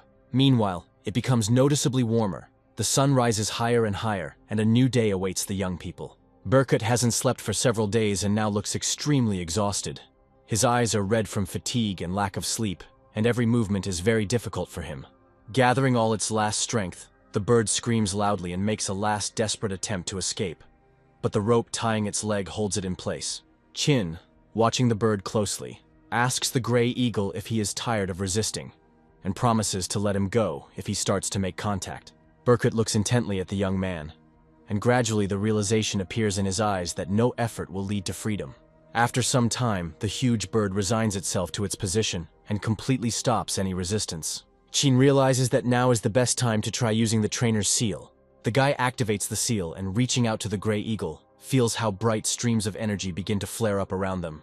The system congratulates him on successfully taming the golden eagle and adds 5,000 points to his account, which becomes an excellent reward for all his efforts. The system reports that the bird is very hungry and exhausted.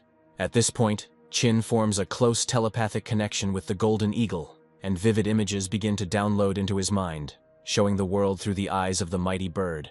Chin sees numerous hunting scenes involving the gray eagle, flights over wild spaces, swift attacks on prey, and unimaginable freedom. After some time, the visions change, and he sees a young golden eagle chick that is stuck among the rocks and needs help. A huge bird, freed from its shackles, hovers over the camp of the young people. At this moment, the contented voice of Helen is heard, who, full of joy, says that she is delighted with their common victory. The girl admits that she didn't expect that they would be able to tame such a huge and freedom-loving bird, and is delighted that everything went even faster than they initially expected. Chin tells the girl that the bird is a little excited about her chick. Helen is surprised and asks how he knew about it. Realizing that he cannot reveal the truth about the telepathic connection, the guy decides to get out of this situation by saying that this is just his guess, based on knowledge about the mating season of golden eagles, which occurs in the spring and summer when they have chicks. Helen is delighted by this news and offers to bring the chick to camp to raise it herself, which she believes will be a great opportunity to strengthen their relationship with the gray eagle. The gray eagle lands on the leather glove that is on Chin's hand and spreads its mighty wings. Chin, looking at the bird, tells Helen that he is going to go in search of the chick soon, and tomorrow they will begin to explore the rocks in the hope of finding the nest. Helen, looking at the bird, cannot hide her delight and admiration. She says that the gray eagle is incredibly beautiful and graceful. The girl decides to try to touch the bird, but the golden eagle reacts sharply to her actions, rushing at her. Helen is very surprised and even a little upset. She does not understand why the bird does not allow her to touch its feathers, because they tamed it together. Chin explains that the bird chose him as its master, and adds to himself that this is due to the training seal he used, and that there could be no other outcome, since Helen does not have access to the system like he does. Helen does not give up, and tries to find a common language with the gray eagle. She takes 2 large fish and approaches the bird, hoping to treat it. To her surprise, the irritated bird does not accept her as a master and responds with aggressive behavior, which forces the girl to retreat. The young people decided to rest for one day to fully recover their strength, and the next day they got up early to set off on their journey. Thanks to the trainer's seal, Chin learned that the golden eagle chick had fallen out of its nest and was now trying to survive, sitting in a narrow mountain crevice from which it could not escape without help. For the night, the young people set up a temporary camp. Chin learns that the gray eagle repeatedly tried to save its chick, but each time its large size did not allow it to squeeze into the crevice. Helen, meanwhile, has prepared a meat stew from boar meat and invites the young man to dinner. At dinner, the girl asks the guy how they intend to find a small chick in such a huge forest. Chin, smiling slightly, explains that he knows roughly the location of the nest, and it all depends on their speed. They are currently moving at a speed of about 4 kilometers per hour, which he thinks is too slow. They have only been able to cover 30 kilometers in a whole day, which is completely insufficient to quickly reach their goal. Helen shares her thoughts about the mysterious island. She believes that it is quite large, and she does not understand why no one has found them yet, because such a large island should have been inhabited by people long ago. Helen asks what the young man is thinking about. Chin replies that he is thinking about what they will do if they suddenly come across wild animals. After dinner, the young people throw more wood on the fire, then cover themselves with boar skins and try to sleep, hoping for a peaceful night. Suddenly, Chin wakes up to hear Hampy, who is next to him, start to growl loudly. The girl asks why the animal is acting so strangely, to which Chin suggests that the panda may have felt threatened. Hampy continues to stare into the darkness, growling tensely, and after a moment, many eyes begin to sparkle brightly in the bushes. A moment later, a pack of wild wolves emerges from the bushes, and Helen's loud cry, filled with fear and anxiety, is heard. Chin, holding back his own excitement, orders the girl to immediately hide behind Hampy and press herself against the tree. He explains that, most likely, the wolves would not dare to thoughtlessly attack the huge bear. Chin asks Hampy to remain calm and not to rush at the wolves first under any circumstances, as any sudden aggression could lead to an immediate attack. He understands that they are in serious trouble because, unlike wild boars, wolves hunt in packs and have a sharper mind. Chin realizes that if the panda takes a step to the side, the wolves will immediately attack them. And besides, the gray eagle is unlikely to be able to help, since he has poor vision in the dark, which makes him useless in these conditions.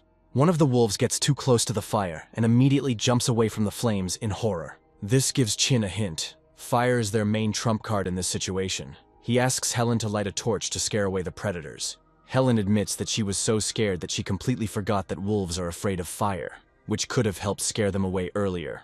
Chin loudly demands the wolves to leave and throws a burning torch in their direction.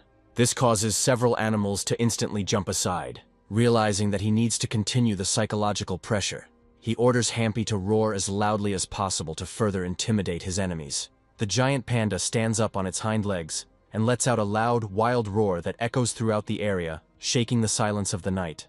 Chin thinks they were lucky. The wolves got scared and ran away, but given their cunning, the guy thinks that the animals could be somewhere nearby, watching them. Fortunately, the wolves did not try to approach their camp again that night, and as soon as it became light, the young people immediately continued on their way.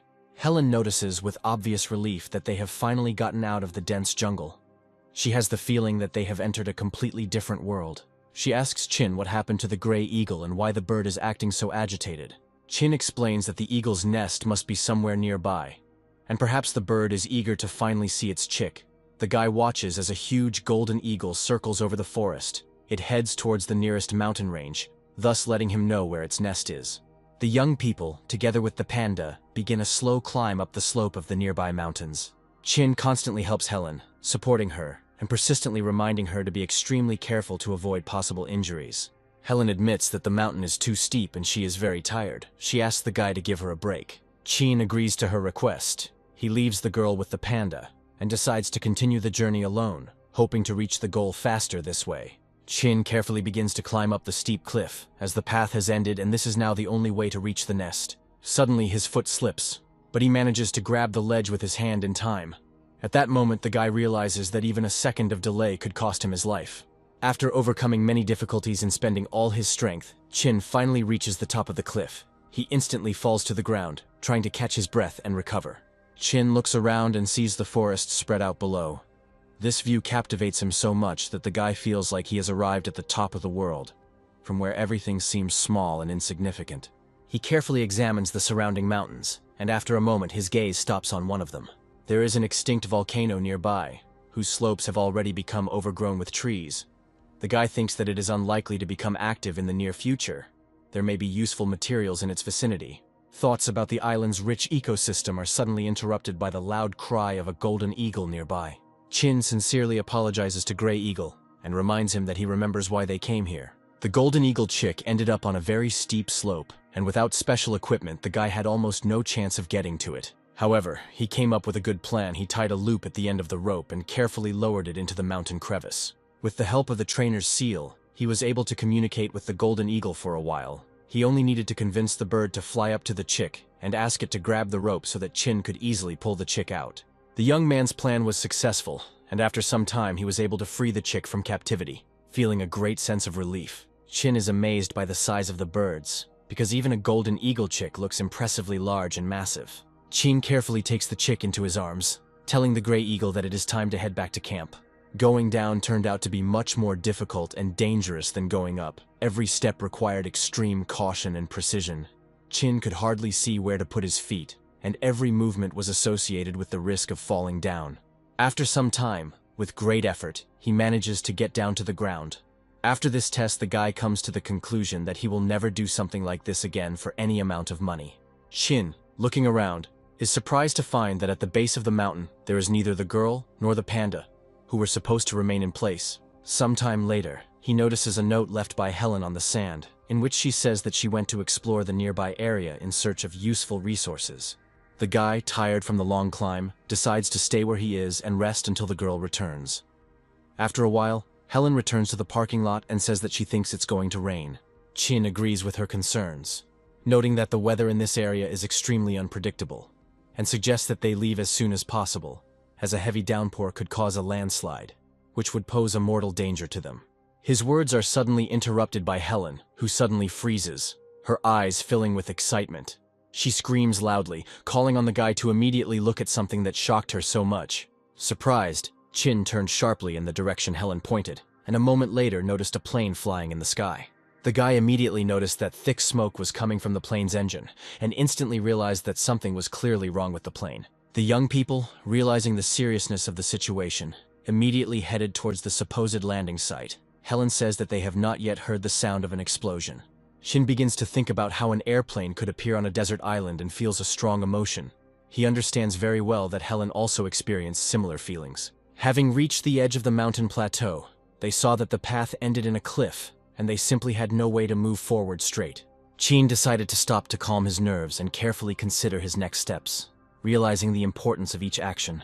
He drew a map on the ground, a rock representing their current location, an X marking the supposed crash site, and an O indicating their camp. Chin informs Helen that their current food supply is enough for the two of them to get back to camp. But if they decide to make a detour to the crash site, there won't be enough food for the return trip. The girl suggests going back to their camp, taking enough supplies and then going in search of the plane. Chin believes that in this case they will lose a lot of time. He suggests splitting up and going to search himself, while Helen and the panda return to the camp. Chin expresses his doubts about the girl being able to return to the camp on her own, to which Helen reacts sharply, considering these words to be a lack of trust in her abilities and strength. Meanwhile, it quickly gets dark. The young people set up camp and light a fire. Helen asks to keep the gray eagle chick with her. She plays with the little bird and thinks about what name to give it, trying to choose something special and meaningful. The guy suggests naming the chick Little Eagle, which causes a negative reaction from the girl, as she considers this name not original enough. Helen informs him that the guy already has his own bird, and that the chick will belong only to her, after which she declares that she will not allow her pet to be called stupid names. The next morning, Helen tells the guy that she found a large amount of resin and asks if they will need it in the future. Chin replies that this is a good find, as the pine resin can be effectively used to create torches, which will make it much easier for them to move around in the dark. After a while, the young people split up. The guy, left alone, uses the cheetah's speed skill every hour for a short time to reach the plane crash site as quickly as possible. He hopes that the speed will help him get there before sunset. Until midday he makes very rapid progress, but soon wet ground appears under his feet, which surprises him, since the weather has not changed, and there has been no rain. He decides to scout out the area and sends the gray eagle ahead to find out what happened. As a huge golden eagle rises high into the air, the young man activates his trainer skill, allowing him to synchronize his vision with the gray eagles. After a moment, he begins to receive images in his brain and sees a large amount of water, but cannot understand what exactly is in front of him, a river or a lake. Shin realizes that he has no choice but to go forward to see this obstacle for himself and determine how it can be overcome. After some time, a large amount of fog appears in the air. The guy comes out to the edge of the swamp. He thinks about the best way to get around it. It will take more time, but it will be much safer for him. Shin spends several hours trying to find a way around the swamp, but his efforts are unsuccessful. He is forced to admit that there is no safe passage to be found, and attempts to bypass the swamp will only increase the wasted time. He has absolutely no desire to move through the swamp, but he understands that he has no other choice. The guy must continue on his way, despite all the dangers and difficulties. During his search, he notices that there are many mosquitoes in the area. Their bites cause severe itching. The guy understands that if he starts scratching his skin, he can get an infection. Chin decides to start moving forward right now, before it gets dark, since it is not safe to stay overnight in such a place. Standing water is an ideal breeding ground for bacteria, and if he gets wet or, God forbid, swallows some of this water, he will immediately catch some kind of infection. The sun is at its zenith. The swamp is covered with dense foliage of trees, creating a greenhouse effect inside, which is why the guy doesn't have enough air and it becomes unbearably hot, which makes it very difficult to move and navigate. His attention is drawn to strange-looking green vines that begin to move in an unusual way, as if coming to life in this hot and humid place. A moment later, the guy realizes that these vines are not actually plants, but a huge snake, which suddenly rushes at him, opening its mouth. Chin manages to react in time, and at the last split second, he strikes the attacking snake with his bamboo bottle, using it as a weapon in this critical situation. The next moment, a gray eagle comes to his aid, quickly descending from above and grabbing the snake with its powerful clawed paws. Thanks to the system's encyclopedia, the guy learns that it was a snake from the viper species, a very dangerous creature that secretes deadly poison, and he was really lucky that he managed to repel its attack. The snake was green and looked exactly like a liana, hiding among the dense vegetation of the swamp. After a while, he comes out onto relatively firm ground and, breathing a sigh of relief, thinks that he will finally be able to use the cheetah's agility skill again to get to his goal faster. His speed of movement increases noticeably. The guy believes that if he continues to move just as fast, he will be able to reach the crash site before dark. However, his plans are not destined to come true. He again loses solid ground under his feet, which makes him feel despair. With horror, Chin realizes that he has fallen into a quagmire, a shaky place in the swamp covered with bright green grass and moss, on which walking is extremely dangerous and fraught with serious consequences for life. The quagmire begins to slowly suck him in, working in the same way as quicksand in the desert. The more he moves, the faster it sinks, causing him to stop and freeze completely. He realizes that he can't move until he finds something to grab onto, and the boy freezes, limiting his movements to slow down the speed of his descent. The boy commands the gray eagle to find a long stick as quickly as possible that could help him get out of this dangerous trap, and hopes that his faithful companion will not let him down at this critical moment. Sheen believes that he still has a little time and hopes that he can get out of this deadly trap by relying on his skills and the help of the eagle. After some time, a huge golden eagle flies to him and drops a stick. The guy immediately asks the eagle to find even longer sticks and continue to bring them to him, because the longer and stronger the structure, the higher his chances of survival. Chin reflects on the fact that the quagmire, like quicksand, is not a Newtonian fluid, and comes up with a solution. He begins to tie the sticks he brought into a single structure that will help him get out. After some time, he manages to create something similar to a ladder. The guy tries to minimize his movements, because in a state of rest, the quagmire behaves like a solid surface. But with a sudden change in pressure or impact, it turns into a viscous and insidious environment that can drag him in.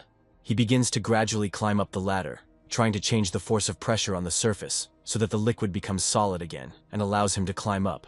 With great effort, Chin manages to get out of the quagmire and find himself on a makeshift ladder that supports his weight and helps him avoid total submersion. Moving very carefully so as not to cause unnecessary vibrations, he slowly moves towards the solid area, realizing the seriousness of his situation. Having freed himself from the quagmire, the guy realizes that he has spent almost all his strength on the fight for survival, and realizes that a whole day has already passed, and he is still far from the place where the plane crashed. He remembers a TV series called Condor Heroes that he had seen earlier, where the leader of the villains found an interesting way to overcome quicksand. And this thought suddenly inspires him to take further action, and gives him hope that something similar might be useful in his current situation. Chin intends to select 8 of the driest and strongest poles from his design that will be suitable for providing stability. After this, he begins to tie them together in such a way that they form something like skis, capable of distributing his weight over the surface of the quagmire, preventing deep immersion. Using a rope, he firmly ties this structure to his legs and tests its strength, hoping that it will withstand his weight and not fail at the most crucial moment. The increase in support area, and even distribution of weight, allows it to begin to slide along the surface of the quagmire, which makes it possible to slowly move forward and overcome the dangerous swamp. After several hours of difficult progress, he notices that the swamp is beginning to end, and the long-awaited place where the plane crashed appears ahead. The aircraft was seriously damaged during the hard landing, but the pilot miraculously survived and is inside the cockpit. The girl in the cockpit gradually comes to, experiencing a severe headache and trying to figure out where she is and what happened. The last thing she remembers is encountering a powerful storm, after which the plane lost control and she was thrown into dangerous turbulence, causing her to crash. She thanks the gods that she miraculously managed to find a place to land before the plane completely lost control. Carefully examining the plane's engine, the girl realizes that repairing it in field conditions is practically impossible. Looking around, she remembers seeing a similar swamp while traveling in South America, and these memories help her better understand where she might be. The girl is not sure that people can live in such a remote place, but she still starts screaming loudly and calling for help, hoping that someone will hear her. After a moment, she realizes that this is stupid. It is unlikely that there could be people in this remote area. She decides not to waste her energy in vain, because they may be needed later. Trying to calm down and pull herself together, she begins to think about her next plan of action, trying to maintain a cool head despite the dangerous situation that has developed. She realizes that the sun is already setting and night will soon fall, so she decides to stay in the cabin for the night, as this seems the safest option in her situation. Suddenly, the oppressive silence is broken by a human voice. The girl shudders in surprise, trying to understand who it could be. At the edge of the clearing near the plane stands Chin. The guy shouts loudly, asking if anyone is nearby, hoping that he can find someone from the crew. He reflects that not much time has passed since the plane crashed, and if the crew members are injured, he still has a chance to help them and save them. The young man contacts the gray eagle telepathically to learn more about the situation, and the eagle informs him that a large white bird is very close. Chin follows the golden eagle and quickly reaches the clearing where the crashed plane is located. Chin carefully pushes aside the bushes, carefully examining the surrounding area for any signs of the crew's presence. He approaches the plane and looks into the cockpit, but finds no one inside. Looking around, he sees that there are no traces of blood, which allows him to conclude that the crew members are probably alive. The instrument panel catches his attention. Looking at it, the guy is surprised. The plane looks completely new, but the model is so old that it is not even equipped with a communication device. This seems very unusual. Suddenly the young man turns around sharply, hearing a human voice. He sees a girl running towards him, shouting something loudly in English, her face expressing panic. The girl is very scared. She screams in English and asks the guy to save himself immediately, saying that crocodiles live here. Kine understands why the girl is so scared when she sees a huge pack of crocodiles behind her, chasing her at incredible speed. He realizes that it is useless to fight crocodiles on land. Their numerical superiority and aggression create a huge threat. So he asks the girl to hurry and get into the cockpit of the plane as quickly as possible, which can provide at least some protection. Chin reaches forward to help the girl get inside faster. The girl clings to his hand, and with all her might, quickly jumps into the cabin behind her. She can hear the loud clatter of the crocodile's teeth as they almost grab her. The female pilot trips and falls into the cockpit with a crash, accidentally knocking over the guy. Chin is overcome with strong emotions. He did not expect to see such a beautiful girl as a pilot, and this moment distracts him from the impending threat. The pilot, speaking in English and with concern in his voice, tries to explain to the boy that there are more and more crocodiles, and that they have already surrounded the plane, coming threateningly close to the hull. The guy doesn't speak English, but he immediately understands what the girl wants to say. Huge reptiles surround the crashed plane and begin to hit it with their bodies and tails. Chin is surprised by how aggressive the reptiles are. They continue to attack the plane. The guy understands that it is unlikely that he will be able to simply wait until the crocodiles leave. He fires an arrow at the most active crocodile, but the stone arrows are not strong enough to pierce the reptile's thick skin. Chin understands that he needs to aim carefully and hit the crocodile's eyes. The next shot is inaccurate. The arrow hits the crocodile in the forehead without causing significant damage, which only makes him even more angry. Chin realizes that the reptile's eyes are a very complex, small, and moving target, making them very difficult to hit. The crocodiles continue to deliver powerful blows to the plane's body. The guy realizes that he has not injured any of them, but only made them even more angry. He thinks that they only have 15 minutes left before the wild reptiles will tear the plane to pieces. Chin activates the virtual screen. He understands that without the help of the system, he cannot cope with this situation. He hasn't made any purchases in the last few days, and his account has accumulated more than 12,000 points, which should be enough to buy new skills. But he doesn't know which one to choose, because each of them is only useful in a certain situation. The female pilot takes out a bottle and a lighter, announcing that she is going to burn the aggressive crocodiles. The guy tries to stop her, asking her not to do this, because the flammable liquid can be used more effectively in another situation. Although Chin does not know the English that the girl speaks, he gestures to her to give him the lighter. The girl hands over the lighter. Chin thinks that his broken English helped after all, because he managed to prevent the waste of valuable alcohol reserves.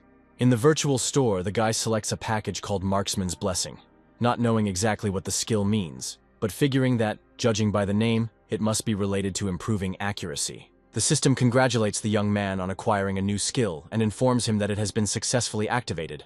However, Chin is very surprised as he does not feel any changes, unlike the cheetah speed skill, which immediately changed his perception and state. The female pilot urges him on, telling him that the crocodiles are already trying to jump into the cockpit, and they have very little time left to figure out a way to fight them off. Chin, in broken English, assures her that he will handle the situation and asks her not to worry, trying to calm the girl down and show that he is in control of the situation. The guy coats the arrowheads liberally with resin to make them incendiary, and then uses a lighter to set them on fire. He starts aiming his bow at the nearby crocodiles and realizes what the new skill, Archer's Blessing, is, and a shooter-like interface appears in front of him, with various stats and data.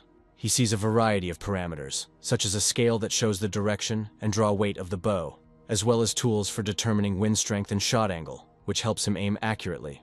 Chin adjusts all the parameters optimally according to the interface indications and then releases the bowstring. The arrow quickly covers the distance to the nearest crocodile and hits it right in the eye, which proves the effectiveness of the new skill. Chin continues to use the skill Marksman's Blessing, aiming and hitting the remaining crocodiles, becoming more confident in his accuracy with each arrow.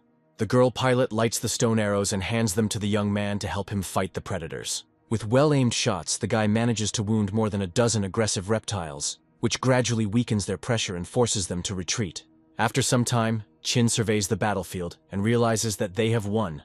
The remaining crocodiles have decided to leave, leaving the plain and not attempting to attack anymore. The girl joyfully raises her hands up and screams loudly, expressing her joy. She calls Chin her hero and smiles at him gratefully. The female pilot introduces herself to the young man, saying that her name is Jessica. She asks if the guy knows Korean or Japanese, because his English is poor and it's hard for her to understand him. Chin asks the girl if she has a cell phone, despite the language barrier. Jessica understands what he is asking and replies that there is no point in a phone here, since there is no phone line. Chin regrets that his English is too bad, and realizes that communication is very difficult, which is why they cannot exchange information normally. Jessica hands the young man a tin can and gestures for him to eat it. She takes out a camping can opener and deftly opens the can, showing that the food is fit for consumption. The guy pays attention to the expiration date of the canned goods. He is very surprised by the date. He thinks that this is a mistake, because according to the date, these canned goods are almost 100 years old. Jessica notices that the guy is hesitant and tries to find out what's wrong. She gestures that it is stewed meat and is quite edible, so he should try it. Chian decides to try the stew, and it turns out that it is good and tasty, which makes him think that perhaps there was a mistake in the date on the can, and the product is not expired at all. The guy notices how Jessica starts to yawn. He understands that she is very tired. After all the stress she has experienced, she needs rest. Chin decides that wild animals are unlikely to get into the plane's cabin, so he can spend the night there without fear for his safety. He can't fall asleep for a long time. Looking at the bright night sky, enjoying its beauty, the guy listens to the rare sounds of insects that occasionally interrupt the surrounding silence. The next morning comes. The guy opens his eyes and is surprised to find that Jessica is not around. This makes him feel uneasy and wonder where she could have disappeared to while he was sleeping. A girl approaches the airplane cabin and greets a guy, wishing him good morning. He sees that the girl is about to make breakfast and carefully examines her travel bag, which turns out to contain many useful things, including an iron pot and a metal glass. Chin hands her some dried boar meat and tells her that the boar broth will be much tastier and more nutritious than just boiling water.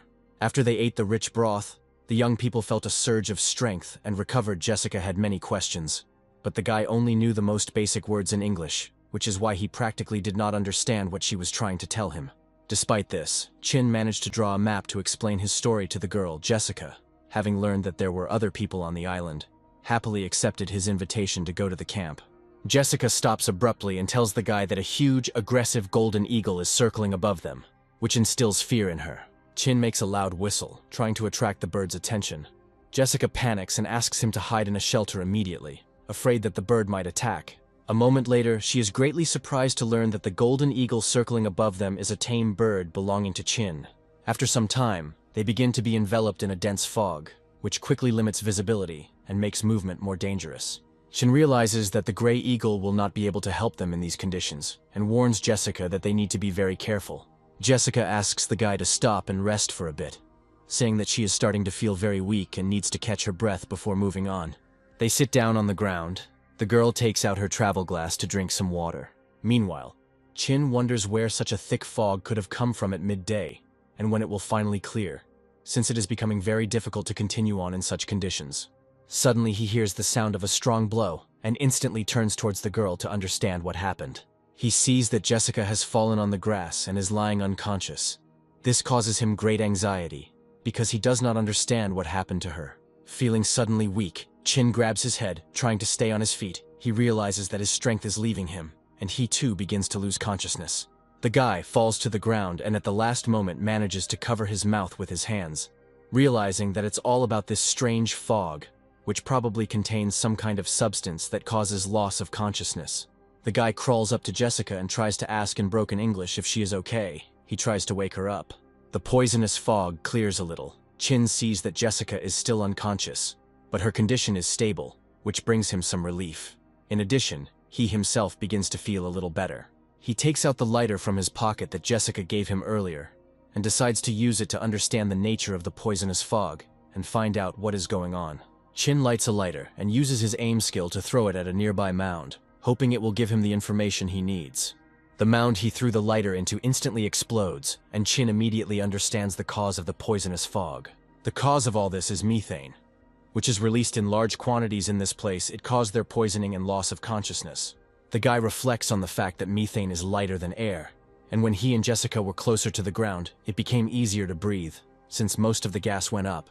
He knows that it is wrong to rummage through other people's things, but he has no other choice, because he needs to find a way to save his lives. Chin opens the girl's travel bag in search of something useful that can help in this critical situation. Jessica's camping bag turns out to be full of useful things, including a good first aid kit, a battery, a metal spoon, and even a tent that might come in handy if they need to set up shelter.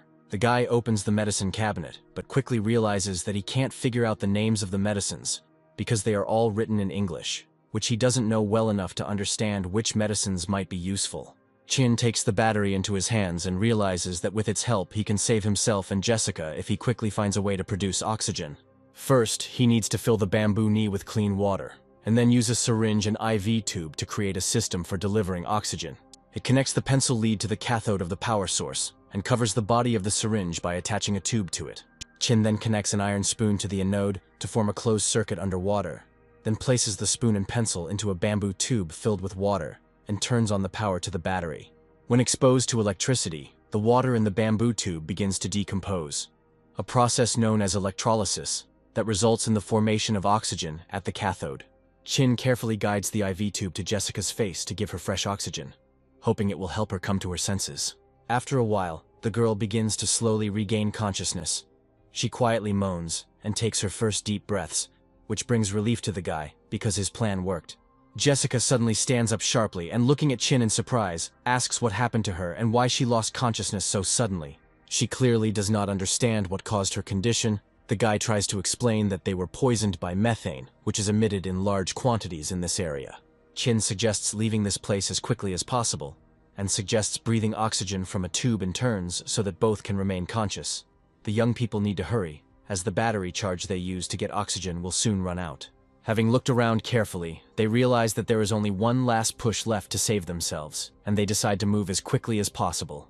After some time, they finally leave the deadly clearing and, having moved to a safe distance, try to catch their breath, feeling incredible relief. Jessica coughs and says in surprise that she never expected the jungle to hide such deadly places. When Jessica and Chin emerged from the swamp, it was already late afternoon, and the young people, weakened by the effects of the biogas, decided to find a suitable place to rest and continue their return to the camp the next day. Helen screams loudly, accusing the raccoons of being sneaky thieves, and laments the fact that the little animals managed to get into the kitchen and steal a supply of fresh fish.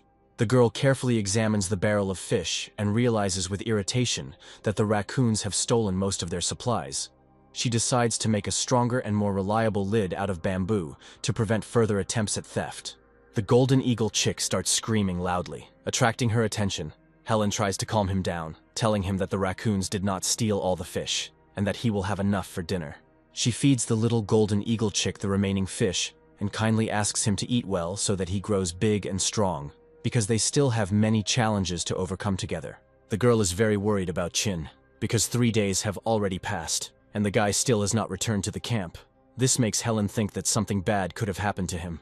Helen decides that if the guy doesn't return to camp by tomorrow, she'll go looking for him because she can't sit still and wait any longer. Her thoughts are interrupted by a golden eagle chick who begins to vigorously flap his wings and tries to fly away. Helen comes out of the kitchen and sees a golden eagle soaring over the camp. She realizes that Chin has finally returned. A few seconds later, Chin actually emerges from the forest thicket, greeting her, which makes her feel relieved and happy. Helen immediately notices that the guy did not come alone. Next to him stands a beautiful stranger who greets her with a smile. Chin jokingly asks Helen if she missed him and was worried, since he was gone for 3 whole days, and she should be worried. Chin then introduces Jessica, explaining that she is the pilot of the plane that crashed. Chin also reveals that the girl is a foreigner, and admits that with his level of English, it was very difficult for him to understand her. Jessica approaches Helen and begins to introduce herself and talk to the girl in surprisingly good Chinese, which causes great surprise in Chin, who had not previously known that she spoke Chinese. The guy, amazed by this turn of events, asks Jessica why she didn't tell him about it earlier, because it could have made their communication much easier. The girl answers with a smile that Chin was trying to speak to her in English the whole time, and she just didn't understand where he was from and what language was best to use for communication. Chin realizes the absurdity of the situation and laughs, realizing how ridiculously he suffered. Night falls, the tamed pets fall fast asleep in the cave, and the young people continue their conversation, sharing their stories and experiences. Chin tells Jessica how they ended up on this uninhabited island and the difficulties they had to face in the process of survival. In turn, he learns that Jessica is a paleontologist from the United States, and she often travels around the world, participating in various excavations and studying ancient animal species. Jessica recently learned that a new species of fossilized animal had been discovered on an island in the South Pacific, and she was so excited by the news that she immediately hopped on a plane and headed to the dig to see the discovery for herself. Chin speculates that based on the girl's story about her flight and the route of their cruise ship, one can roughly understand where this uninhabited island is located. Helen confidently tells Jessica that sooner or later, they will be able to build a boat and sail away from here, because they already have experience in survival, and now they have only strengthened their skills. Jessica shares her joy with the young people, expressing her surprise that ancient pandas still exist, because they were previously considered extinct. She suggests that there may be other amazing creatures on the island that are unknown to the world. Jessica looks at Hampy with shining eyes, and the young men begin to suspect that she is so fascinated that she might even want to dissect the animal for scientific study. Jessica, delighted by what she saw, declares that the existence of such animals is incredible news that could become the greatest discovery of the 20th century, her eyes literally shining with excitement. Helen laughs loudly and corrects the girl, saying that if this is a discovery, it will be the greatest of the 21st century, because it is the 21st century. Jessica's answer greatly surprises young people, because she confidently states that the 21st century is still more than 70 years away, which causes bewilderment and even more questions. Jessica explains that perhaps the young people are Chinese, and that is why they use their national calendar, which is what caused the misunderstanding, which surprises them even more and makes them think about her words. The girl asks them for forgiveness if her words offended or angered them, and emphasizes that she had no malicious intent. She was just trying to understand the situation. Chin begins to speculate that Jessica is probably so fascinated by paleontology that she barely pays attention to history and real events, because her claims about the 20th century seem completely ridiculous. In his opinion, in any calendar, international or Chinese, it cannot be the 20th century now. Jessica, in turn, categorically asserts that she did not fall into a coma, and assures that the year is now 1927. Her words shock the young people. They listen to Jessica in silence, not understanding what to answer her, because everything she says sounds incredible and inexplicable. Chin begins to think that Jessica is unlikely to be lying, because her plane really does resemble 20th century models.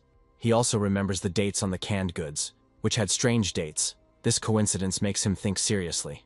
Chin asks Jessica to answer his question honestly. He asks what year of our era it is.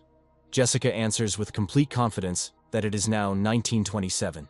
The girl continues the conversation and asks the guy what year he thinks it is, hoping to understand what is going on.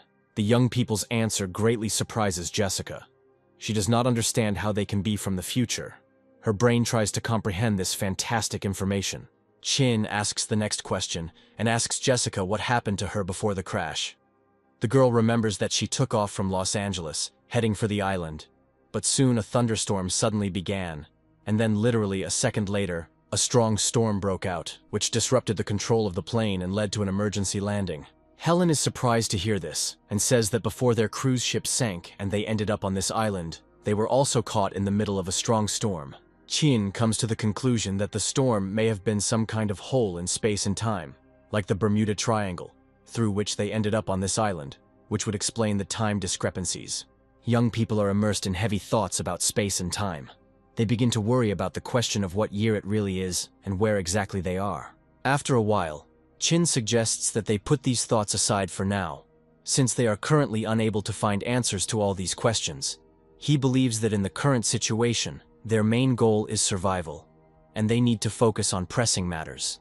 However, Jessica continues to think about what is happening, and during the conversation she learns that a huge titanoboa lives on the island. She recalls that this giant snake lived in the tropical forests of the Paleogene era, when forest conditions were very different from today, and suggests that environmental changes may have forced Titanoboa to evolve to survive in new conditions. Helen adds that the animals on the island are very sensitive to precipitation. A huge snake crawled out of the bamboo thickets during a downpour, and wild boars become extremely aggressive when it rains heavily.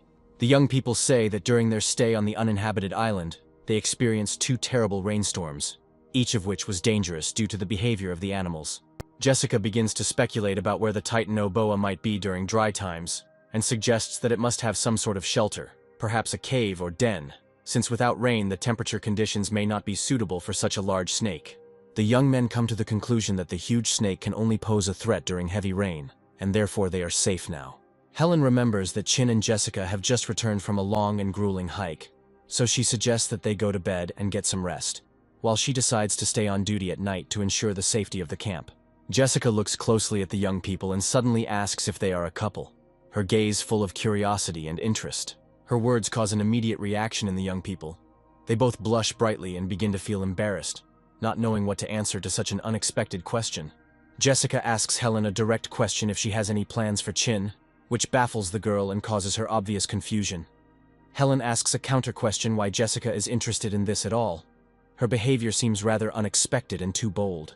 Jessica openly states that if Chin is not Helen's boyfriend, then they can safely go to bed together, which shocks Helen even more. Jessica smiles and says that she admires Chin's tenacity and talent in the swamps, and she was also very impressed by the makeshift oxygen generator he created to save their lives. Chin feels that Helen is reacting strongly to this interaction between him and Jessica, and her tension becomes noticeable to him. To smooth things over, Chin suggests that Jessica not rush things or make hasty decisions, as they are in an extreme situation where emotions can run high. He says that first they should get to know each other as best as possible, and suggests spending more time together, at least a week, to calmly communicate and better understand whether they can build some kind of relationship. Helen, judging by her facial expression, is clearly irritated by what is happening. Jessica, with a slight smile, blows Chin a kiss and calls him her hero, adding that they can get to know each other gradually and not rush. Chin remembers that Jessica had a sleeping bag in her travel bag, and decides that he will use it today to avoid any awkward situations. He climbs into his sleeping bag, and trying to avoid unnecessary attention, wishes the girls good night, hoping that they will be able to relax and calm down a little. Helen looks at the guy carefully. She is surprised by his behavior, because it seems a little strange to her. At this time, Jessica begins to undress, which causes confusion in Helen. She immediately asks the girl what she is doing. Jessica calmly explains that all her clothes are dirty from her adventures, and that she finds it more comfortable to sleep without them. Helen thinks that American women are really liberated and understands that their culture is very different from her own. Suddenly, she notices that Chin, who seemed to be asleep, is actually awake and is watching them closely, which causes her great irritation and embarrassment. Jessica stands behind Helen and winks at Chin, adding fuel to the fire. Helen begins to openly express her dissatisfaction with the young man's behavior, because it seems to her that he is behaving too disrespectfully in this situation. The animals, who had been sleeping peacefully in the cave, are awakened by the loud screams of Helen, who scolds Chin for peeping at them and calls him a pervert.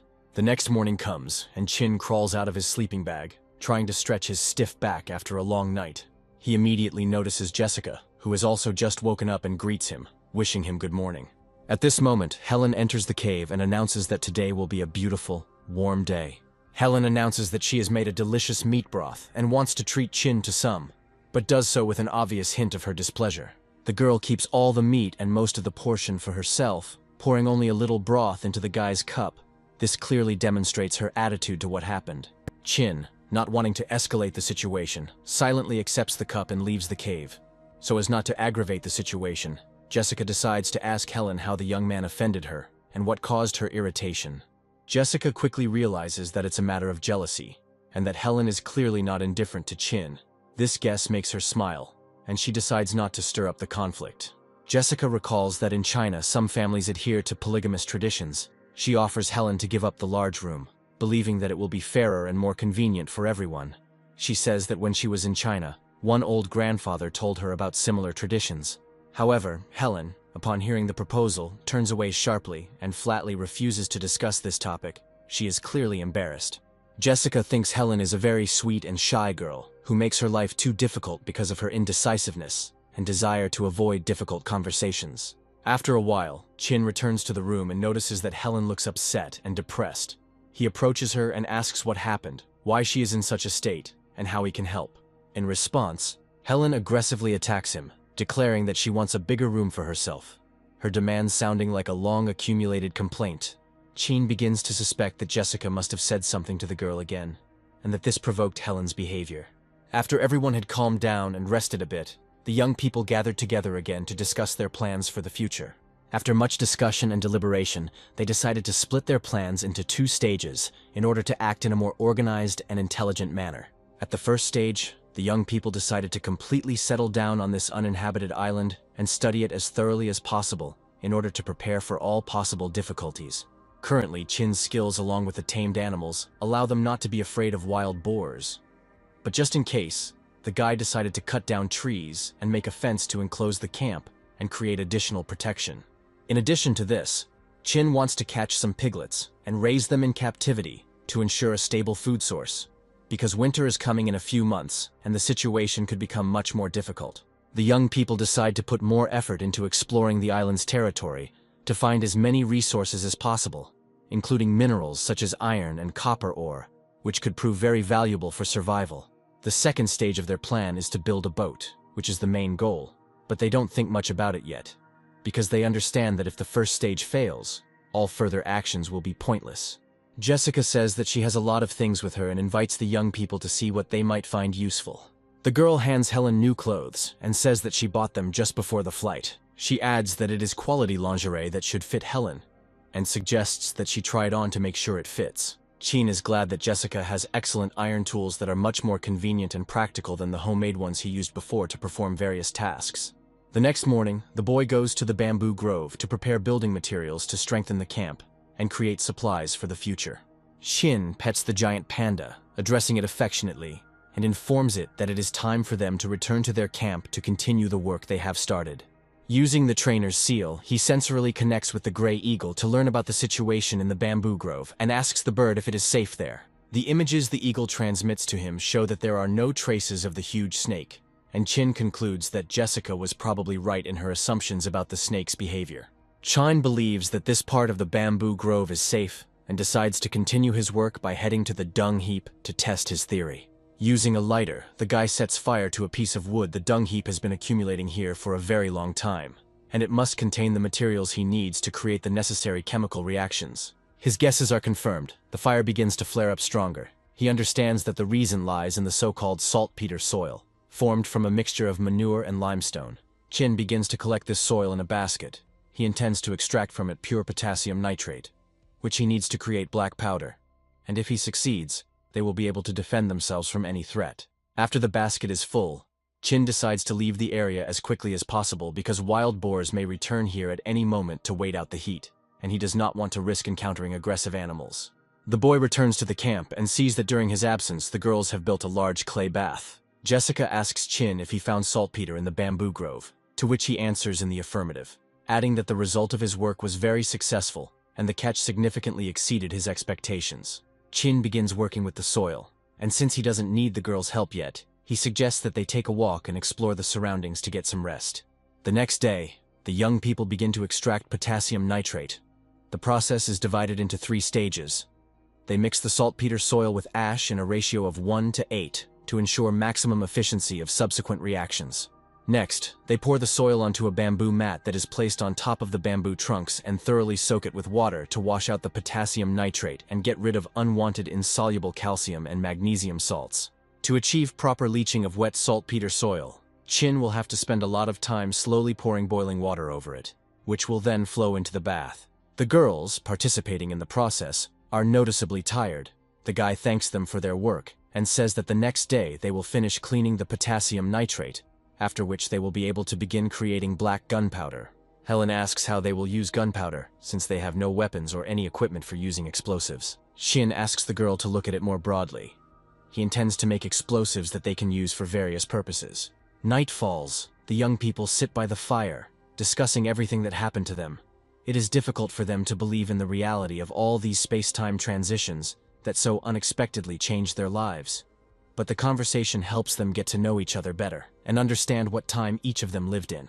Jessica is very surprised that Chinese spaceships flew to the moon. She remembers her last visit to China, when everyone there had long braids, and there was no hint of modern technology. Qin asks Jessica how old she is, but quickly realizes that this question was inappropriate, as asking girls their age is not always polite. Jessica smiles and remembers how she was in China with her father, and how they lived in a huge house that belonged to some minister. The girl says that her father was planning to start a company in China, and so went there to study the labor market, but found the conditions unsuitable for business, and after a few days, they left. The young people come to the conclusion that Jessica is a rich girl, a child from a very rich family, and this explains her ability to travel. After the young men poured water over the saltpeter soil, a large amount of mud formed at the bottom of the clay bath. Before proceeding to the next step, Qin let it sit for 3 days, and then filtered it through cloth several times to purify the solution. After which, he poured it into clay pots for subsequent evaporation. The process of evaporating potassium nitrate is practically no different from evaporating ordinary salt, but it is necessary to constantly stir the hot solution so that it does not burn or splash. When the water begins to boil, the solution thickens and a dense sediment forms at the bottom of the vessel. This is crystallized sodium chloride, mixed with potassium chloride and sodium nitrates, which quickly precipitate. Taking advantage of the fact that the solubility of different salts depends on temperature, the girls carefully pour the sodium chloride from the sediment and filter it to obtain a cleaner solution. The young people filter the solution again and obtain a sufficient amount of pure potassium nitrate, ready for further use. Helen thinks that this work is very labor-intensive because they spent a lot of time and effort, and in the end they got only a small handful of the necessary substance, which makes her slightly disappointed. After making potassium nitrate, the guy was left with a whole tub of filtered nitrate water, commonly called brine. Qin recalls that it can be used as a brine for making tofu. Having worked without a break for a long time, the young people were quite hungry, so they decided to put things aside for a while and went to lunch to regain their strength and continue working later. After lunch, they returned to making the ingredients for black powder, and after a while, they had enough potassium nitrate powder, carbon powder, and sulfur powder. Using a measuring spoon, Qin thoroughly mixes all the ingredients in the required proportions, trying to achieve the best result. Helen asks with interest if the black powder is ready. The guy looks at her with a smile. He lights a lighter and says that now they will check it. He brings the fire to the small pile of gunpowder, which instantly bursts into a bright flame, confirming their success. The girls start jumping for joy, shouting loudly about how great they are and how well they managed to do everything right. Qin asks them not to get too excited, reminding them of the ultimate goal of their work. As the real challenge is yet to come, they need to create a working explosive device that will help them defend themselves. There are many options for creating explosives, but they decide to make the simplest bomb, using only the materials at hand. Jessica dries a section of bamboo over a fire, adding some dry soil and an improvised wick. Qin explains that the wick is the most difficult part of the device, so it needs to be done correctly. He wraps a small amount of gunpowder in slightly damp paper to prevent the gunpowder from burning too quickly. Qin then begins to fill the bamboo knee in 3 layers. First he puts a layer of dry earth, then he puts in the wick, after which he pours in gunpowder and fills the remaining space with another layer of earth. He carefully compacts each layer to ensure the structure is dense and secure, and finally covers the bamboo knee with a lid made of bamboo. The girls watch the process closely and notice how confidently Qin creates the explosive device. This raises questions, and they assume that this is not the first time the guy has done this kind of work. Qin, seeing their surprised faces, says that he already had experience making firecrackers, which he used in the toilet for pranks. A group of younger schoolchildren sneak up to the toilet and light the fuse of a homemade firecracker. The fuse quickly flares up, and the younger schoolchildren, without wasting any time, throw the homemade bomb into the toilet window. The next moment, a loud bang is heard, which frightens the high school students inside. They run out into the street, loudly scolding the little pranksters for such a daring prank. The happy younger students laugh and try to run away as quickly as possible, because they know that the older students can punish them if they catch up. Qin tells the girls with a satisfied smile about how pleasant memories from his childhood make him nostalgic, and that these moments still make him smile. Helen notices that the guy continues to smile and giggle and asks what makes him laugh so much, to which Qin replies that he remembered a funny story from his childhood. He then asks the girls to take the animals with them and hide inside the cave, while he tests the new explosives, explaining the importance of taking all safety precautions. The girls head into the cave with the animals and watch the preparations for the test from a safe distance, waiting for the result and feeling a little nervous. Qin lights the fuse, and looking back at the girls, warns them not to leave the cave until he gives the signal, as the test could be dangerous. The fuse quickly flares up, and at the right moment the guy abruptly throws the bomb towards the forest. A few seconds later, a powerful explosion is heard, and the birds sitting on the treetops instantly fly into the air, raising a loud cry. Chin smiles contentedly as the virtual system informs him that he has received 5,000 points for successfully making the explosives. Jessica, observing the test, notes that the explosive power was not that great and suggests that there was too little gunpowder in the bomb. Chin explains that the problem is not the quantity of gunpowder, but its quality. Helen suggests that they may not have purified the potassium nitrate well enough, which affected the quality of the final product and its effectiveness. Behind her stands a huge panda, which continues to shake in fear despite the fact that a long time has passed since the explosion.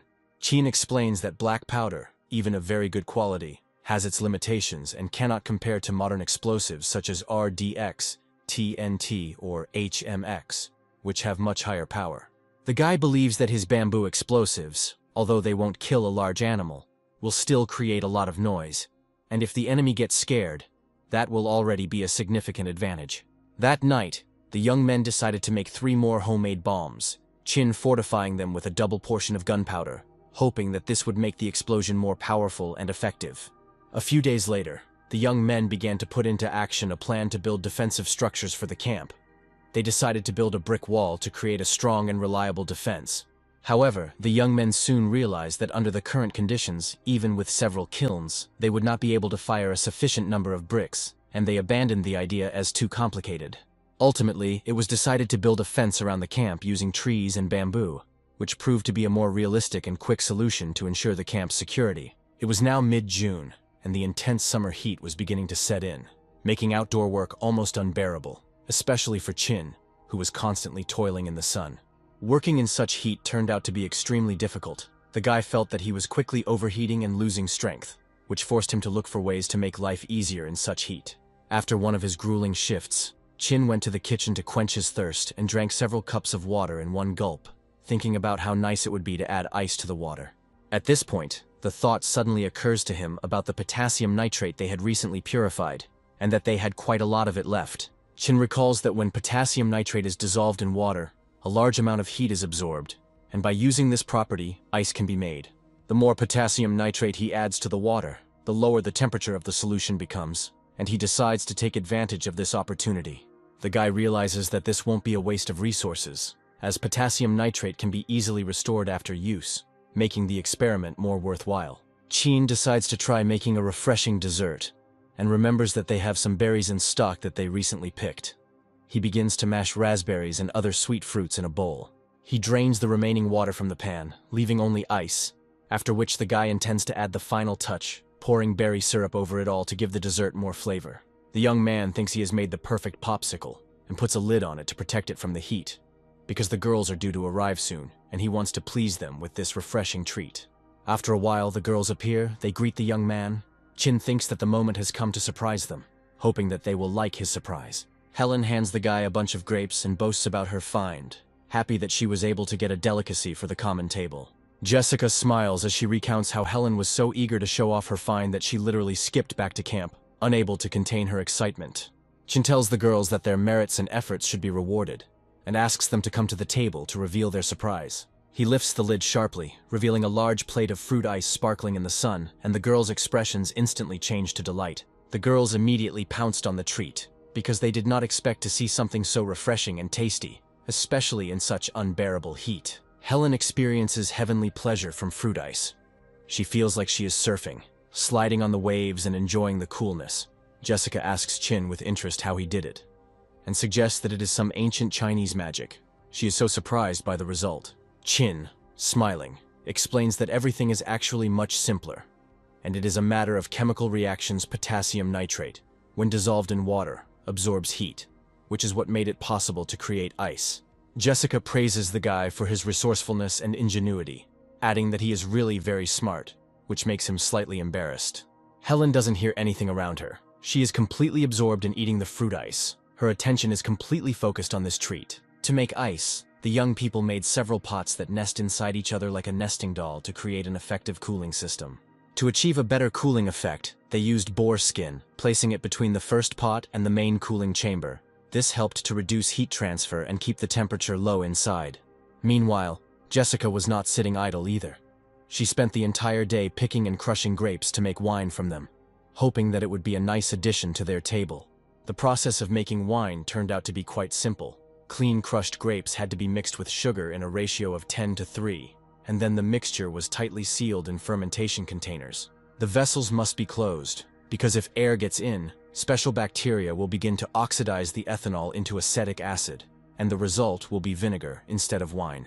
Jessica happily runs up to Chin and tells him that she has completed the winemaking process, and now all that remains is to wait for the fermentation process to be completed and the wine to be ready. Helen, seeing the guy, asks what he is doing. Chin replies that he is currently making fan blades. This immediately attracts the attention of the girls. They are puzzled by his words and ask again what kind of fan he is making the blades for, since such a device had not previously been discussed in their plans. Chin explains that he intends to make a direct drive fan. He is going to take a long bamboo stick and install blades on one end and a tail on the other that will transmit torque.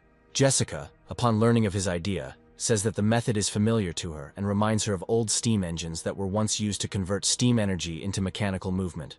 July, the hottest month of summer, is approaching, and Chin is doing his best to cope with the heat and create comfortable conditions for himself and his friends. Recently, he has put a lot of effort into making a water-cooled boiler. When the water in the boiler boils, the resulting steam not only rotates the fan, cooling the room, but also passes through the condenser, settles on its walls, and flows back into the water tank, forming a closed cycle, which makes the system very convenient and practical. In addition, young people continue to make fruit ice with berry juice, gradually improving the technology to get a better and tastier result. This helps them not only to fight the heat, but also to enjoy pleasant moments in such difficult conditions. Hampy has tasted the delicious fruit ice, and she can't wait to get her portion again, because it has become a real salvation for her in the heat. The young people are having fun hiding from the heat in the cave. Helen, enjoying the coolness, says that there is nothing better than an ice lolly and a fan during the terrible heat. The girl wonders how the golden eagle and its chick are feeling in such heat. Chin assures her that there is no reason to worry, because the body temperature of birds is higher than that of humans, and, in his opinion, the birds are now quite comfortable. By evening, the weather begins to change dramatically. Thunder rumbles in the sky and it becomes covered with dark clouds. Rain begins, which gradually begins to intensify and turn into a downpour. Helen is starting to get really worried about the fact that they haven't finished building the fence around the camp yet. And now she's wondering what they'll do if the wild boars come running again, like they did last time.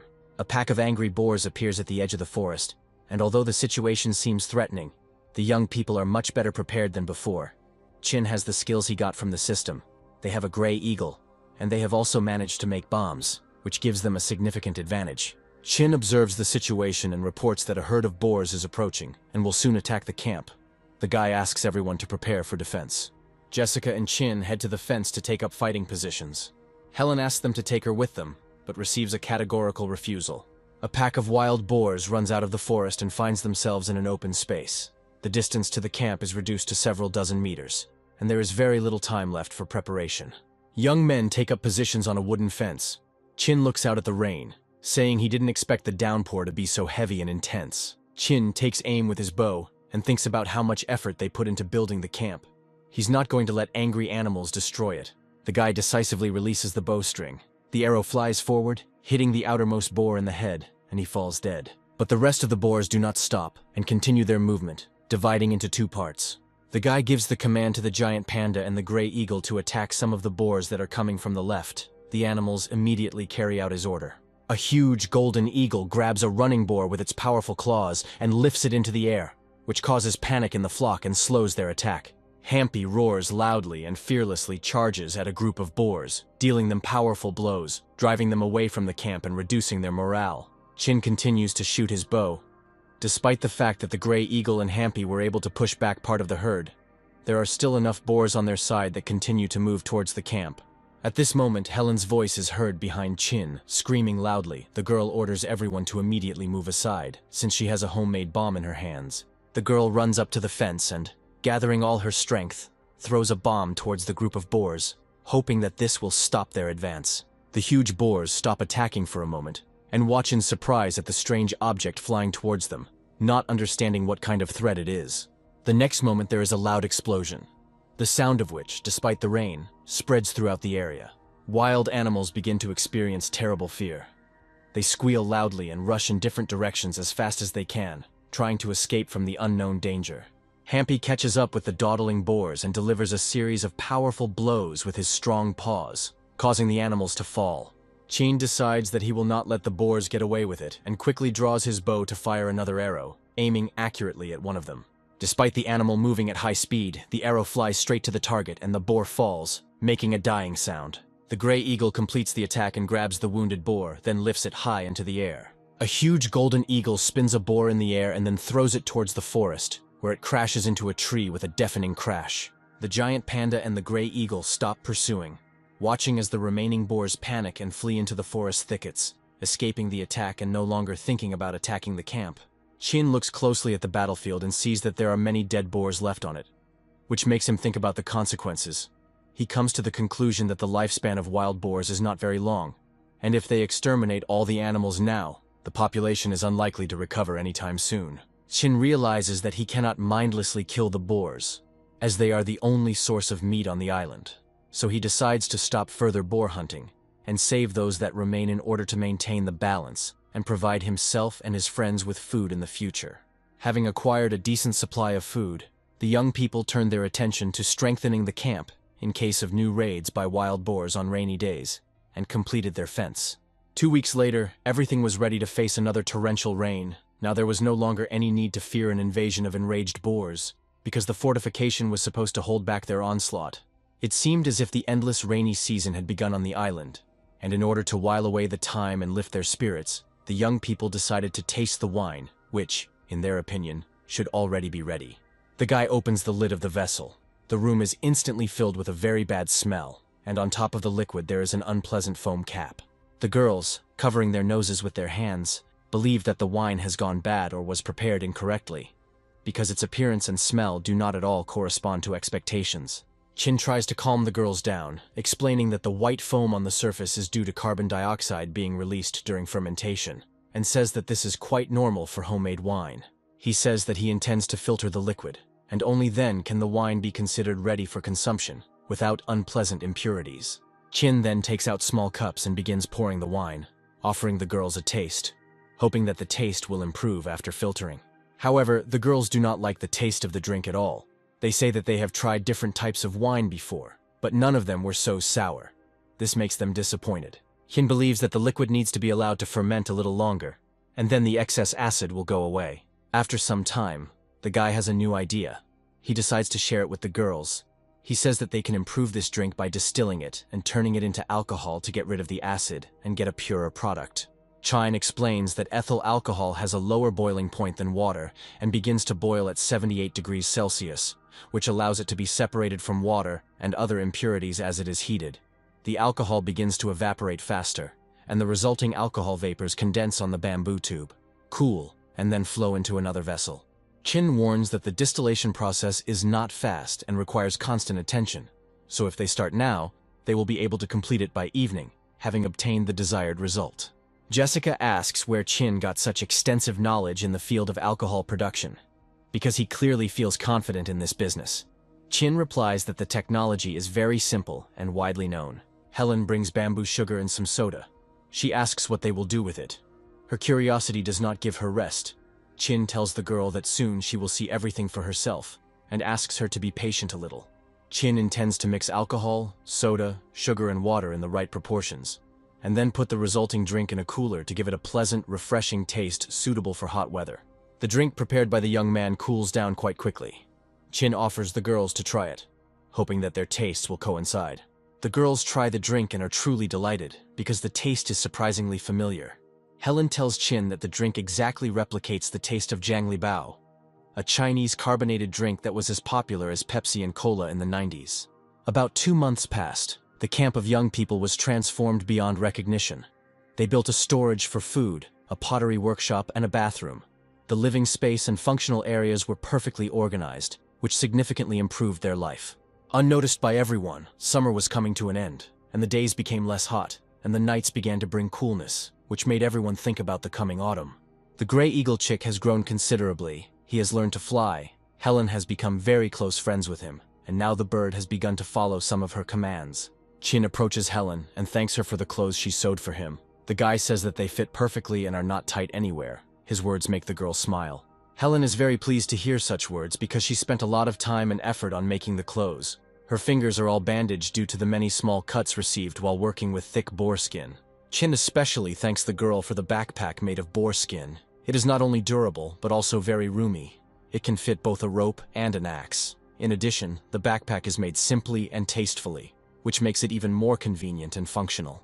From that day on, the young men began preparations for the implementation of the second part of the first stage of their plan, aimed at a deeper exploration of the island and the strengthening of their camp. According to the plan, Chin intends to take the panda and the gray eagle with him to find the plane they came across before the plane crashed, while the girls will survey the unknown territories near the camp so as not to leave any blind spots. The last time the Jessica plane crashed, the Chin didn't have the chance to properly explore the area because they were facing a food shortage. This time the young people prepared thoroughly, stocked up on food for 10 days, and intended to walk around the entire island to study it in detail. Autumn has arrived on the island.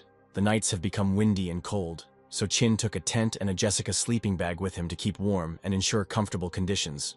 The next day the young man reached the plane. His main goal was the volcano, which he noticed that time from the top of the hill, and now the guy intends to explore it more closely. This plain can be divided into two areas, the inner and the outer, with most of the outer area being grassy meadows, while the inner area consists of hills covered with bushes and trees, with a volcano located in the very center.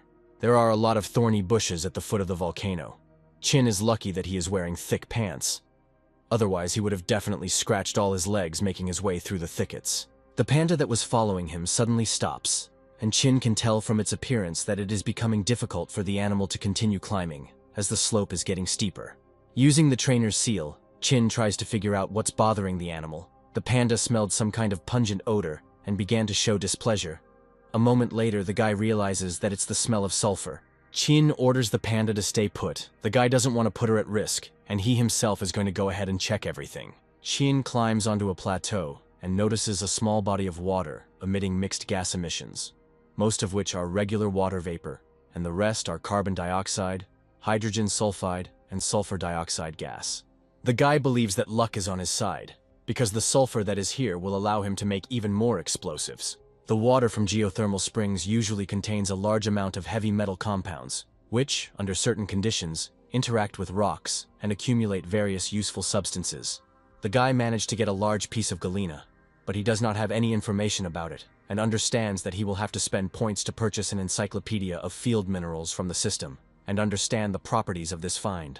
After purchasing it, Chin learns that the mineral is a sulfide that forms in volcanic deposits and is almost always found in symbiosis with sphalerite, forming quartz and white lead ores, making it potentially useful. By evening, Chin had set up camp on the hillside and set himself the goal of searching for minerals in the coming days, deciding that exploring the area around the crater could yield many valuable finds. Chin also tried to extract ore from underground, but the soil around the crater was incredibly hard.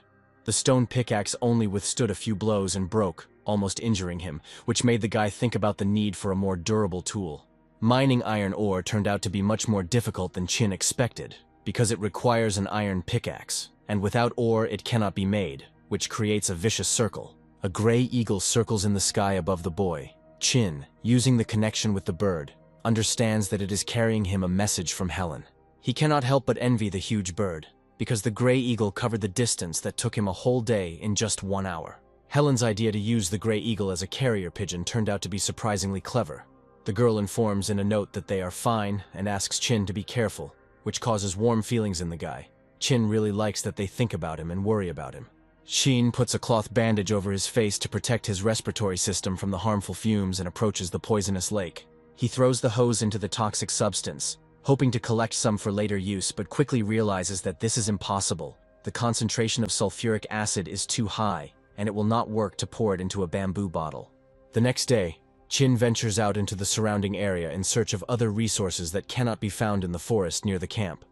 But to his disappointment, the vast area of plains is monotonous and empty. On the morning of the 8th day, Chin decided to take the collected sulfur and minerals back to camp. But because his path no longer started from the volcano, he had to reconsider his route, which made the task somewhat more difficult. Riding a panda, the boy leaves the volcanic plain and, to his regret, again stumbles upon the swamp that had already become a trap for him once. Chin thinks that he might have to choose a different path to avoid the risk, remembering how last time with Jessica they almost died here. The time they got to the swamp, the fog was so thick that it was impossible to see anything more than 3 meters away. But now the fog is not as thick as last time.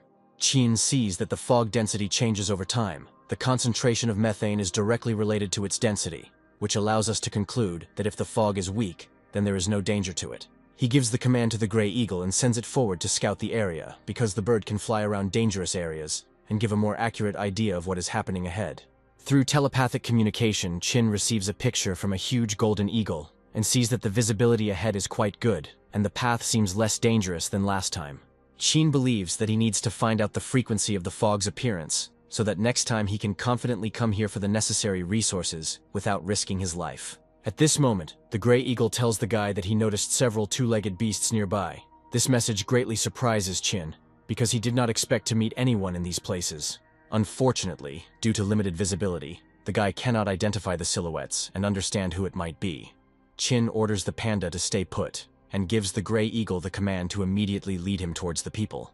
After activating the cheetah speed, the young man's speed can reach 100 kilometers per hour, which means that in 3 minutes he can cover 5 kilometers and arrive at the place where the bird noticed strange silhouettes. Chin thinks that he needs to act very carefully from now on because the fog can change at any moment, which means that going deep into the swamp is too risky. If the fog starts to thicken, the guy intends to use his cheetah skill to quickly escape. After running about 500 meters, Chin notices a group of people ahead of him who are moving in his direction. A group of armed Vikings quickly moves after a fleeing girl who is desperately trying to hide from her pursuers. There is desperation and determination in her eyes, as she tries with all her might to escape from her pursuers. The girl stops abruptly, turns around and takes a fighting stance, pointing her swords towards her opponents, and resolutely prepares for battle. She delivers a series of powerful blows to the huge Vikings, who barely manage to fend off her furious attacks. One of the Vikings tries to grab the girl, but she strikes him with lightning speed and, using her jumps over him. Finding herself behind the mighty warrior, she deals him a strong blow to the head, and only the presence of a metal helmet saves the man from certain death. The girl performs a few more aerial pirouettes, jumping back to a safe distance to avoid counterattacks from her opponents. The Vikings act extremely carefully. They gradually surround the girl and take her into a tight ring, leaving no chance for escape. The girl understands that her chances of getting out are decreasing with every second. She gathers all her strength to break out of the encirclement, after which she lets out a loud battle cry that echoes across the field.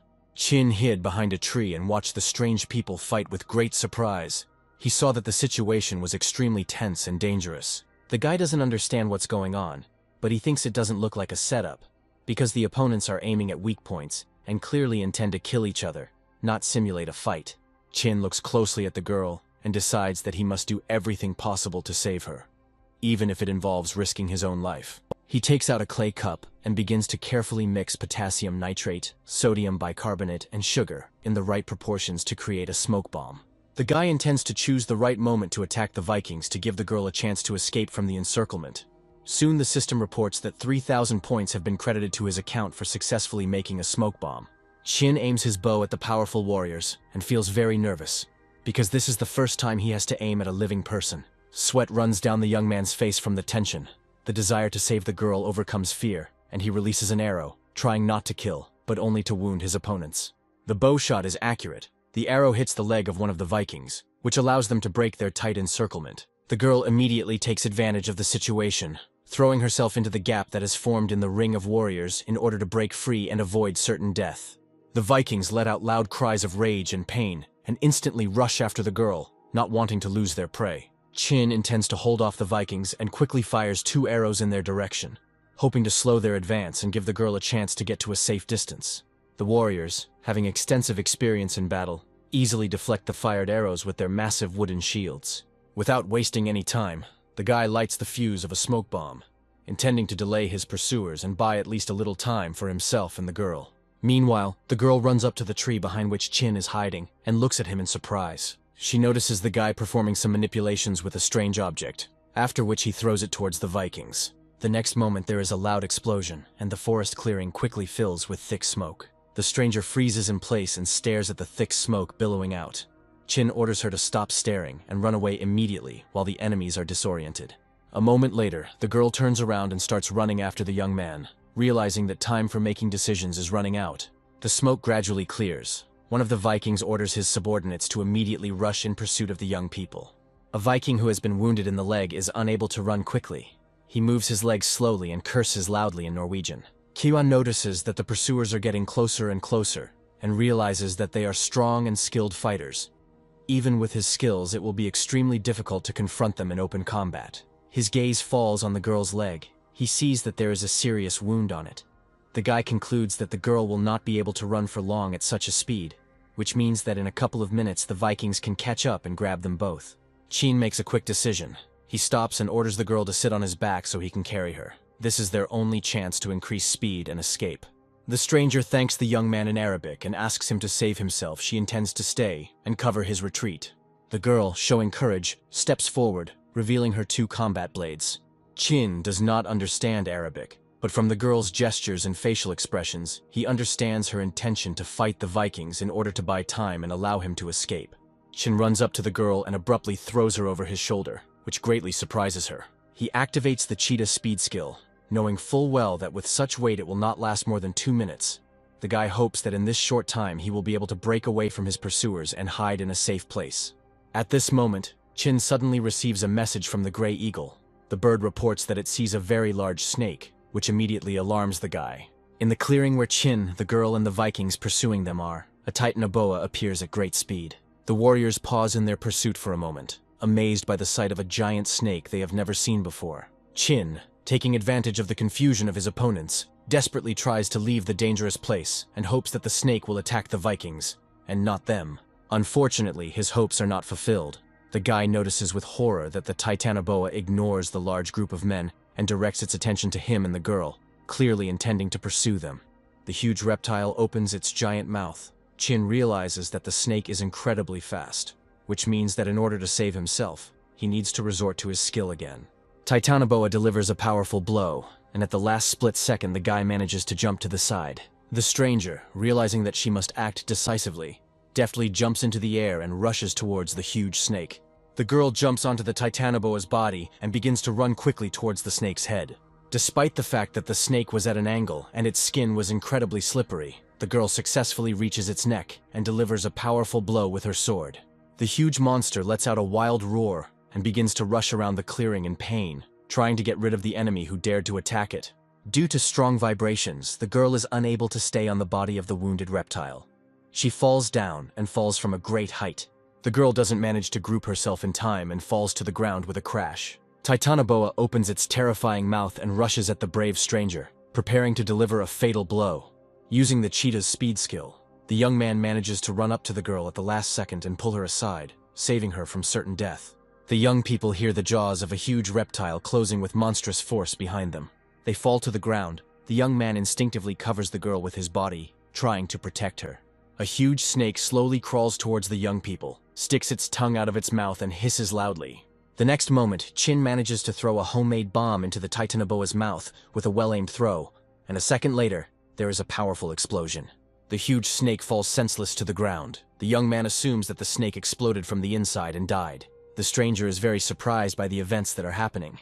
Chin asks the girl to come to her senses quickly, since they need to immediately leave this dangerous place. The young men rush towards the forest, leaving behind them the huge, smoking body of the reptile. They are already running up to the edge of the forest when they hear a terrible roar and feel strong vibrations in the ground. The guy turns around and realizes that the huge reptile is still alive. It rises high into the sky and roars loudly. A moment later, the snake notices the young people and rushes in pursuit with incredible speed. The young people try with all their might to run to the nearest forest. The stranger tells them in Arabic that all their attempts to resist are pointless, because it is almost impossible to defeat the demonic snake. The young people hid in the thickets of bushes. The huge snake continues to search for them with the help of its thermal location organ located on its snout. However, the snake's mouth is covered in blood. Chin hopes that all of its senses and abilities are now impaired, which could give them an advantage. Chin believes the time is right and gives the order to his trained gray eagle, hoping to use the bird as a distraction. The huge bird lets out a loud cry and begins to dive at the titanoboa at high speed. The gray eagle inflicts serious wounds on the giant snake, causing it to stop searching for people and switch completely to the new threat. The huge golden eagle does not fly far. He continues to provoke the giant reptile, trying to lead it as far away from the young people as possible. Chin adjusts the girl's cloak and informs her that they are now relatively safe and that there is no immediate threat at the moment. Chin takes the girl to the place where the panda is waiting for them.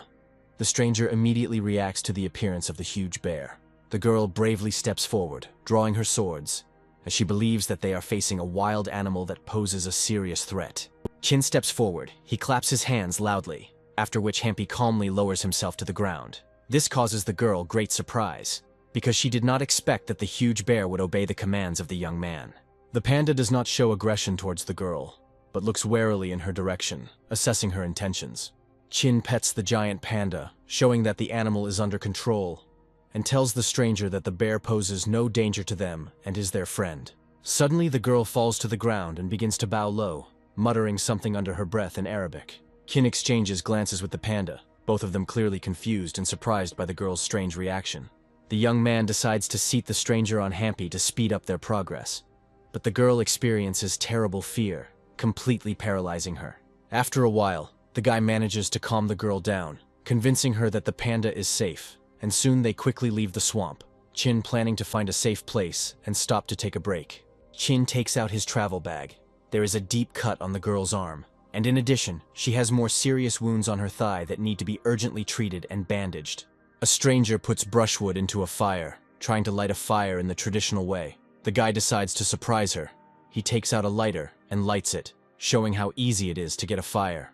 The unknown girl is in a state of great surprise. She has clearly never seen such devices before and admires the fire magic from the small box.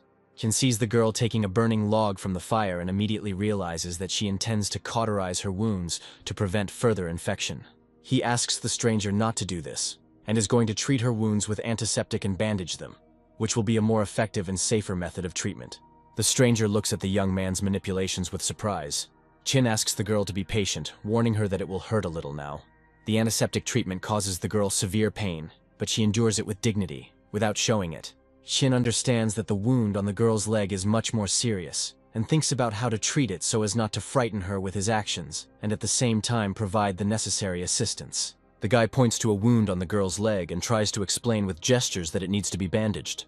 The stranger lifts the hem of her skirt and shows the young man a wound on her leg. The guy is very emotional about what he sees. Chin tries to calm down, repeating to himself that he just needs to bandage the wound and provide first aid. He pours the remaining antiseptic on the girl's wound and hopes that she will respond adequately. The girl experiences severe pain, but endures it steadfastly, trying not to scream so as not to show her weakness in front of the guy. After the wound is treated, the stranger's condition improves significantly, and she feels relief. Tired from a busy day, the girl falls asleep under a tree, but it becomes very cold, and the guy decides to carry her to the tent. Suddenly, the stranger opens her eyes. She misunderstands the situation and thinks that the young man wants to harass her. The next second, Chin receives a strong slap in the face, clearly not expecting such a turn of events. The guy is outraged by the current situation. He tries to explain himself, because his intentions were extremely noble. Meanwhile, the girl does not calm down and suddenly strikes with a sword, which Chin miraculously manages to dodge. The stranger, without giving him time to come to his senses, rushes forward and knocks him to the ground, all the while shouting something in Arabic. A moment later, the girl comes to her senses. She realizes her mistake and falls to her knees, sincerely asking the young man for forgiveness for her behavior. Chin escorts the girl to the tent. He does not hold a grudge against her, as he understands that her actions were reflexive, caused by life in the wild. After some time, the girl's stomach begins to rumble loudly, and she suddenly begins to hit herself on the stomach. Chin asks the stranger to calm down and hands her a handful of smoked boar meat, hoping that it will help satisfy her hunger. The stranger accepts the gift and begins to bow again. The guy asks her to stop behaving like this. Chin offers the girl to sleep in a sleeping bag, but she refuses, and, curling up, covers herself with her thick cloak and falls asleep in the corner of the tent. The guy thinks that her coat is warm enough. She didn't freeze that night. The next morning, the young man wakes up from a light blow to the head and immediately hears a scream from outside. Chin quickly runs out of the tent and sees that the girl has entered into a fight with a gray eagle that is circling around her. Chin asks her to stop the fight, desperately trying to explain that the bird is not dangerous. A huge golden eagle lands on the guy's hand, which greatly surprises the girl. Since she clearly did not expect such a connection between a man and a bird, Chin praises the brave bird for its courage in the battle the day before, noting its loyalty and courage. Chin tried many ways to establish communication with the girl, but this time, everything seemed even more difficult than with Jessica. The guy decided that it would be best to go to the camp, where he could continue trying to communicate in a more comfortable environment. The girls, noticing Chin's approach, come out of the cave and greet the young man, inquiring about his adventures. In general terms, Chin tells them about his recent adventures, including a battle with a huge snake, and introduces them to a stranger. Jessica thinks that the guy has a crush on the stranger, and notices that these are the kind of girls that probably suit his taste. The stranger greets the group in Arabic, and uses gestures to explain that she considers them sorcerers, which surprises everyone. To her even greater surprise, Jessica suddenly begins to speak to the stranger in her language, explaining that they are not sorcerers, and that this is all a misunderstanding. Helen was completely unprepared for Jessica to know Arabic, and shares her surprise with Chin, who is also amazed. Jessica, after talking with the stranger, returns to her friends and says that she learned a lot about the girl, which can help them better understand her. She explains that the stranger's name is Honey, and she is a representative of a famous tribe from a country called Yemen. Jessica mentions that the country of Honey was previously under British rule, and only gained independence in August of 1939. The Honey tribe was small in number. They settled near oases and were engaged in agriculture. British soldiers set up a garrison nearby, and often came to the tribe for water and to buy vegetables. One day the British soldiers came to the oasis as usual, but found that all the settlers had disappeared and the food on the tables remained untouched. Chin suggests that the tribe also traveled through space and time, just like them, and ended up on this island. Jessica tells her friends that she needs to clarify something, and starts asking the girl questions in Arabic. Jessica reports that Chin's guess is correct. Honey confirms that her tribe ended up on this island 3 years ago. Later, the young people learn that, according to the girl, a year ago another group of people arrived on the island on ships, who, having landed, immediately attacked the tribe without reason. The young people decide that they need to find and unite with the remaining members of the Honey tribe as soon as possible to act together. Thanks to Jessica's translation, they learned that when the tribe first arrived on the island, its members suffered from a lack of food, and during their search, they came across a strange fog from which no one ever returned. After this incident, the tribe moved along the curtain of fog for a whole week until they realized that it crossed the entire island, creating a kind of border. The strange fog remains in the same place almost all the time, disappearing briefly only during the change of seasons, and then reappearing. Chin believes that thanks to this fog, they will be safe for the next 3 months. Jessica tells Chin that Honey believes him to be a powerful sorcerer based on what she saw. The girl says that Honey is very impressed by the young man's fight with the snake, and is also surprised by his ability to use holy water, which stops bleeding. Chin asks Jessica to explain to the girl that he is not a sorcerer. He wants to avoid false ideas about himself, and not mislead her.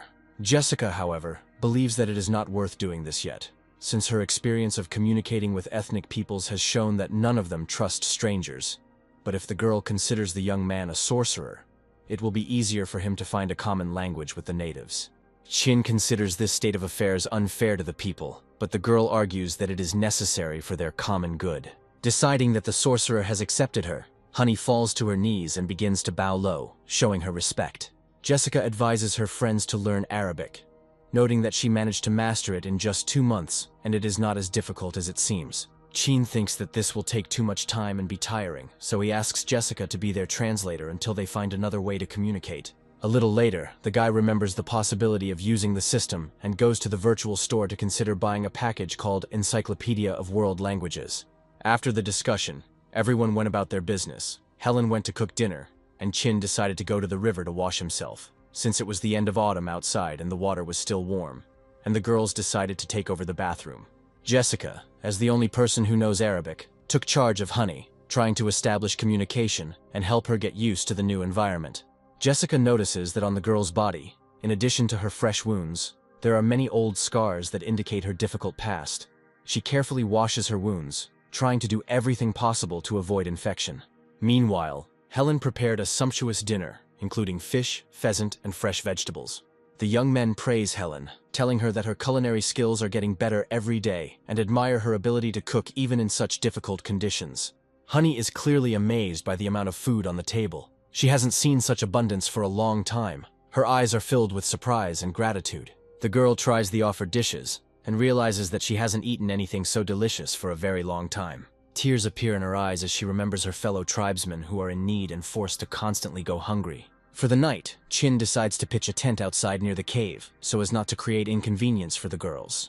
The girls tried to coax Honey into bed, but she fell asleep in the corner of the cave, clutching the hilts of her combat blades, showing her alertness and habit of always being prepared for possible danger. The next day, Jessica set up a small class and began teaching the young people Arabic, so they could communicate with Honey and understand each other better. The time for classes came to an end. Chin stretched with relief, declaring that classes were finally over, because studying was not the easiest pastime for him. Helen asks the guy if he intends to find the Honey tribe, to which Chin replies that first he needs to come up with some kind of gas mask to cross the swamp, but remembering the giant snake, he immediately changes his mind. Chin proposes an alternative solution, to make a raft to sail around the island, and plans to start harvesting wood for this purpose this afternoon. Using a metal axe, the work proceeds confidently, and in a short period of time the young man manages to cut down quite a large number of trees. Suddenly, his work is interrupted by the appearance of Honey, who found him by the sound in the forest and, as it turns out, intends to help him with this task. Honey says something to Chin in his language, but he doesn't understand anything at all, and starts thinking about how he needs to buy an encyclopedia of foreign languages from the system as quickly as possible in order to establish more effective communication. The boy carefully asks the girl if she will be able to work, given her wounds from the previous battle, which causes her great surprise and perhaps even slight displeasure. In response, Honey approaches the tree and, to Chin's surprise, begins to vigorously and forcefully chop down the strong trunk, demonstrating her determination and strength. The guy is very surprised by the strength that the girl has. With just one hand, she was able to cut down a huge tree in a short time. Chin understands that she coped with the task much faster than he did, despite the fact that he had a metal axe. In 3 days, the young people managed to cut down the required number of trees, and now the next task is to smelt steel to make nails for building the raft. Helen and Jessica take the panda and go in search of resources. Leaving the young men to work on smelting metal, they lit a huge fire above the camp so that the thick smoke would scare away the birds. Pyrite, which is better known as iron disulfide, melts at a temperature of 1,500 degrees, and sulfur impurities are converted into sulfur dioxide with a very sharp and unpleasant odor. Chin, with the help of Honey, spins the blades of a homemade fan to increase the melting temperature in the furnace and reach the level needed to smelt the mineral. After some time, the mineral melts, and the young man carefully removes the molten mass from the oven using tongs. Chin proudly tells the girl that the Iron Age is finally coming to the island and they are beginning a new stage in their lives. Pyrite is about a quarter iron, so the actual metal yield isn't very high, but it's enough to make nails and start building a raft. The guy thanks the girl for her help and suggests that she take a little rest, since the work was hard, after which he plans to ask her for help in making nails. Despite the language barrier, Chin begins to get used to Honey's company, and over the past few days they spend quite a bit of time together, getting to know each other better. The guy remembers that the first time he saw her, the girl looked pale and dirty, but in a couple of days her appearance improved significantly, and now he notes her cute face and good physique with pleasant proportions. Honey notices that the guy very often looks at her closely, which does not go unnoticed, and she pays attention to this, which makes the young man a little embarrassed, causing him to blush. In the evening, the young people melted the iron and poured it into the mold that Helen had made the day before. After waiting for the metal to cool, they took out the nail blank. During lunch, the girls told Chin that they had explored almost the entire area around the camp, but had not found anything new. They had noticed thickets of grapes and pineapples, which were already in their camp. If they collected even more, the fruit would simply spoil. The girls try to figure out how to store fruit for the winter and come to the conclusion that they will need a cellar for storage. But Chin says that he has another idea that he thinks is more suitable. Chin pauses for a moment, and then announces to the girls that they will be able to preserve fruit. For preservation, glass jars are needed, and to make them, glass is needed, which is made from silicon. So the next day the young people go to the river to extract this mineral. There was quite a lot of silicon in the river, and in large and transparent crystals, which made the task of collecting and sorting easier. The young people collected all the most suitable ones for making glass. While working, Helen interrupts her friends from their studies and loudly tells them to pay attention to the find in her hand. The young people realize that Helen has found a large, bright nugget of gold, which causes everyone to be happy and surprised. Honey doesn't understand why the young people are so happy about this little nugget, and approaches Chin to show him her find. The guy realizes with great surprise that the girl is holding a giant gold nugget in her hands, the weight of which exceeds several kilograms. He immediately asks Honey where she found such a huge nugget. The girl silently points her hand towards the river current. Young people are beginning to realize that there may be a gold mine nearby, worth tens of millions of yuan. Pretty quickly, Jessica finds a large diamond and reports that it weighs at least 100 carats, and that such a stone could be worth more than all the gold they have found. The young people are overcome with a feeling of intense joy. They begin to think that the island they have landed on is that very fairy tale El Dorado that many have dreamed of, but which no one has managed to find. However, the jewels were not as important at the moment as the necessary materials. So after spending the entire morning, the group of young people collected enough silicon and slowly headed back to the camp. In addition to silicon, other materials are needed to make glass, so Chin crushes and grinds shells into powder to act as a binder and give the glass strength. Glass, being a silicate with an amorphous structure, does not have a specific melting point, but its melting requires a temperature exceeding 800 degrees, and to achieve such a high temperature, it is necessary to use a compressor. While Chin and Honey were busy melting glass, the girls were making tubes through which they would later blow glass products. Chin takes a tube and rolls some molten glass onto it, then tells the girls to watch carefully as he inflates the balloon and gives it its final shape. Honey is truly shocked by what is happening. She is amazed by the very idea that a solid stone can become liquid. She once again calls Chin a powerful sorcerer. Chin clarifies that when inflating the tube, the glass must not be allowed to cool down, and it is also important to constantly rotate it so that the circular motion helps to evenly distribute the liquid glass. Despite all his efforts, Chin failed to make a normal bottle on his first try, but the system still awarded him 1,500 points for successfully making glass. Chin asks Helen if she would like to try blowing glass, and the girl happily agrees, wanting to contribute to the work and learn something new. Jessica hands her a homemade pair of tongs so she can shape the neck of the bottle. Chin watches her actions closely. It becomes clear to him once again that Helen has many hidden talents. She was able to make the neck the first time, giving the product a neat shape. Helen carefully and concentratedly pulls out the liquid glass, trying to achieve an almost ideal shape of the neck. Her actions look very confident. However, the girl believes that her product was not of very high quality, since, in her opinion, she rotated the glass unevenly. The young men think that Helen underestimates her abilities and begin to praise her, saying that her product looks perfect and that she has done a wonderful job.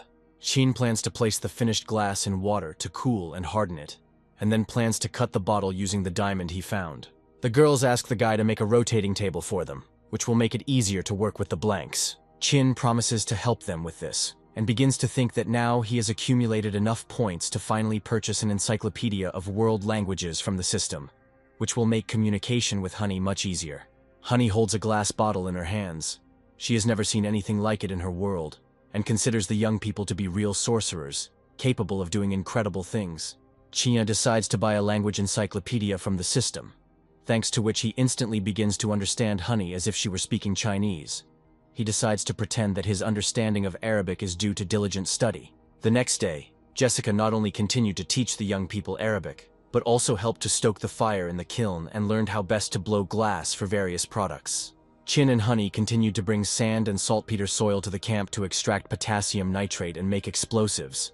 The guy realizes that bombs are the most powerful weapon on this island, and he would like to make as many as possible. The problem is that the amount of saltpeter soil in the bamboo forest is limited. During dinner, Chin has an unusual idea. They have mastered the technology of glass production, and now he intends to make a telescope, which could greatly help them in reconnaissance and observation of the surrounding area. Helen makes the assumption that the guy is going to create a Galilean or Kepler system, and starts talking about how they work and which would be more useful. In Galileo's telescope, the objective is a convex collecting lens, and the eyepiece is a concave diverging lens. Its main drawback is a very narrow field of view, which limits the possibilities of observation. The basis of all modern optics is the Kepler system, in which both the eyepiece and the objective are made of convex lenses, which allows for a significant increase in the field of view, but produces an inverted image, for the correction of which it is necessary to install additional reversing lenses. Helen reports that she is able to make a convex lens, but needs a rotating mechanism to achieve the desired shape and quality. The next day, Chin makes a round block out of clay to create a simple rotating mechanism to help the girl with her work. Thanks to this mechanism, the young people managed to create an ideal funnel from clay, which served as the basis for future lenses. Helen then carefully polished the surface of this form using a sheet of bamboo instead of sandpaper, while simultaneously giving the edges of the funnel the desired curvature. The first copy of the mold turned out excellent, and 4 more of the same remained to be made. When all the forms were ready, the young people poured liquid glass into them, and after it cooled, they glued the glass blanks together in pairs to obtain the necessary lenses. All they had to do was adjust the distance between the lenses to achieve the desired focal length normally. The focal length of the lens should be greater than the distance between the lenses. Chin, adjusting the lenses, was amazed at the power of the optical apparatus they had created, which allows one to see even small birds sitting in nearby trees. Helen thinks the image is a bit blurry, but overall it's clear and the magnification is at least 8 times. Honey is very surprised by this device and tells her friends in Arabic that it is a divine eye. Once the desired focal length was set, the telescope was completely ready. Chin selected suitable bamboo tubes to make a sturdy housing to protect the lenses. They also had a few magnifying glasses left. Using them, the young people made magnifying glasses with which they could light a fire. Despite the presence of a lighter, they understood that sooner or later it could break down, and in this case, magnifying glasses would be extremely useful. All preparations were completed, and now the young people were ready to begin building the raft. The Encyclopedia of Fieldcrafts described many types of vessels, but most of them were small, like canoes or fishing boats. Chin intends to build a double-hulled raft that will be more stable and comfortable. As the name suggests, this raft will consist of 2 parallel hulls of the same size, fastened at the bottom, which will allow the vessel to have less hydraulic resistance and require less power when moving. Helen is surprised to learn that Jessica, in addition to her skills in flying an airplane, also knows how to fly sea vessels, which makes her very useful in this project as well. After they had finished discussing the project, the young men began to build the raft. The design turned out to be quite simple, and the work progressed quickly. Chin took on the task of making a small cabin on the raft so that it could protect them from high waves or rain. A week later, the floating craft was completely ready and was successfully launched, and it was time to test it. Honey looks at the starry sky with great curiosity using a telescope. And very quietly, the girl thanks the powerful sorcerers for introducing her to such amazing things, the existence of which she did not even suspect. The girl sends a prayer to her god. She turns to her father with a request to wait for them, and believes that salvation is already near. She confidently says that the sorcerer will soon come to save everyone. Chin is deep in thought, Helen, noticing this, asks how he is feeling and what he is thinking about so intently. Chin admits that he is very nervous about sailing tomorrow, because it is their first voyage, and he has a lot to think about. Helen reassures him, reminding him that Jessica will be with him, and thanks to her navigation skills, it will be much easier for him to cope with any difficulties. There is a long, silent pause, during which the young people look at each other attentively. This silence is broken by Jessica, who suddenly asks them for permission to join their conversation. Young people react very emotionally to her appearance, since Jessica is dressed in a minimum amount of clothing, which greatly embarrassed them. Early the next morning, timing the tide, the young people came to the beach. Helen stays in the camp with the panda. The guy tells the girl that there is enough food in the camp, and asks her not to go anywhere unless necessary. Helen waves to her friends. They shout at her to take care of herself and say they will be back soon. Despite the fact that the young people left Helen in the camp for her safety, the girl still feels a slight sense of resentment. Chin says he doesn't get seasick, but he's still wary of high waves that could capsize their raft. Honey takes this journey in stride, because ever since her people arrived on the island, they have learned to sail and fish, and now sailing is a part of her life. The girl silently looks at the horizon and mentally talks to her fellow tribesmen. She says that she is leading saviors to them. Jessica reports that in this area, you can get caught in a rip current. When a wave hits the rocks, it forms a rip current that rushes away from the shore towards another wave, and being in this area is quite dangerous. The girl asks not to worry. She takes control and is ready to tell everything she knows and answer any questions that concern her. At midday, the wind died down and the travelers found themselves in a calm, so Jessica ordered the sail to be furled. By midday, the wind had not returned, so the young men had to row. Honey had no oars, so she could only watch her friends straining themselves. Human strength cannot compare with the power of nature, so the raft moved very slowly. The young people were exhausted in just 1 hour, after which they decided to rest for at least 30 minutes. When the young people finally reached the other side of the island, the sun had already set, and they were about to drop anchor to spend the night on the water. Jessica's voice is heard, saying that she estimates the length of the island to be about 350 kilometers, and she calculates the remaining distance based on the speed of their raft in a steady wind. According to the girl, they have covered about half the way to their goal. She tries to maintain a positive attitude to support her companions. After a short discussion, Jessica offered to take on the night watch, Explaining that her experience in navigation would allow her to better control the situation. She refused the shift, and the young men did not insist, completely trusting her. Sheen woke up quite early, as he was disturbed not only by the rocking, but also by a strange noise coming from somewhere outside the boat. Shin learns from the girl that he slept only 2 or 3 hours, although he felt like he slept much longer. To while away the rest of the night, the young people begin to talk, choosing topics related to ships and the history of navigation. Jessica enjoys sharing her rich travel experience, telling many fascinating stories full of adventures and funny incidents. Shin admits that he never suspected how exciting the profession of a paleontologist could be, and that the conversation opens up completely new horizons for him. Jessica decides to surprise the guy with her knowledge of prehistoric creatures, and begins to talk about animals that disappeared many millions of years ago. The young men look closely at the sleeping honey. The girl is so tired that even their lively and loud conversation cannot wake her up, which causes a slight smile on both of them. Continuing the lively dialogue, the young people discuss various topics and eventually come to the conclusion that the largest creatures that ever inhabited the earth were aquatic giants. The raft slowly rocks on the waves, creating the illusion of serenity, with only the sounds of water and echoes of their conversations heard around. Chia notices how deeply Jessica is dedicated to her profession. He sees the way her eyes light up when she talks about ancient creatures and the way she gestures energetically with her hands. The next morning was truly beautiful. The wind continued to blow from dawn, filling the sail and pushing the raft forward, which noticeably encouraged everyone. As the sun began to slowly sink towards the west, the young men, looking through the lens of a telescope, finally saw the shore. Honey, unable to contain her joy, shouts loudly and tells her friends that they have finally reached the other side of the island. Relief and pride can be felt in her voice. The young men anchor their raft and then climb onto land, after which they begin to move slowly towards the village of Honey. The girl admits that she has never been to these places before, so she cannot say exactly how far away her village is. She also warns her companions that Vikings often appear on the coast. They can be dangerous, so they need to be extremely careful and attentive. After a good rest the next day, the young men continued on their way. Chin notices that the trees in this part of the island are noticeably taller and thicker than those they had encountered earlier, which causes him surprise and admiration. Honey is happy to know that they are heading in the right direction and shares the news with her friends, saying that she recognizes the area they are passing through as she has seen it before.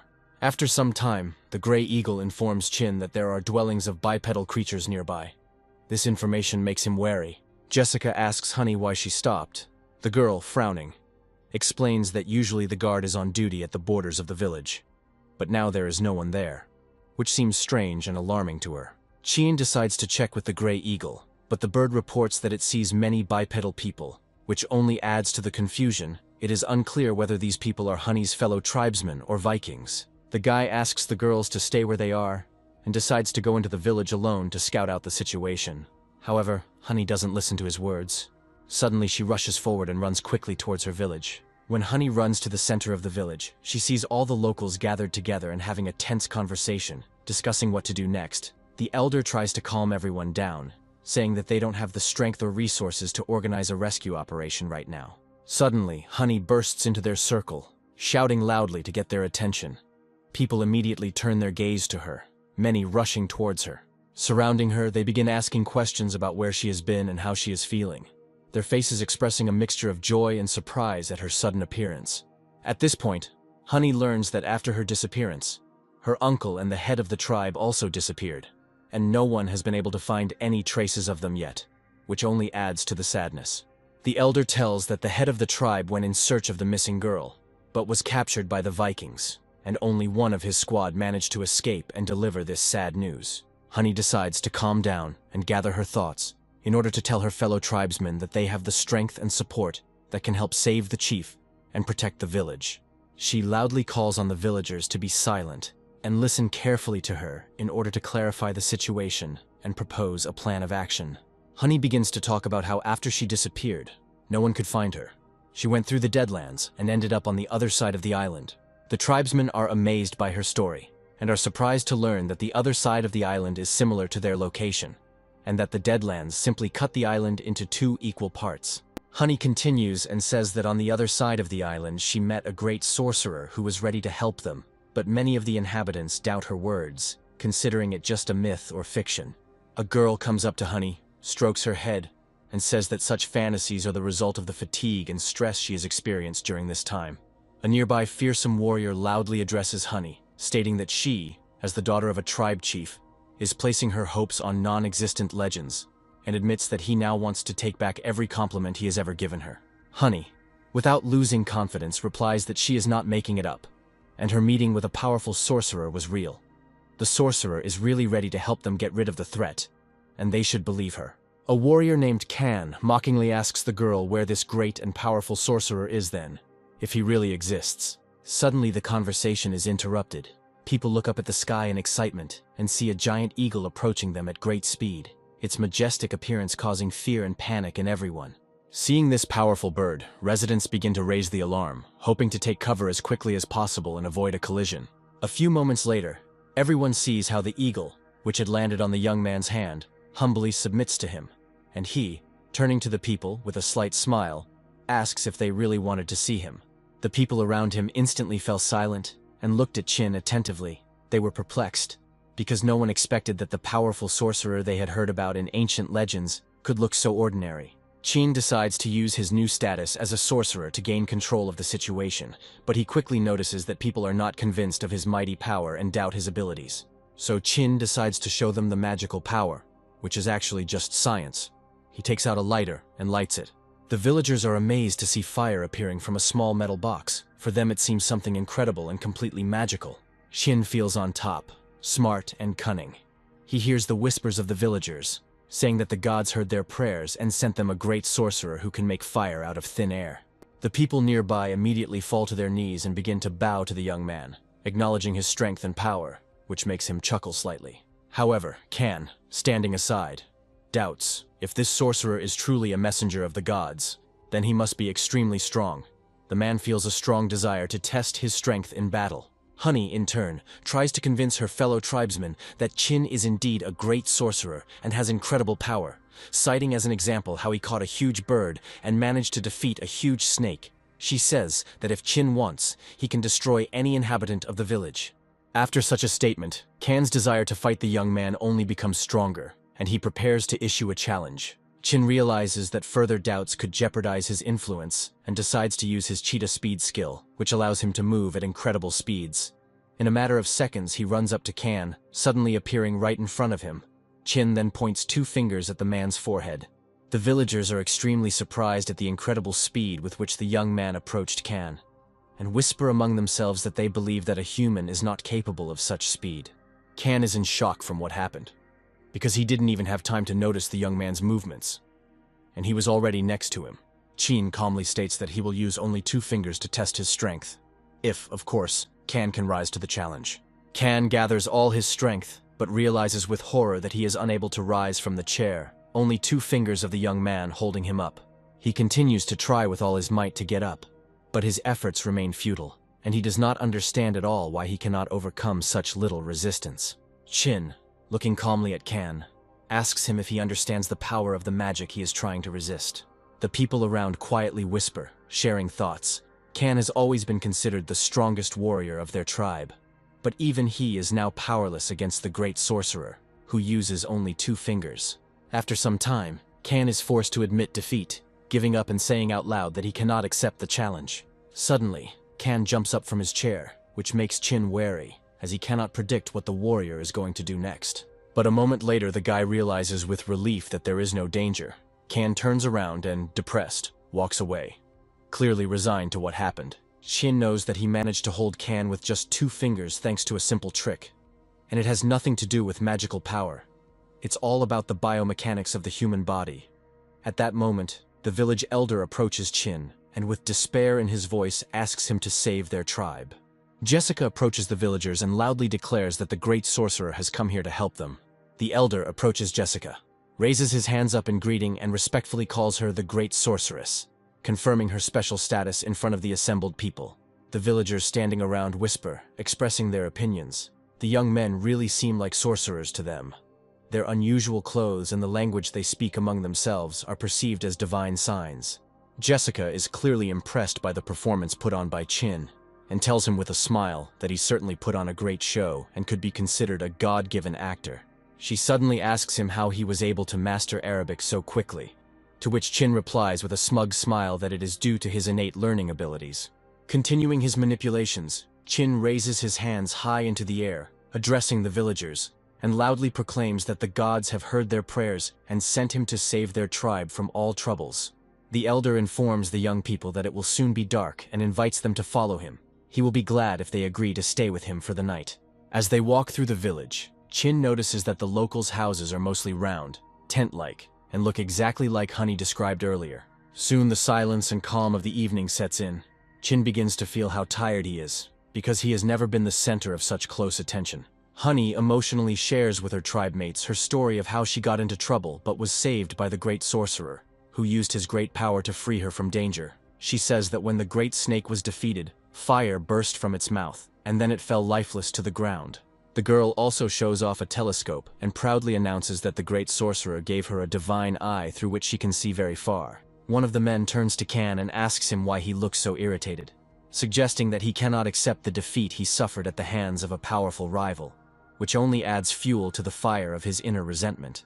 The young people continue to observe the life of the tribe and gradually realize that there are only a few dozen people here, including old people and children, and many warriors have fresh wounds that will clearly affect their fighting ability. Suddenly, the tent's canopy opens, and a little girl appears on the threshold. She announces that she has brought food, and adds that she is very glad to see powerful sorcerers, and then respectfully asks them to accept the humble gifts.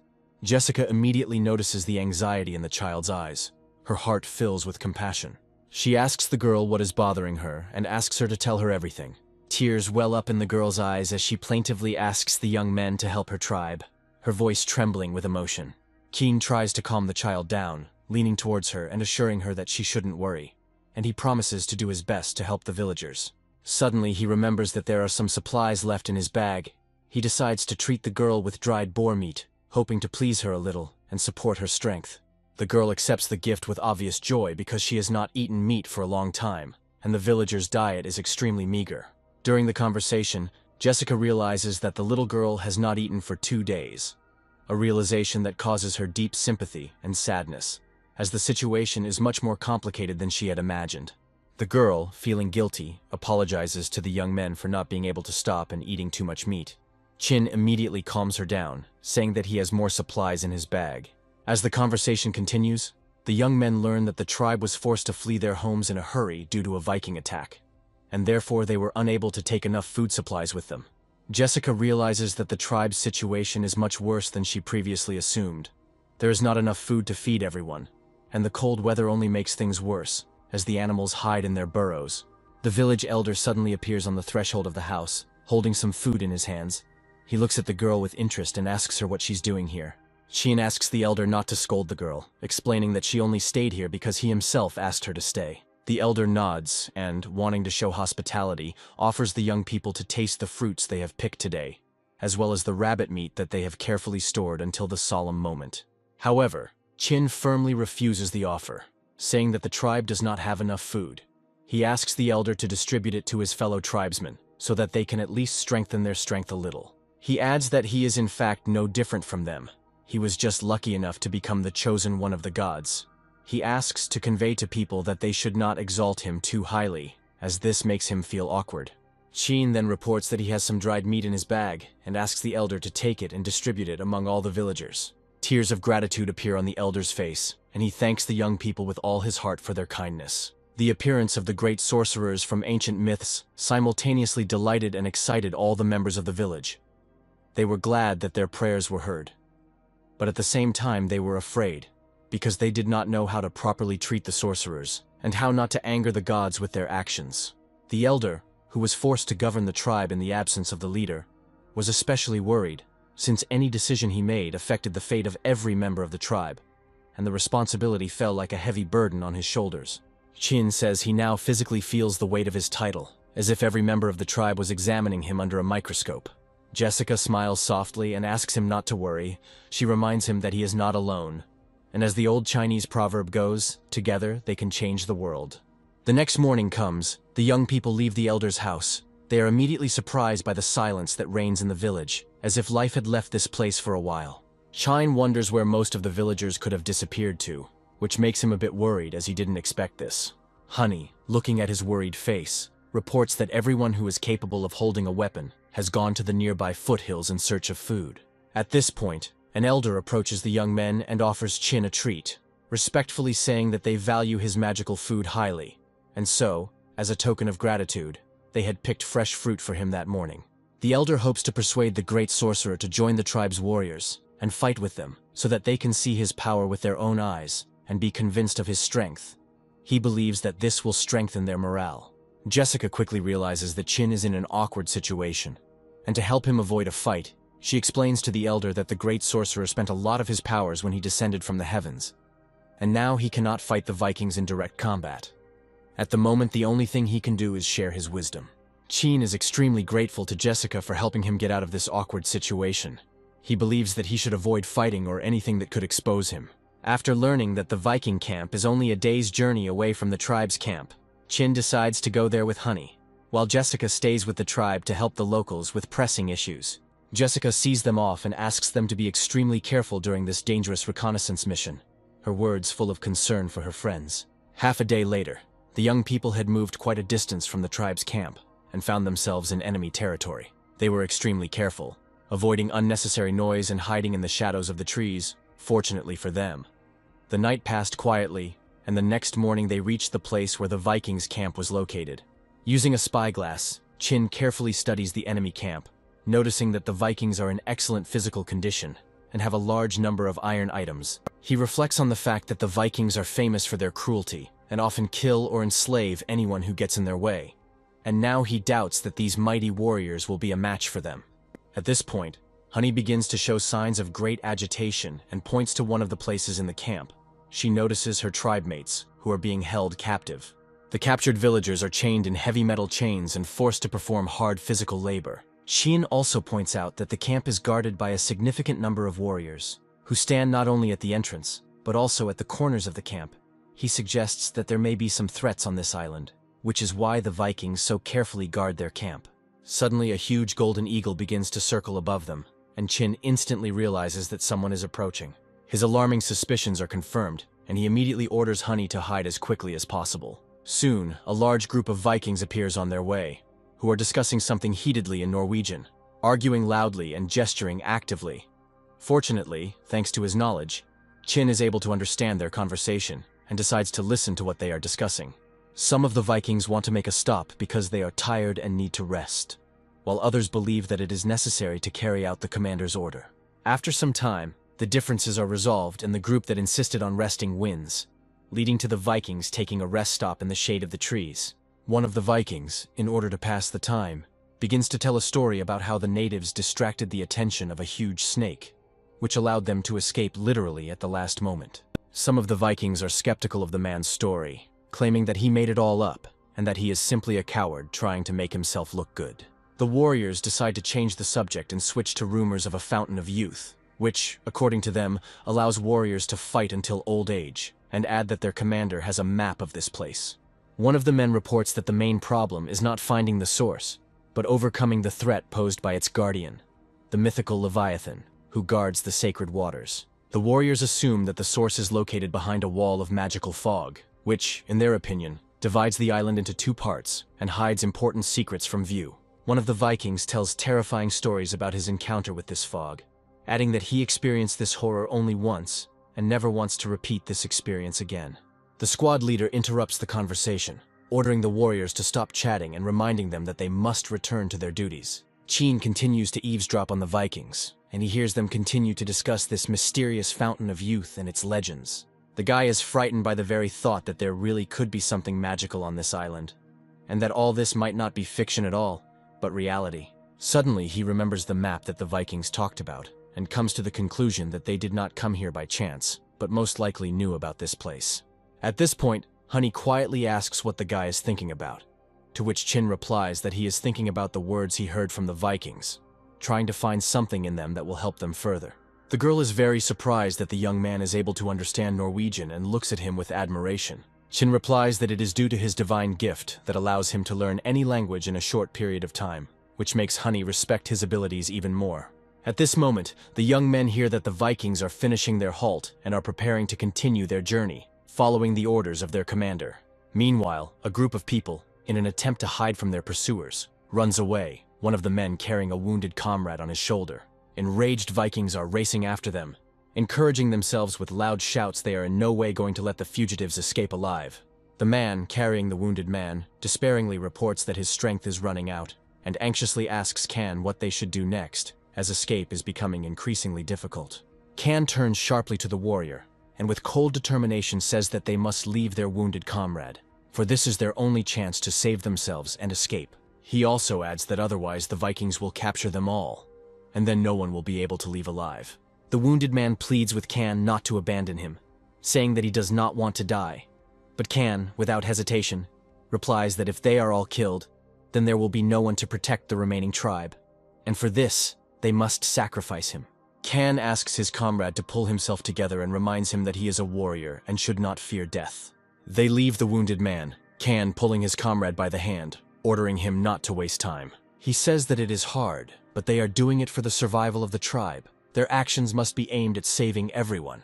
Suddenly, Honey jumps out in front of them. The girl bares her battle blades and loudly shouts a battle cry.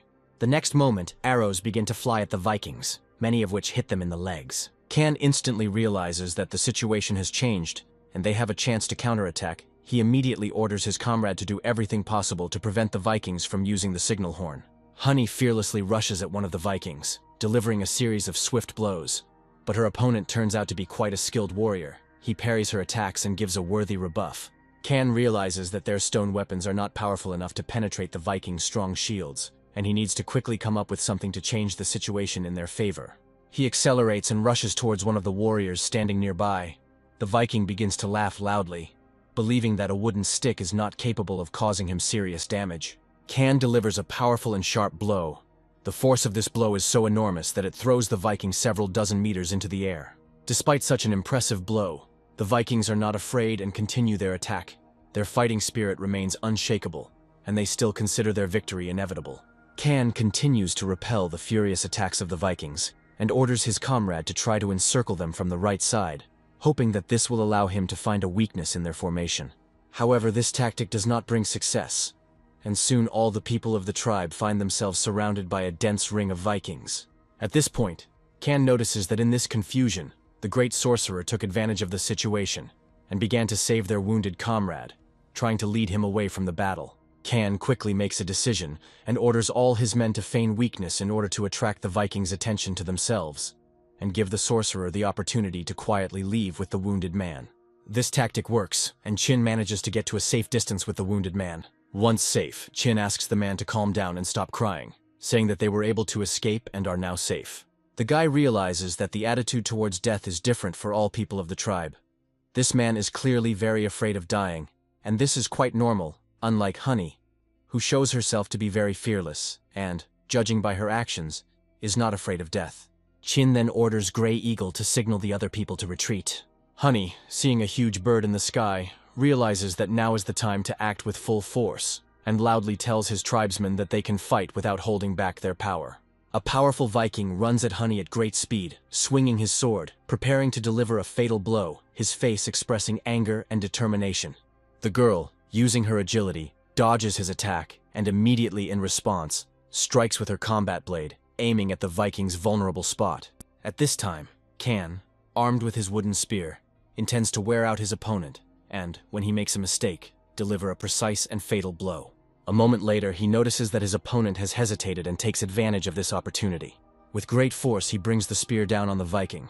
His blow is so powerful that the Viking's helmet cracks. One of the Vikings, realizing that the outcome of the fight is not in their favor, tries to get a signal horn to call for help. The tribe's warriors immediately notice this and rush at the Viking, not giving him time to sound the alarm. Their actions are fast and coordinated. They launch a series of lightning strikes, destroying the Vikings standing in the way of the signalman. Kan realizes he has no time and, gathering all his strength, launches the spear with incredible precision and force. The throw is so powerful that the spear pierces the large man through and through. However, before dying, the Viking manages to blow his horn. Kan realizes that reinforcements will arrive very quickly, which means that they need to leave immediately, otherwise they will all die. The warriors of the tribe begin to hear the noise of a large number of people moving. This indicates that the Vikings have received an alarm signal, and their large detachment is already heading in their direction. The tribesmen turn to the young man, telling him that they have successfully dealt with the advance party. But one of the Vikings managed to sound the alarm, and now they do not know what to do next. Chin realizes that their forces are clearly unequal, and suggests finding a secluded place where they can hide and wait for night to use the darkness to escape. One of the Viking squads finds the battle site. The commander cannot contain his joy that they arrived first. But his joy quickly turns to shock when he sees a large number of dead comrades lying in the clearing. He is amazed that they were killed so quickly and brutally, and this makes him think about the power of the enemy. A nearby Viking lets out a loud laugh, claiming that the dead warriors were weaklings that even the natives could handle, his words filled with contempt. The squad leader notices a bloody trail on the ground that leads somewhere deep into the forest, and he decides that they can use this trail to find the fugitives. Chin addresses the wounded man. The guy asks him not to make any sudden movements, as he is going to give him first aid. Kan demands the man to stop whining and show strength. The man sheepishly asks for forgiveness, regretting that because of his weakness, they were ambushed and ended up in such a difficult situation. A detachment of natives led by Chin slowly moves through the dense forest, trying to move silently and not attract attention, since every step they take can be heard by enemies.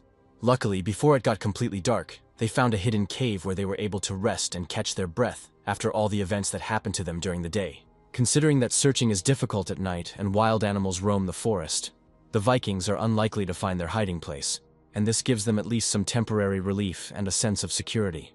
In the cave, one of the men begins to share his story. He says that they could not find food near the tribe's camp and decided to go too far. At that moment, they were suddenly attacked by Vikings. Chin, realizing that everyone is pretty tired and hungry, announces that there is some dried meat left in his bag and, without hesitation, takes it out. The man, exhausted by hunger, greedily begins to eat the treat, and noticing that Kan does not touch his portion, he asks him why he does not eat. Kan casts an angry glance at him. The man does not understand what is going on, because in his opinion, if he does not eat all the offered treats, the great sorcerer may be offended and leave them. Kan tells the wounded man that he is behaving terribly, and that it was his mistake that led to them being ambushed, his voice full of irritation and bitterness. Chin watches the natives closely, and especially Kan, realizing that despite his difficult character, he is not so bad at all. He is ready to sacrifice himself for his tribe, which inspires respect. The next morning before dawn, the detachment left the cave and continued on their way home. Much to their surprise, the journey home was easier than they had expected. The Vikings did not pursue them, and thanks to the help of the Grey Eagle, they were able to return to the tribe without incident.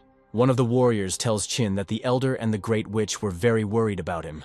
Chin tells Jessica about the Viking camp, mentioning that they have considerable strength, and their numbers reach several hundred people, making direct confrontation almost impossible.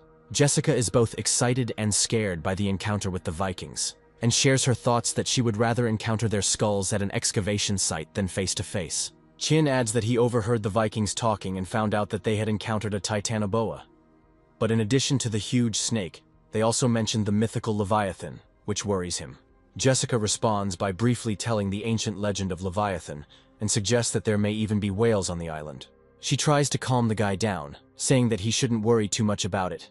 Even if whales live in the ocean, they are unlikely to come close to the shore, and there will be no threat from them. These words do not reassure Chin too much. He believes that until they find out more information, it is better not to go out to sea and not take risks. Jessica, watching his expression with surprise, cannot believe that the guy is starting to believe in powerful mythical creatures and some kind of magical source. The Fountain of Youth, she says, is an ancient pirate legend that says one sip from the fountain can grant a person eternal life, making it the subject of many myths. According to legend, someone tried to steal and hide this source. He found a magic cup that could store anything and hid the sacred source in it, after which this person disappeared without a trace along with the cup. Jessica laughs loudly at Chin and ironically asks if he really believes in these children's fairy tales. Her laughter sounds loud and carefree, which somewhat embarrasses the guy. Shimin decides to change the subject and asks her about the situation that is happening in the village, as he believes that the girl has spent a lot of time here and should have useful information. Jessica sighs that the situation in the village remains difficult, with most people, from the elderly to children, spending most of their time trying to get food. And even then, they are barely able to keep up with the demands of food supply. Chin understands that the tribe's work productivity is extremely low, and believes that the most important thing at the moment is to solve the food crisis so that the tribe can survive. He tells Jessica that he has found a way out of this difficult situation. and smiling, adds that he intends to borrow enough food from the Vikings, which he will not have to return later. The guy, sitting on the ground, begins to draw a map of the Viking camp in the sand and explains that in the western part of the camp there are either canteens or warehouses, where most likely a lot of food is stored. Chin plans to lure the Vikings out of the camp, during which time a group of scouts will be able to infiltrate the warehouse, free the prisoners, and seize supplies to provide the tribe with everything they need. Jessica agrees that this plan could work, but notes that it is extremely complex and has its own risks. She doubts that all the Vikings will leave the camp. Clearly someone will remain to guard it. The girl also asks what to do with the metal chains that the captives are bound with, because this is a serious problem, and without the right tool, they cannot be freed. Chin looks at her silently, and confidently says that the metal chains are his concern, and he has a good plan on how to deal with them. In the evening, the elder of the tribe treats the young people with fresh rabbit meat. Chin, eating the treat with great appetite, notes to himself that the only thing missing is salt and seasoning.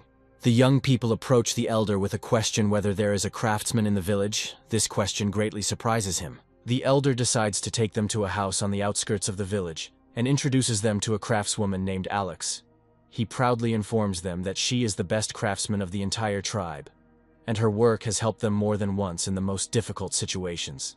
It turned out that Alex is a girl with outstanding skill in making various items, and even the stone spears sharpened by her hands are as sharp as a razor. The girl is so absorbed in her work that she doesn't pay any attention to the people standing nearby.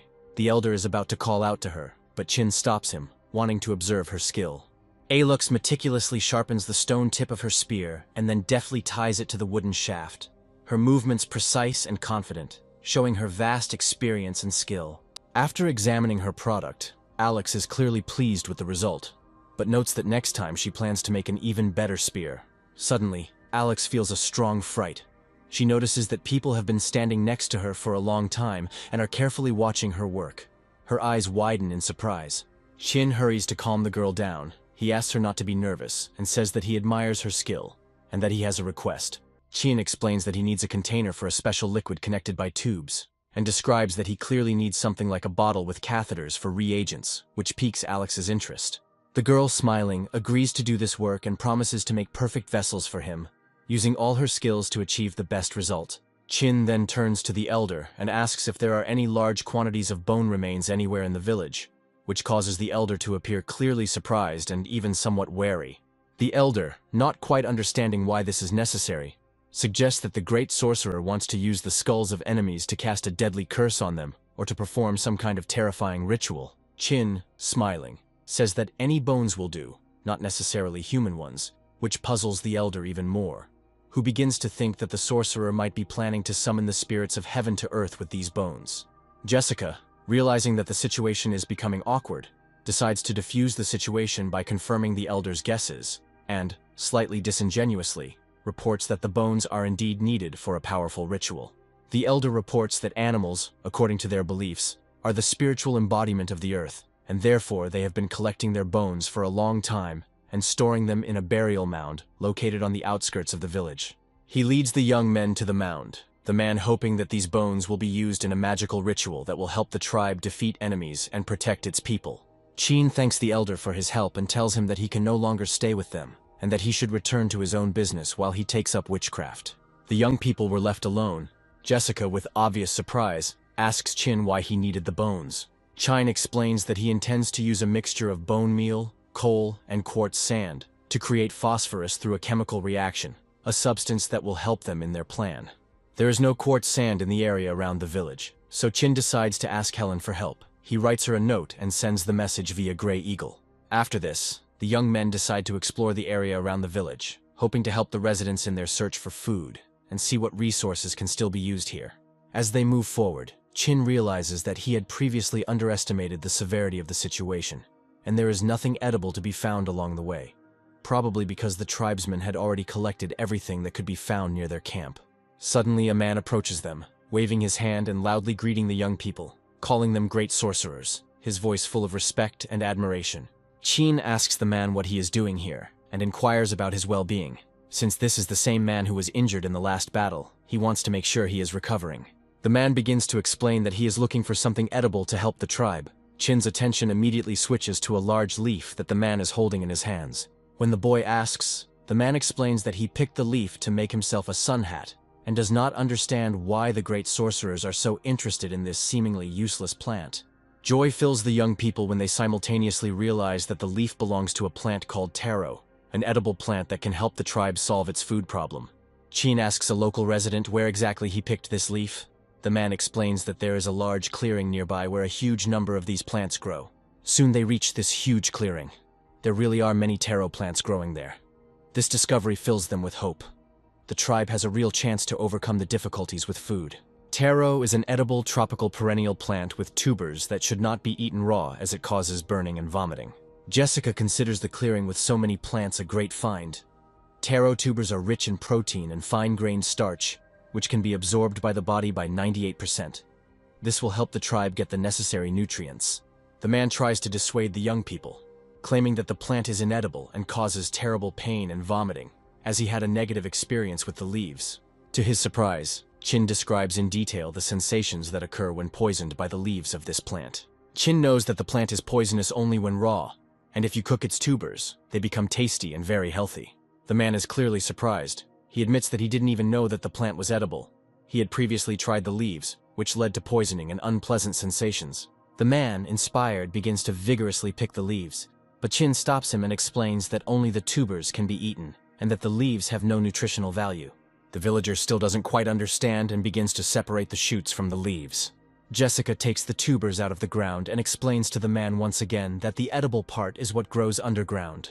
They then all set about collecting the tubers of the plant, and since they had no bags with them, they had to use their clothes to carry the tubers back to camp. The elder holds a huge root vegetable in his hands. He looks at it with surprise and cannot hide his excitement. Alex, watching this, asks the elder if these tubers can really be eaten. Her voice is full of curiosity and doubt. The young men make a fire and put a large vat of water on it to boil the tubers and show that they are edible. The tubers taste much better after boiling, but the villagers don't have baskets to steam the tubers in, so Chin decides to just throw them straight into boiling water, which turns out to be quite an effective method. The root vegetables could take more than 10 minutes to cook, and while they were cooking, the villagers could not take their eyes off the steaming pot. When the tubers were ready, Chin opened the lid of the pot and informed the villagers that they could taste the fruits of the taro plant. One of the men noted that the cooked tubers began to look different, and added that they emitted a rather pleasant smell, which caused surprise and interest among those present. Chin also caught the pleasant smell and his appetite grew, as he too had not eaten starchy food for a long time. The villagers sincerely thank the great sorcerers and begin to pass hot root vegetables to each other. When the root vegetables cooled down a bit, the villagers began to taste them carefully, and after a moment they realized that this food was not only tasty but also safe, which made them happy. The elder addresses the young people, telling them that it all seems too simple to be true. Tears appear on his face. He admits that he cannot believe that the tribe suffered from hunger for a long time, having such huge reserves of food so close by. The young people are proud that they were able to save the tribe from starvation. This gives them strength and confidence. The tribal elder falls to the ground and begins to bow low to the young men, expressing his deep gratitude for their help. Chin asks him to stand up, explaining that there is no need for such ceremonies, and adds that after eating they will need to prepare root vegetables. At this time, other villagers approach the clearing. They immediately catch a pleasant aroma and ask with interest what is being cooked in such a huge pot. Chin informs them that food is currently being prepared for all the villagers. There's enough for everyone, and no one will go hungry anymore. Jessica, in turn, tells residents that the plant's tubers are edible and shares recipes for preparing them, explaining how best to use these useful resources. People can't believe that such affordable and nutritious food has been right under their noses all this time, and now they will never suffer from hunger again. Their eyes fill with joy. One of the men thanks the young people for providing such a huge amount of food for the tribe. The elder addresses his tribe. He says that the great sorcerer has rewarded them with food, and therefore they must thank him. The elder then asks everyone to remain silent as Chin is about to give a speech. Everyone stands still in anticipation of his words. Chin tells the villagers that they will never go hungry again, and orders the lid of the huge pot to be opened. The villagers begin to chant loudly and joyfully raise their hands up in the air, expressing their joy and jubilation, their voices merging into a single chorus of gratitude and admiration. Then everyone starts trying the root vegetables and is happily convinced that this food is not only tasty, but also safe, which finally strengthens their faith in the great sorcerers. Honey approaches Chin. There is a girl standing behind her. Honey says that she wants to talk to him. The girl thanks the young man for all the help he has given to the villagers and offers to accept as a gift a homemade amulet that she lovingly made. Chin accepts the gift. He thanks the girl, gently stroking her head, which makes her smile happily. The locals watch this moment closely. Many of them previously thought that the sorcerer would achieve his selfish goals, but now they see that he cares about them and is friendly, like themselves. At this time, Can nervously bites off a piece of root vegetable and informs his comrade that the young man does not at all resemble the great sorcerer of the prophecy. The villager, hearing this, replies to Can that he should not be so categorical and uncertain, because the actions of the young sorcerer speak for themselves. Even though the tribe's taro fruits are enough to last for a long time, the village is still under threat, with the Vikings continuing to search for their location and restrict their living space. Shin suggests that the residents start building boats now so that they can quickly leave this place and find a safer haven, protected from attacks. He also reports that he has a plan to rescue the captive inhabitants from the hands of the Vikings. They need to agree in advance on the location where the boats will be on the day of the rescue, so that they can unite and sail away immediately, without wasting time. After the meeting, the tribe members, led by the elder, head to the beach where the young people had landed earlier. This beach is surrounded by forest, and is located on the opposite side from the Viking camp, making it an ideal place to build boats. Alux informs Chin that she has made the items he asked for and hands them over to him. The quality of these instruments turns out to be excellent. The girl adds that since these items were needed by the great sorcerer, she decorated them with ornaments, hoping that he would like them. Jessica, after examining the items, cannot help but admire the quality of the ceramics, adding that these pieces are even better than those made by Helen, her voice full of genuine respect for Alex's craftsmanship. After all the equipment was ready, Chin went to the beach to collect shells. After grinding the burnt shells, he got silicon oxide. Quenching the silicon oxide with water, Chin got calcium hydroxide. At this time, Jessica was evaporating a large amount of seawater to obtain magnesium chloride dexahydrate, or, in simple terms, a concentrated salt solution. Once both components were ready, all that was left was to mix them. The water contained many metal salts, some of which had to be removed in the process of a chemical reaction. Chin carefully strains the potassium chloride solution through a cloth, separating it from the magnesium hydroxide precipitate. While Chin was busy filtering, Jessica took the battery out of her backpack and prepared for electrolysis. Chin filters the previously filtered hydroxide precipitate and neutralizes it in the resulting hydrochloric acid, which results in the formation of a pure magnesium chloride solution. Finally, the resulting solution is evaporated to produce solid magnesium chloride, and then heated until the solid magnesium chloride turns into liquid, at which point the chlorine dissipates, leaving only white magnesium powder. Chin wipes the sweat from his forehead and tells the girl that he is glad that they finally completed the whole process. Jessica can't wait to try the result. She takes a little of the resulting substance on a stick, while Chin brings a lighter to it. At the same moment, a bright flash of fire flares up, blinding the young people. For a moment, everything around seems to be enveloped in light, which causes them sincere surprise. One of the locals manages to see this and experiences terrible fear, thinking that the great sorcerers really live up to their name, and their magic is truly powerful. Meanwhile, the feast continues in the village. The starving residents finally eat their fill of boiled root vegetables. Alex comes to the house where Chin is and asks the young man how she can help him, her eyes full of curiosity. Chin tells the master that he called her for an interesting matter, and asks her to look at the drawings that are lying on his desk. Chin explains that the drawings show a special fastening called a tenon joint, and asks the girl if she can make it, as it is important for their further plans. Alex studies the diagram carefully. Her face shows great surprise. She says that this is an excellent fastening system. She finds it amazing how you can securely fasten wooden parts together without rope. Alex is a little hesitant about her abilities, as her tribe has very few cutting tools, and it will require high precision, and she needs to make sure that all the fastenings are strong and secure. Jessica tries to calm the girl down, saying that such a fastening system will not be used in all places, but only where it is really necessary, and adds that they have as many as 5 days to manufacture it.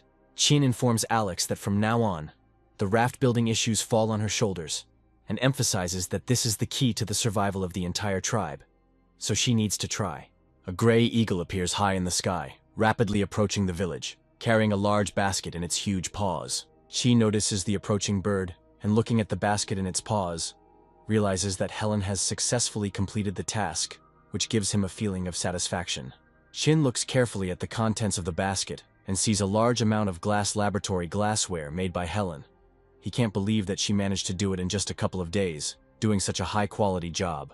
The young man decides to immediately begin preparing white phosphorus. The first thing he needs to do is grind the burnt bones into a fine powder to obtain the necessary material. He then mixes the bone meal with quartz sand and coal and begins heating the mixture at a high temperature.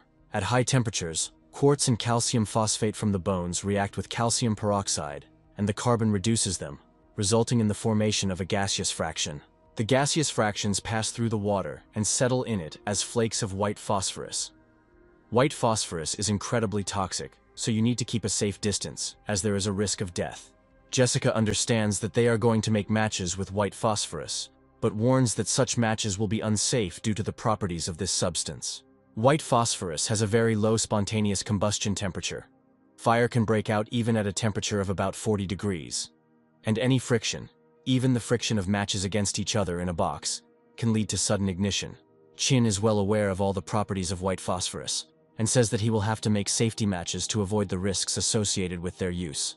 Safety matches were invented in Sweden in 1844 by Gustav Erik, who managed to change the composition of phosphorus. The main difference between old and new matches is the main component. Safety matches use red phosphorus as the combustible material.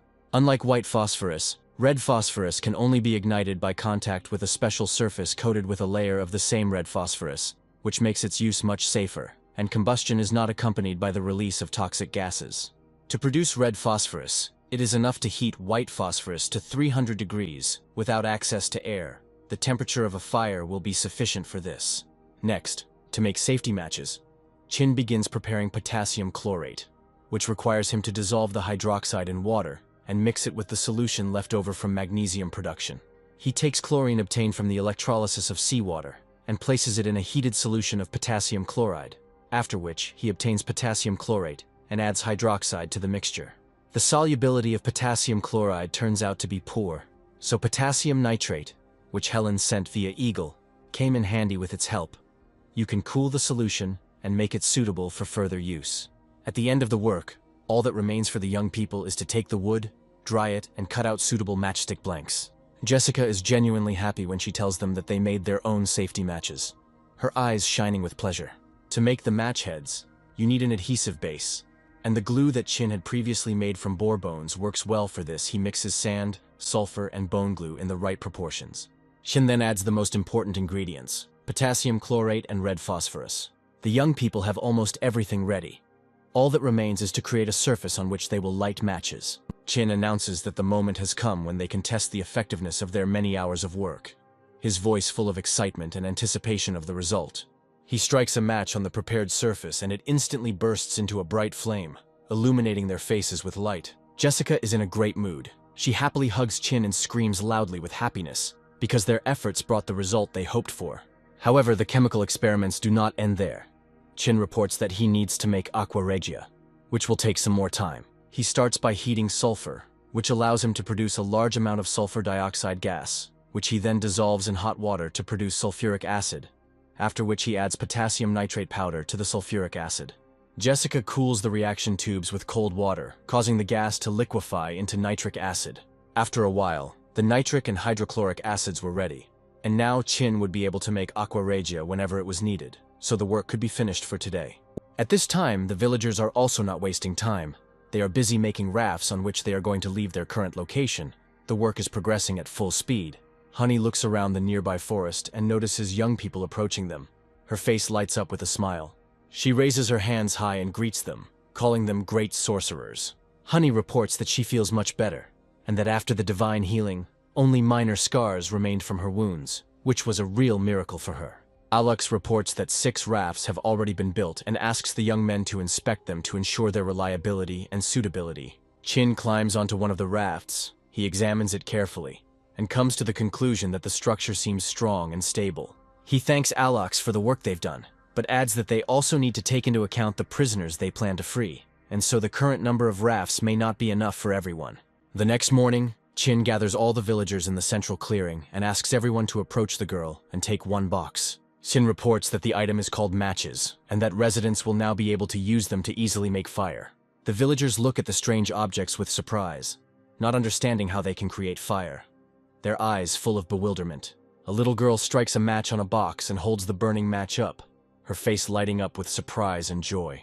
All the villagers instantly gather around her, stunned by how fire appeared out of thin air. Honey reports that this fire is a great miracle, and although it looks very similar to ordinary fire, she is inclined to think that it is magical. Chin, smiling, says that anyone can use matches and asks everyone to watch him carefully as he demonstrates exactly how to do it.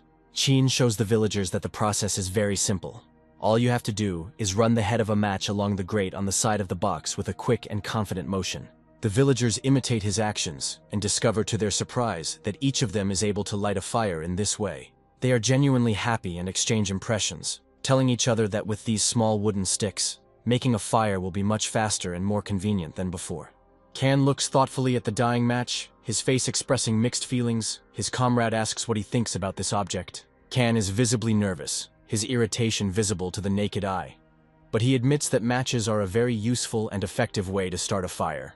Chin informs the villagers that they have been working hard all these days to build rafts, and now everything is ready to complete their rescue plan. People chant loudly and wave their hands. Their faces shine with joy. They believe that as long as the great sorcerers are with them, they are doomed to success, and no enemies will be able to stop them.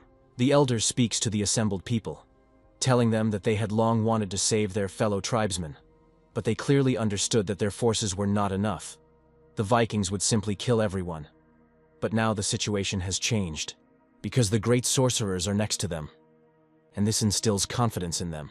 The elder decides to send twins, a brother and sister, to free the captives, two fearless and beautiful young people who understand each other perfectly, whose main weapons are bows. Also sent on the liberation operation is the oldest warrior of the tribe, who is about 40 years old, and who fights with double axes, demonstrating incredible strength and dexterity. Chin thinks that having Honey in the squad will be very useful, as her skills and courage can play a decisive role in the success of their mission. Chin gathers all the members of the rescue team and tells them in detail his plan to free the hostages. After the meeting, Jessica approaches Chin and asks him if he is worried. Her eyes are full of worry, because the situation requires great courage. Chin replies that the word nervous is clearly not enough here, because his experiences are much deeper. Jessica, realizing what exactly the guy is worried about, decides to clarify whether he has enough determination to kill a person if circumstances require it. Her voice sounds serious. Chin understands that nothing can be hidden from Jessica, and he calmly replies that he hopes for his plan. If everything goes well, then at the moment of their penetration into the Viking camp, there will not be there. Jessica says that even animals in the wild kill each other, and that in a situation where human lives are at stake, the slightest hesitation can be fatal. Jessica's words make Chin tense and even scared. They echo in his head. She adds that no matter what the Vikings look like, the human blood on their hands makes them real demons. Jessica hugs Chin tightly. She wants to believe in his strength and ability to overcome fear. The night turns out to be very cold. The Vikings light a fire to warm themselves. One of the Vikings complains about his bad luck, since he had to guard the camp outside. His partner orders him to stop whining, adding that if they were on a search party, things would be much worse. A Viking tells his mate a terrible story about how their captain once threw a man into the sea who dared to argue with him. Suddenly, the Vikings on duty notice a bright light beaming straight into the sky, and they begin to speculate that this may be the Fountain of Youth. The guard group lights torches and intends to immediately report the strange light to their captain, not wanting to leave this event unnoticed.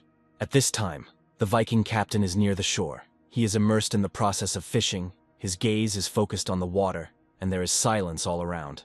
The silence is broken by a small bite.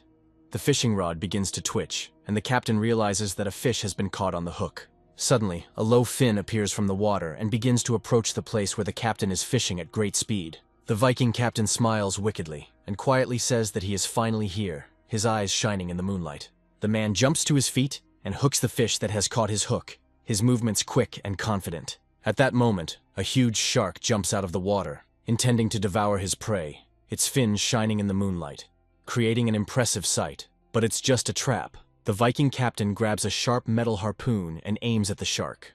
The next moment, the man throws the harpoon towards the shark with great force. The captain is distracted from hunting the shark by the cries of people approaching him. The Viking patrols run up to the captain's bodyguard, a grim man with metal claws on his hands, who looks at them with displeasure and asks what they want. The Viking captain is clearly annoyed at being interrupted. His fishing trip today has been ruined, and he is voicing his displeasure. One of the lookouts tells him they have good news, his voice shaking as he realizes the captain is in a bad mood. The captain wants to know what kind of news this is that dared to ruin his fishing, because he has warned more than once that he should not be distracted by trifles. A frightened lookout tells the Viking captain that they have noticed a strange light in the nearby forest. They believe it may be the Fountain of Youth. The captain casually pushes the Viking aside, casting a disdainful glance at him, and agrees that such news is indeed worthy of attention. The captain looks towards the dark forest and notices with surprise that there really is a bright beam of light shining from it into the sky, which attracts his attention and arouses his curiosity. A squad of Vikings lights torches to light their way. They head towards the unknown source of light without hesitation, their eyes shining in anticipation of possible treasure. At this time, the other Vikings discuss the actions of their comrades, surprised by their haste, because the captain had not yet given the order, and they had already resolutely rushed into the forest, hoping to pocket the treasure for themselves.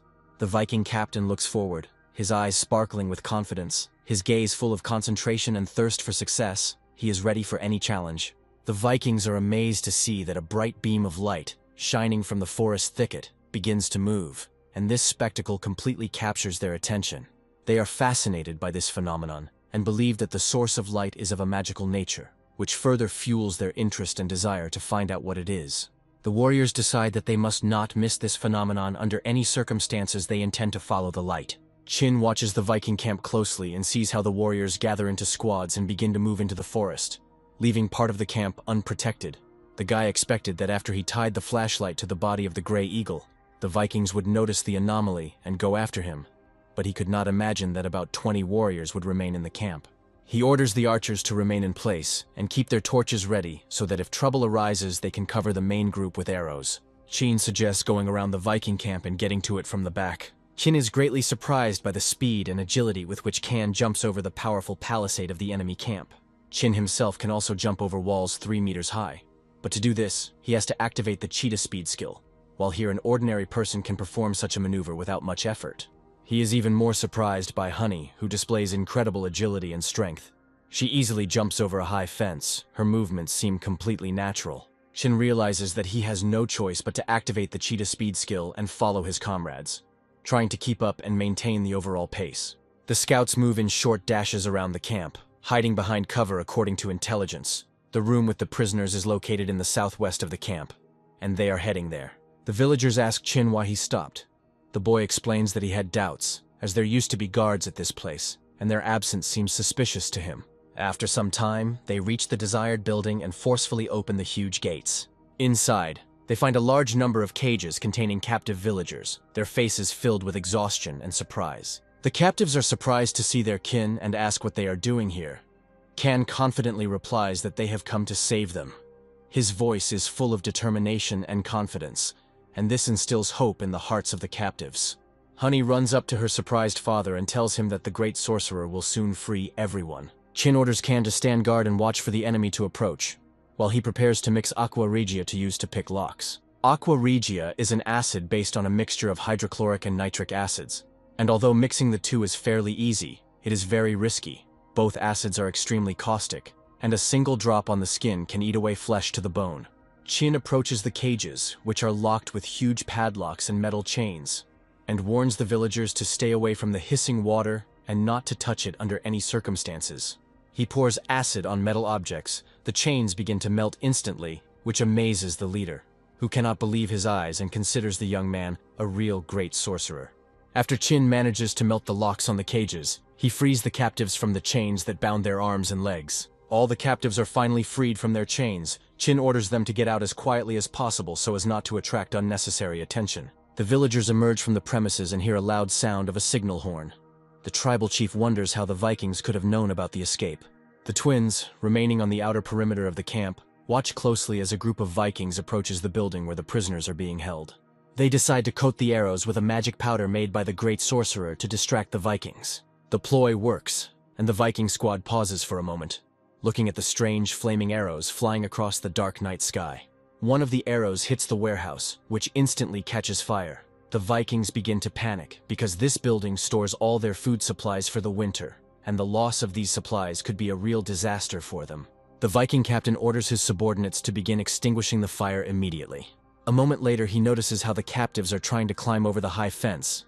This makes him angry, The Viking captain is sure that the natives will not be able to outwit him, the great hunter. He notices the pursuit and realizes that the Vikings were much smarter and more organized than he thought, his face expressing growing concern. He asks his friends to hurry. The emaciated prisoners try to climb over the high fence as quickly as possible, their movements heavy and awkward. Chine understands that the escape speed will be extremely slow, because exhausted people cannot quickly jump over walls and move easily, which significantly complicates their task. The guy understands that it is necessary to detain the enemy in order to give the prisoners a chance to escape. He takes out an improvised explosive device from his bag. He lights the fuse, and when it burns halfway, he throws the explosives towards the fleeing Vikings. The enemy warriors pause for a moment, surprised by the young man's strange manipulations, and look warily at the burning object flying towards them. A homemade explosive falls very close to a squad of Vikings. They watch in amazement as the fuse burns. A few seconds later, a loud explosion occurs, shaking the entire area. The enemy soldiers are shocked by what is happening.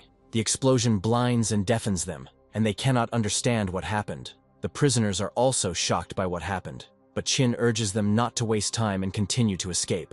Chin knows he can't defeat all the Vikings with one IED, but he hopes to at least delay them for a while to give his men a chance. Suddenly, the sound of a strong blow is heard, and a Viking flies out of a dense wall of smoke at great speed. Chin and Kan are completely confused. They don't understand at all what's going on.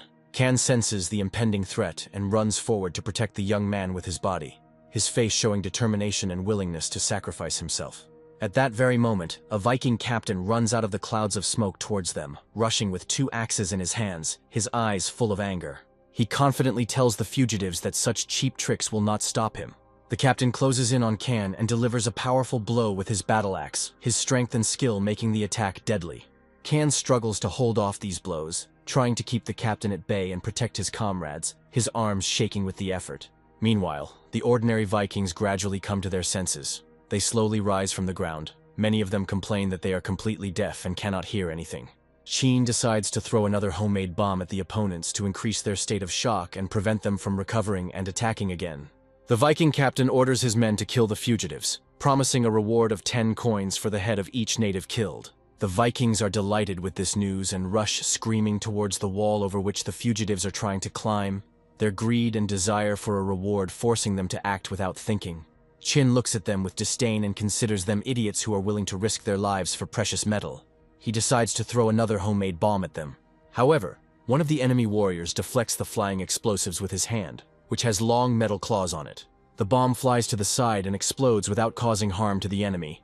The Vikings continue to approach the wall. Honey lunges at the man with claws. She fends off his attack, saving Chin's life. The girl asks Chin to help her father, adding that she can handle this warrior on her own. Chin is desperately trying to find a way out of this situation, realizing that they have little time. His mind is working at the limit of its capabilities. At this moment, a swarm of fiery arrows appears in the sky. The Vikings notice them and quickly raise their shields in front of them. This attack came at the perfect time. The flaming arrows temporarily held back the Vikings' onslaught, allowing the fugitives to gain precious seconds. The arrows were wrapped in skins soaked in white phosphorus, and when they hit their target, the flames quickly spread, setting fire to the enemy's clothing and causing serious damage. Chin realizes that this is his chance, despite being inferior to the Vikings in close combat. With the skill of the Sagittarius's blessing, he can easily take them out. The guy hits his opponents with well-aimed shots. The arrows hit the Vikings in the legs, knocking them out and making it impossible for them to continue the fight. One of the warriors notices the shooter and shouts to his comrades that they must immediately seize the young man in strange clothes. Some of the enemies go around the building from the side to sneak up on Chin, who is standing by the fence. Shia notices some movement out of the corner of his eye and instantly turns to the side. A huge warrior approaches him and raises his giant axe to strike, his figure looking menacing against the dark sky. Suddenly, the blow of the axe is blocked by a metal chain, knocking many bright sparks into the air, and the chief of the tribe comes to Chin's aid in time. He asks the boy to take care of the fugitives while he himself is going to detain the enemy. The man calls Chin the great sorcerer and offers him his hand to help him over the wall. Chin grabs the man's hand and with his help he climbs over the high palisade surrounding the camp. The tribal chief is fighting an unequal battle against superior enemy forces, and his movements are full of courage and determination. He deftly strikes the Vikings with scraps of his metal chains. Each time the slain enemies fly to the sides, unable to withstand his power. The fierce resistance enrages the nearby Vikings, who shout loudly and rush at the tribal leader. However, The chief of the tribe, as it turns out, is a master of martial arts. He jumps high into the air and delivers a powerful kick, demonstrating his incredible agility and strength. Qin is very surprised by the fighting abilities of the tribe's leader. The guy thinks that in this situation the man will not need his help. He is so confident in his powers. A huge crowd of Vikings presses the tribal leader ever more tightly against the fence. They shout loudly and intend to tear their opponent to pieces, their faces full of hatred. The chieftain continues to demonstrate his mastery of hand-to-hand combat, deftly dodging blows and countering with his chains. Qin thinks that there is no need to worry about the tribe leader, so he is more interested in the situation that Kan found himself in, his eyes filling with worry. The Viking captain attacks Kan with fury, swinging 2 giant axes, his strikes powerful and aggressive. Kan struggles to parry the captain's many blows and gradually retreats back, his strength waning, but he tries to hold on. The man blocks another blow from the captain and hears angry curses directed at him. The Viking captain tells Kan that his death will be slow and horrible, his voice full of rage. He relishes the thought of victory. Most of the Vikings will soon recover from the last explosion and join the battle, which poses a serious threat to the fugitives. Qin understands that time is running out. Qin lights another bomb and is very sorry that he has a limited amount of explosives. Before throwing the bomb, he warns his friends and asks them to close their eyes. The next second, a powerful explosion occurs, which blinds the entire surrounding night space with bright light, its brightness momentarily turning night into day. The opponents were briefly blinded, which allowed the fugitives to rush to the fence. The remnants of the detachment deftly jump over the high palisade and join the main group of fugitives. Qin lights a smoke bomb, hoping it will buy them some time. The smoke should make it difficult for the Vikings to follow. The smoke that formed after the explosion of the bomb helped the natives escape. The Viking captain orders his men to immediately rush in pursuit. The Vikings run out of the camp, many of them whispering quietly among themselves, complaining that it is too dark in the forest, their steps becoming uncertain. The captain is extremely annoyed, his voice full of anger. He tells his subordinates that they have let the prey escape, and if they do not return the prisoners, he will personally kill each one. The warriors do not dare to disobey the orders of their captain. They light torches and rush into the dark forest. Qin hears the sound of a signal horn and realizes that the enemy has sent search parties into the forest. They must get out of here as soon as possible. He realizes that after the tribe's escape, the Vikings are furious and will probably redouble their efforts to find them. So he needs to follow the plan and run to the beach where the rafts are waiting for them. During this time, they not only need to avoid other search parties, but also somehow get rid of their pursuers.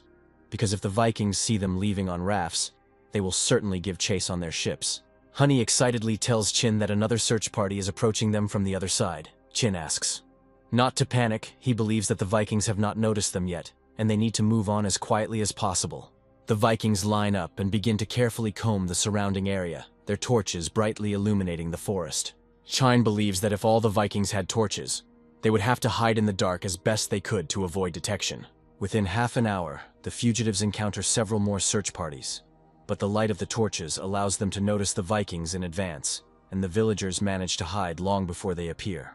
The third search party is moving away from the natives. The Vikings thought that with torches it would be easier to find them, but they did not expect that the light would give away their presence and play against them. The fugitives' spirits noticeably improve. They believe that if the situation continues to develop in this way, they have a real chance of escaping.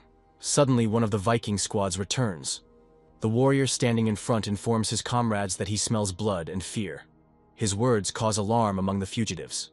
The fugitives realize that the Vikings have deceived them, pretending not to notice them, and then surrounding them. Without wasting any time, the tribe leader, along with his daughter and Kan, rush at the enemy, their movements quick and decisive, ready to fight to the end.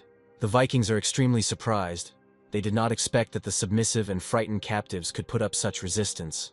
Their faces express surprise and confusion. Kan approaches the nearest enemy. The man steps into the line of attack and delivers a powerful blow. Honey joins in his attack, jumping high into the air and slashing with her combat blade.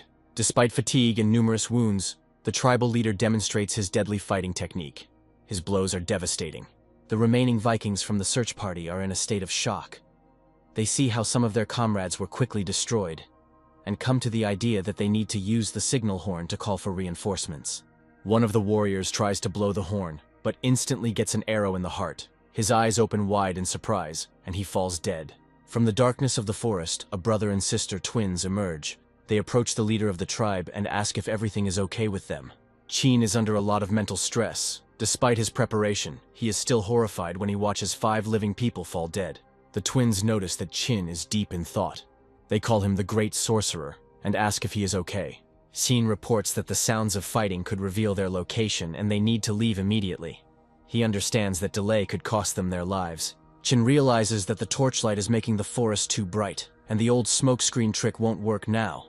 If they engage the Vikings, they will attract even more enemies. He realizes that in such a situation, the fight would be pure suicide. Chin suggests the following plan to detonate a smoke bomb to cover the retreat of the fugitives, while he himself intends to divert the Vikings' attention to himself. He asks not to worry about him, assuring everyone of his strength, and says that he is best suited to the role of bait. The villagers are a little skeptical of his plan, but Chin reminds them that he is the Great Sorcerer, and everyone must obey his orders without question. After a while, a loud explosion is heard, and one of the Viking search parties is enveloped in thick clouds of smoke. Chin lights a torch to attract attention to himself, and begins to walk away from the fugitives. Honey is very worried about Chin. Her heart is full of anxiety. Her father orders her to focus on retreat. He tells his daughter that the Great Sorcerer gave them a chance and they need to take it. Nearby search parties notice a lone torch moving in the darkness and immediately rush after it. The squad leader scolds his subordinates, ordering the Vikings to move as quickly as possible and not let the natives escape. Chin sees that most of the Vikings are distracted by him, and this pleases the guy, since the chances of the fugitives being discovered are noticeably reduced. Having led the Vikings away from the fugitive squad, Chin realizes that now is the time to break away from their pursuers and activates his cheetah speed skill. Suddenly, his entire body begins to be covered with a bright energy field. The guy increases his running speed many times over. His movements become lightning fast. One of the Vikings orders his comrade to immediately give a signal with the horn. They do not intend to let go of the prey. Chin stops by a tree trying to catch his breath. He finds that it is much easier to escape pursuit alone than when he acted in a group. The guy intends to use his skill intermittently, so as not to overload his body. After a while, he hears the sound of a horn, but this sound is different from the previous ones, and he has a bad feeling. His face expresses anxiety. Chin believes that there is no point in wasting much time on rest, and gathering his last strength, starts running again. Suddenly he stops, as he sees the light of torches ahead. The Vikings are walking in dense rows, combing the forest. Moving forward becomes impossible. Chin turns around and sees that the encirclement ring is also tightening on the other side. The sound of the horn has informed all the troops in the forest of his location, and now they are moving here. Chin begins to think about how to break out of the encirclement. Previously, he ran chaotically, but now he understands that he needs to choose a clear direction. The ring of search parties is tightening around Chin. The guy begins to notice enemy warriors very close to him, their figures flickering between the trees. He takes his last flash grenade out of his bag and says that he is really counting on it. One of the Vikings combing the forest stops abruptly, his attention drawn by a strange sound. He becomes wary, his eyes peering tensely into the darkness. A second later, a loud explosion is heard, blinding the entire surrounding night space with bright light, and for a moment, night turns into day. The Vikings find themselves temporarily blinded and disoriented, their loud cries expressing helplessness and anger. They cannot see anything. One of the Vikings shouts to his comrades that he has found a native and asks them to run to him as quickly as possible. Chin realizes he's been spotted and starts to run at full speed, putting all his energy into running, his heart pounding and every muscle working to its limit. The young man runs out onto a flat plateau and realizes that there is no road ahead, there is a steep cliff ahead. Behind him, the loud laughter of the Vikings is heard. They are sure that the guy is cornered. The warriors say among themselves that the guy will not go anywhere, since there is a cliff in front of him. Chin opens his duffel bag and takes out a tightly rolled piece of cloth, hoping that the item won't fail him, his hands shaking with tension. The guy is already almost at the edge of the cliff. The Vikings are getting closer. He hears their stomping and loud voices. To the surprise of the warriors pursuing him, Chin pushes off the cliff with force and jumps down. The Vikings stop for a moment in surprise. A moment later, the parachute canopy, made by the village craftsman Alex, opens behind him. Its fabric flutters in the wind, and the guy begins to descend smoothly. Chin can hardly contain his emotions, which overwhelm him. It is a strange mixture of fear and joy that he was saved and found himself safe. At this time, other Viking search parties begin to arrive at the edge of the cliff. Their first question is where the young man who was here recently went. The arriving Vikings learn that the fugitive was probably not himself, and jumped off the cliff without hesitation, which surprises them. They begin to mock the leader of the first search party. saying that his men are of no use since they could not even deal with one native. The situation quickly escalates. Tensions build between the two squad leaders, and they begin to insult each other, mutually blaming each other for the failure. At this moment, the captain appears on the plateau. He immediately demands to know who is to blame for the fact that they missed the native who could know something about the Fountain of Youth. An evil smile appears on his face. He asks again to explain what exactly happened here. The warriors understand that any excuses will be meaningless. The leader of the first search party begins to tell incoherently that the guy summoned thick smoke, creating flashes that were brighter than sunlight, and his incredible speed did not allow them to catch him. He adds that they drove him onto a plateau, but suddenly he took and jumped down. The Viking captain stands on the edge of the cliff and asks the commander in a cold voice why they did not go down and continue searching for the fugitive. The commander begins to explain, but the captain mockingly asks if he is really afraid of heights. A second later, the captain grabs the commander tightly and without hesitation throws him down the cliff. In the stillness of the night, the quiet voice of the Viking captain is heard. He says that the commander of the first squad will be the first of them to reach the Fountain of Eternal Youth, after which he turns to the rest of the Vikings. His eyes burning with rage and malice, he orders his subordinates to find a way to get down, and promises that he will not rest until he personally sees the corpse of the young man they were chasing. Chin lands on a narrow cliff, his memory flashing back to the first time they sailed around the island.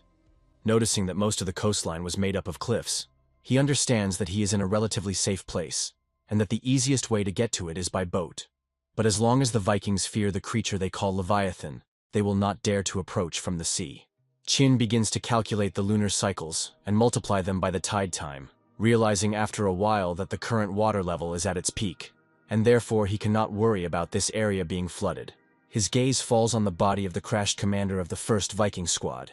He thinks that the level of difficulty of survival on this island has increased significantly. Before it was just worries about food and finding resources. Now it is a real horror. The next morning comes, and the villagers begin to gradually gather on the beach where the life rafts are located. Jessica notices Honey among the natives and happily greets her. She looks closely at the escaped captives, noting that everyone returned safe and sound, and realizes that the operation went successfully and according to plan, which fills her with joy. Jessica wonders where Chin is and why he is not seen on the beach among the others. Suddenly, her mood changes dramatically when Honey reports that the great sorcerer was left alone to fight the Vikings, and now his fate is unknown. Jessica tries not to despair and maintains her composure, telling herself and others that she will find a way to save Chin, despite all the difficulties and dangers they will face. Meanwhile, it's getting cold on the cliff. Chin, wrapped in his parachute, feels the damp sea mist seeping through his clothes, making them wet and heavy. Suddenly, his fitful sleep is disturbed by loud voices from above. The Vikings discussing how the young man was able to descend from the cliff, and arguing about whether he crashed or drowned in the sea. Chin realizes that his enemies are not going to back down and understands that he needs to figure out a way to get out of here as soon as possible before they find him. He looks at the endless sea in front of him and realizes that it is impossible for him to reach the shore on the other side of the island by swimming. The provisions he brought with him will only last a few days, and all he has to hand are broken sticks and logs washed up by the sea. Chin hopes that these materials will be enough to build a small raft and try to cross the waters. Chin spent a lot of time, but found almost nothing that could help him build a raft. He carefully examines the broken branches and planks washed up on the shore, and understands that the waves will break the raft if it is built from such materials. Suddenly, a loud eagle cry is heard. The young man raises his head to the sky and sees a huge golden eagle approaching him. A huge bird lands on his hand. Chin, smiling, says that he has been waiting for him for a long time. Chin quickly writes a note saying that he is under a cliff south of the Viking camp. He doesn't know the exact location, but he is sure that Grey Eagle can help find him. He also warns his friends that the Vikings are always looking for him, and so they need to be extremely careful.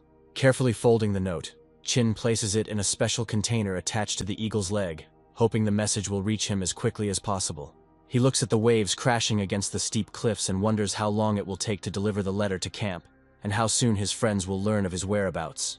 Realizing that there is nothing left to do but wait, Chin decides to gather his strength and simply hope for help, because nothing else depends on him. The boy watches the sunset and thinks that even if the Grey Eagle flies at high speed, help will still not arrive until tomorrow afternoon, so he should conserve his strength. However, suddenly he notices a boat moving towards him, which surprises him. He did not expect help to come so quickly. Chin's friends rush to the rescue, desperately rowing, sparing no effort to save their friend in time, knowing that every second counts. Chin admires the speed with which his friends were able to cross the sea. They were not afraid, and came to his aid from the side where the dangerous waters were. Honey wastes no time jumping onto the shore and immediately approaches Chin. She asks worriedly if he is okay and if he has sustained any injuries. The sun had already set completely. The rescuers had spent all their energy on the road. It was impossible to sail away right now, and so they had no choice but to stay here for the night. Fortunately, the rescuers did not arrive empty-handed. They brought not only food and water, but also a tent.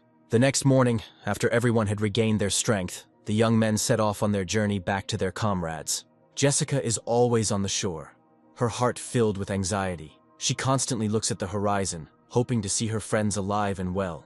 The little girl, watching Jessica, guesses that she is very worried about Chin and tries to calm her down, saying that the guy is a great sorcerer and everything will definitely be fine with him. Suddenly, one of the villagers shouts loudly, attracting attention. He reports that he sees a huge bird on the horizon, followed by a boat. The young men quickly approach the shore, and despite their fatigue, they continue to row stubbornly. The natives greet their friends with loud cries and raise their hands up in joy. Jessica approaches Chin. She notices that he looks exhausted and asks if he is injured. Chin reassures the girl, saying that there is no need to worry. He was just very tired from the rhythm that his friends were keeping. The guy learns that everything is ready for departure. All 9 rafts are launched. The villagers are all in their places and ready to load. To avoid such a large flotilla attracting the attention of the enemy, it was decided to sail under cover of night. Jessica gives the order to stop and drop anchors, after which all the rafts are tied together with ropes, creating a stable structure. After 2 nights spent on a cliff in the middle of the sea, Chin felt exhausted both physically and emotionally, and as soon as he boarded the raft, he headed to the cabin, where he instantly fell asleep. However, despite his fatigue, he was awakened by the pleasant smell of cooked food, which spread throughout the cabin and awakened his appetite.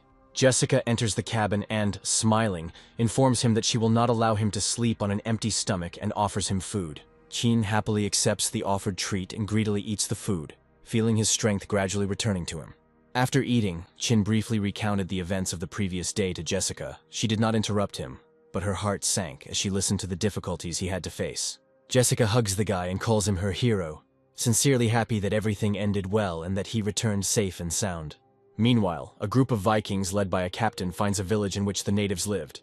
They see that it is empty, and the inhabitants have managed to leave it. The captain's eyes fill with blood from rage. He thinks that the natives have deceived him this time, but he is sure that it will not last long, and that he will catch them all. The captain orders his subordinates to immediately search the entire camp. The Vikings immediately begin to carry out the order of their commander. One of the Vikings reports to the captain that no one was found in the village, and the tracks show that the inhabitants left the village in an organized manner. The captain concludes that the tribe could not have gone far during this time, and orders an immediate search of all the surrounding areas, hoping that they can be caught.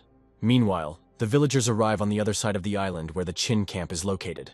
The young man asks the villagers to follow him, saying that in an hour they will arrive at their camp and will finally be able to rest and feel safe. As they approach the walls of the camp, the natives hear loud sounds, which apparently belong to some large animal, which causes them alarm. Chin asks people not to worry and says that these sounds are coming from his pet. People standing nearby are puzzled as to what kind of pet can growl so menacingly. Suddenly, the camp gates swing open, and Helen runs out to meet the group, accompanied by a trained panda, which surprises the natives and causes delight among the children and many adults.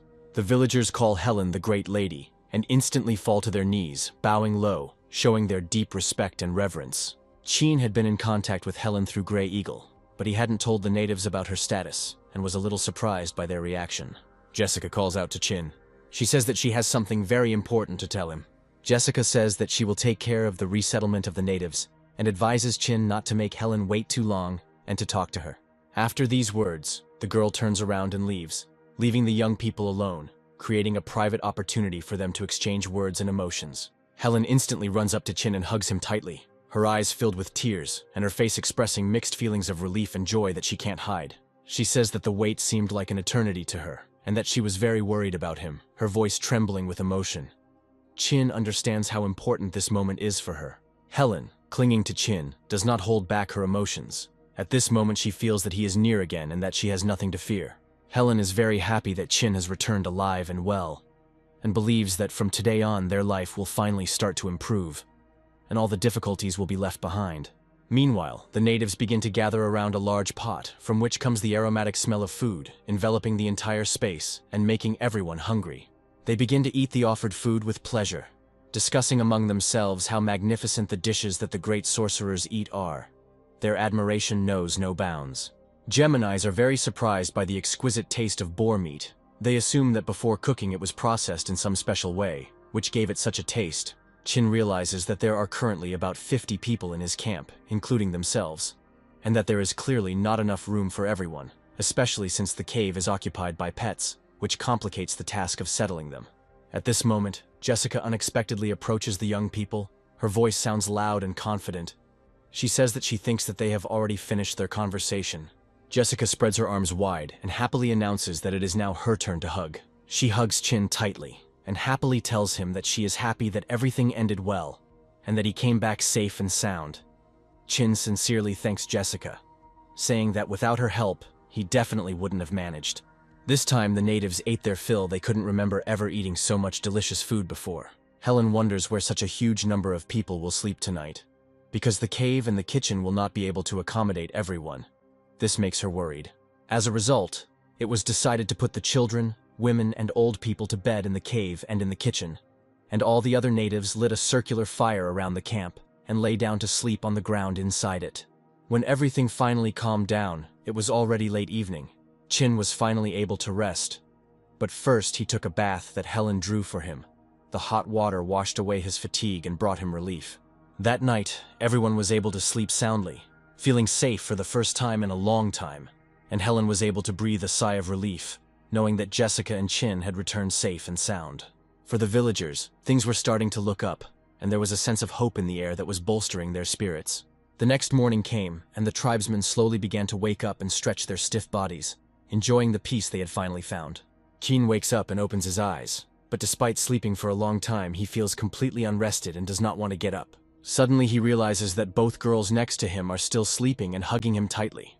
After a quick breakfast, the tribe, including the elderly and children, divided into 3 groups, each with its own tasks and goals. The first group, led by Chin, went to the bamboo grove to collect building material for future buildings that were needed to expand the camp. The second group, together with Jessica, went fishing, since, despite the fact that there was still dried meat left in the cave, it was clearly not enough for everyone, and it was necessary to get more food for the tribe. The rest of the villagers remained in the camp with Helen and took care of various household chores. The first group quickly collected enough bamboo and began building huts. Helen remembers what the camp was like when they first arrived on the island. They had a primitive hut and a meager supply of food, and now their camp is turning into a large fortified village.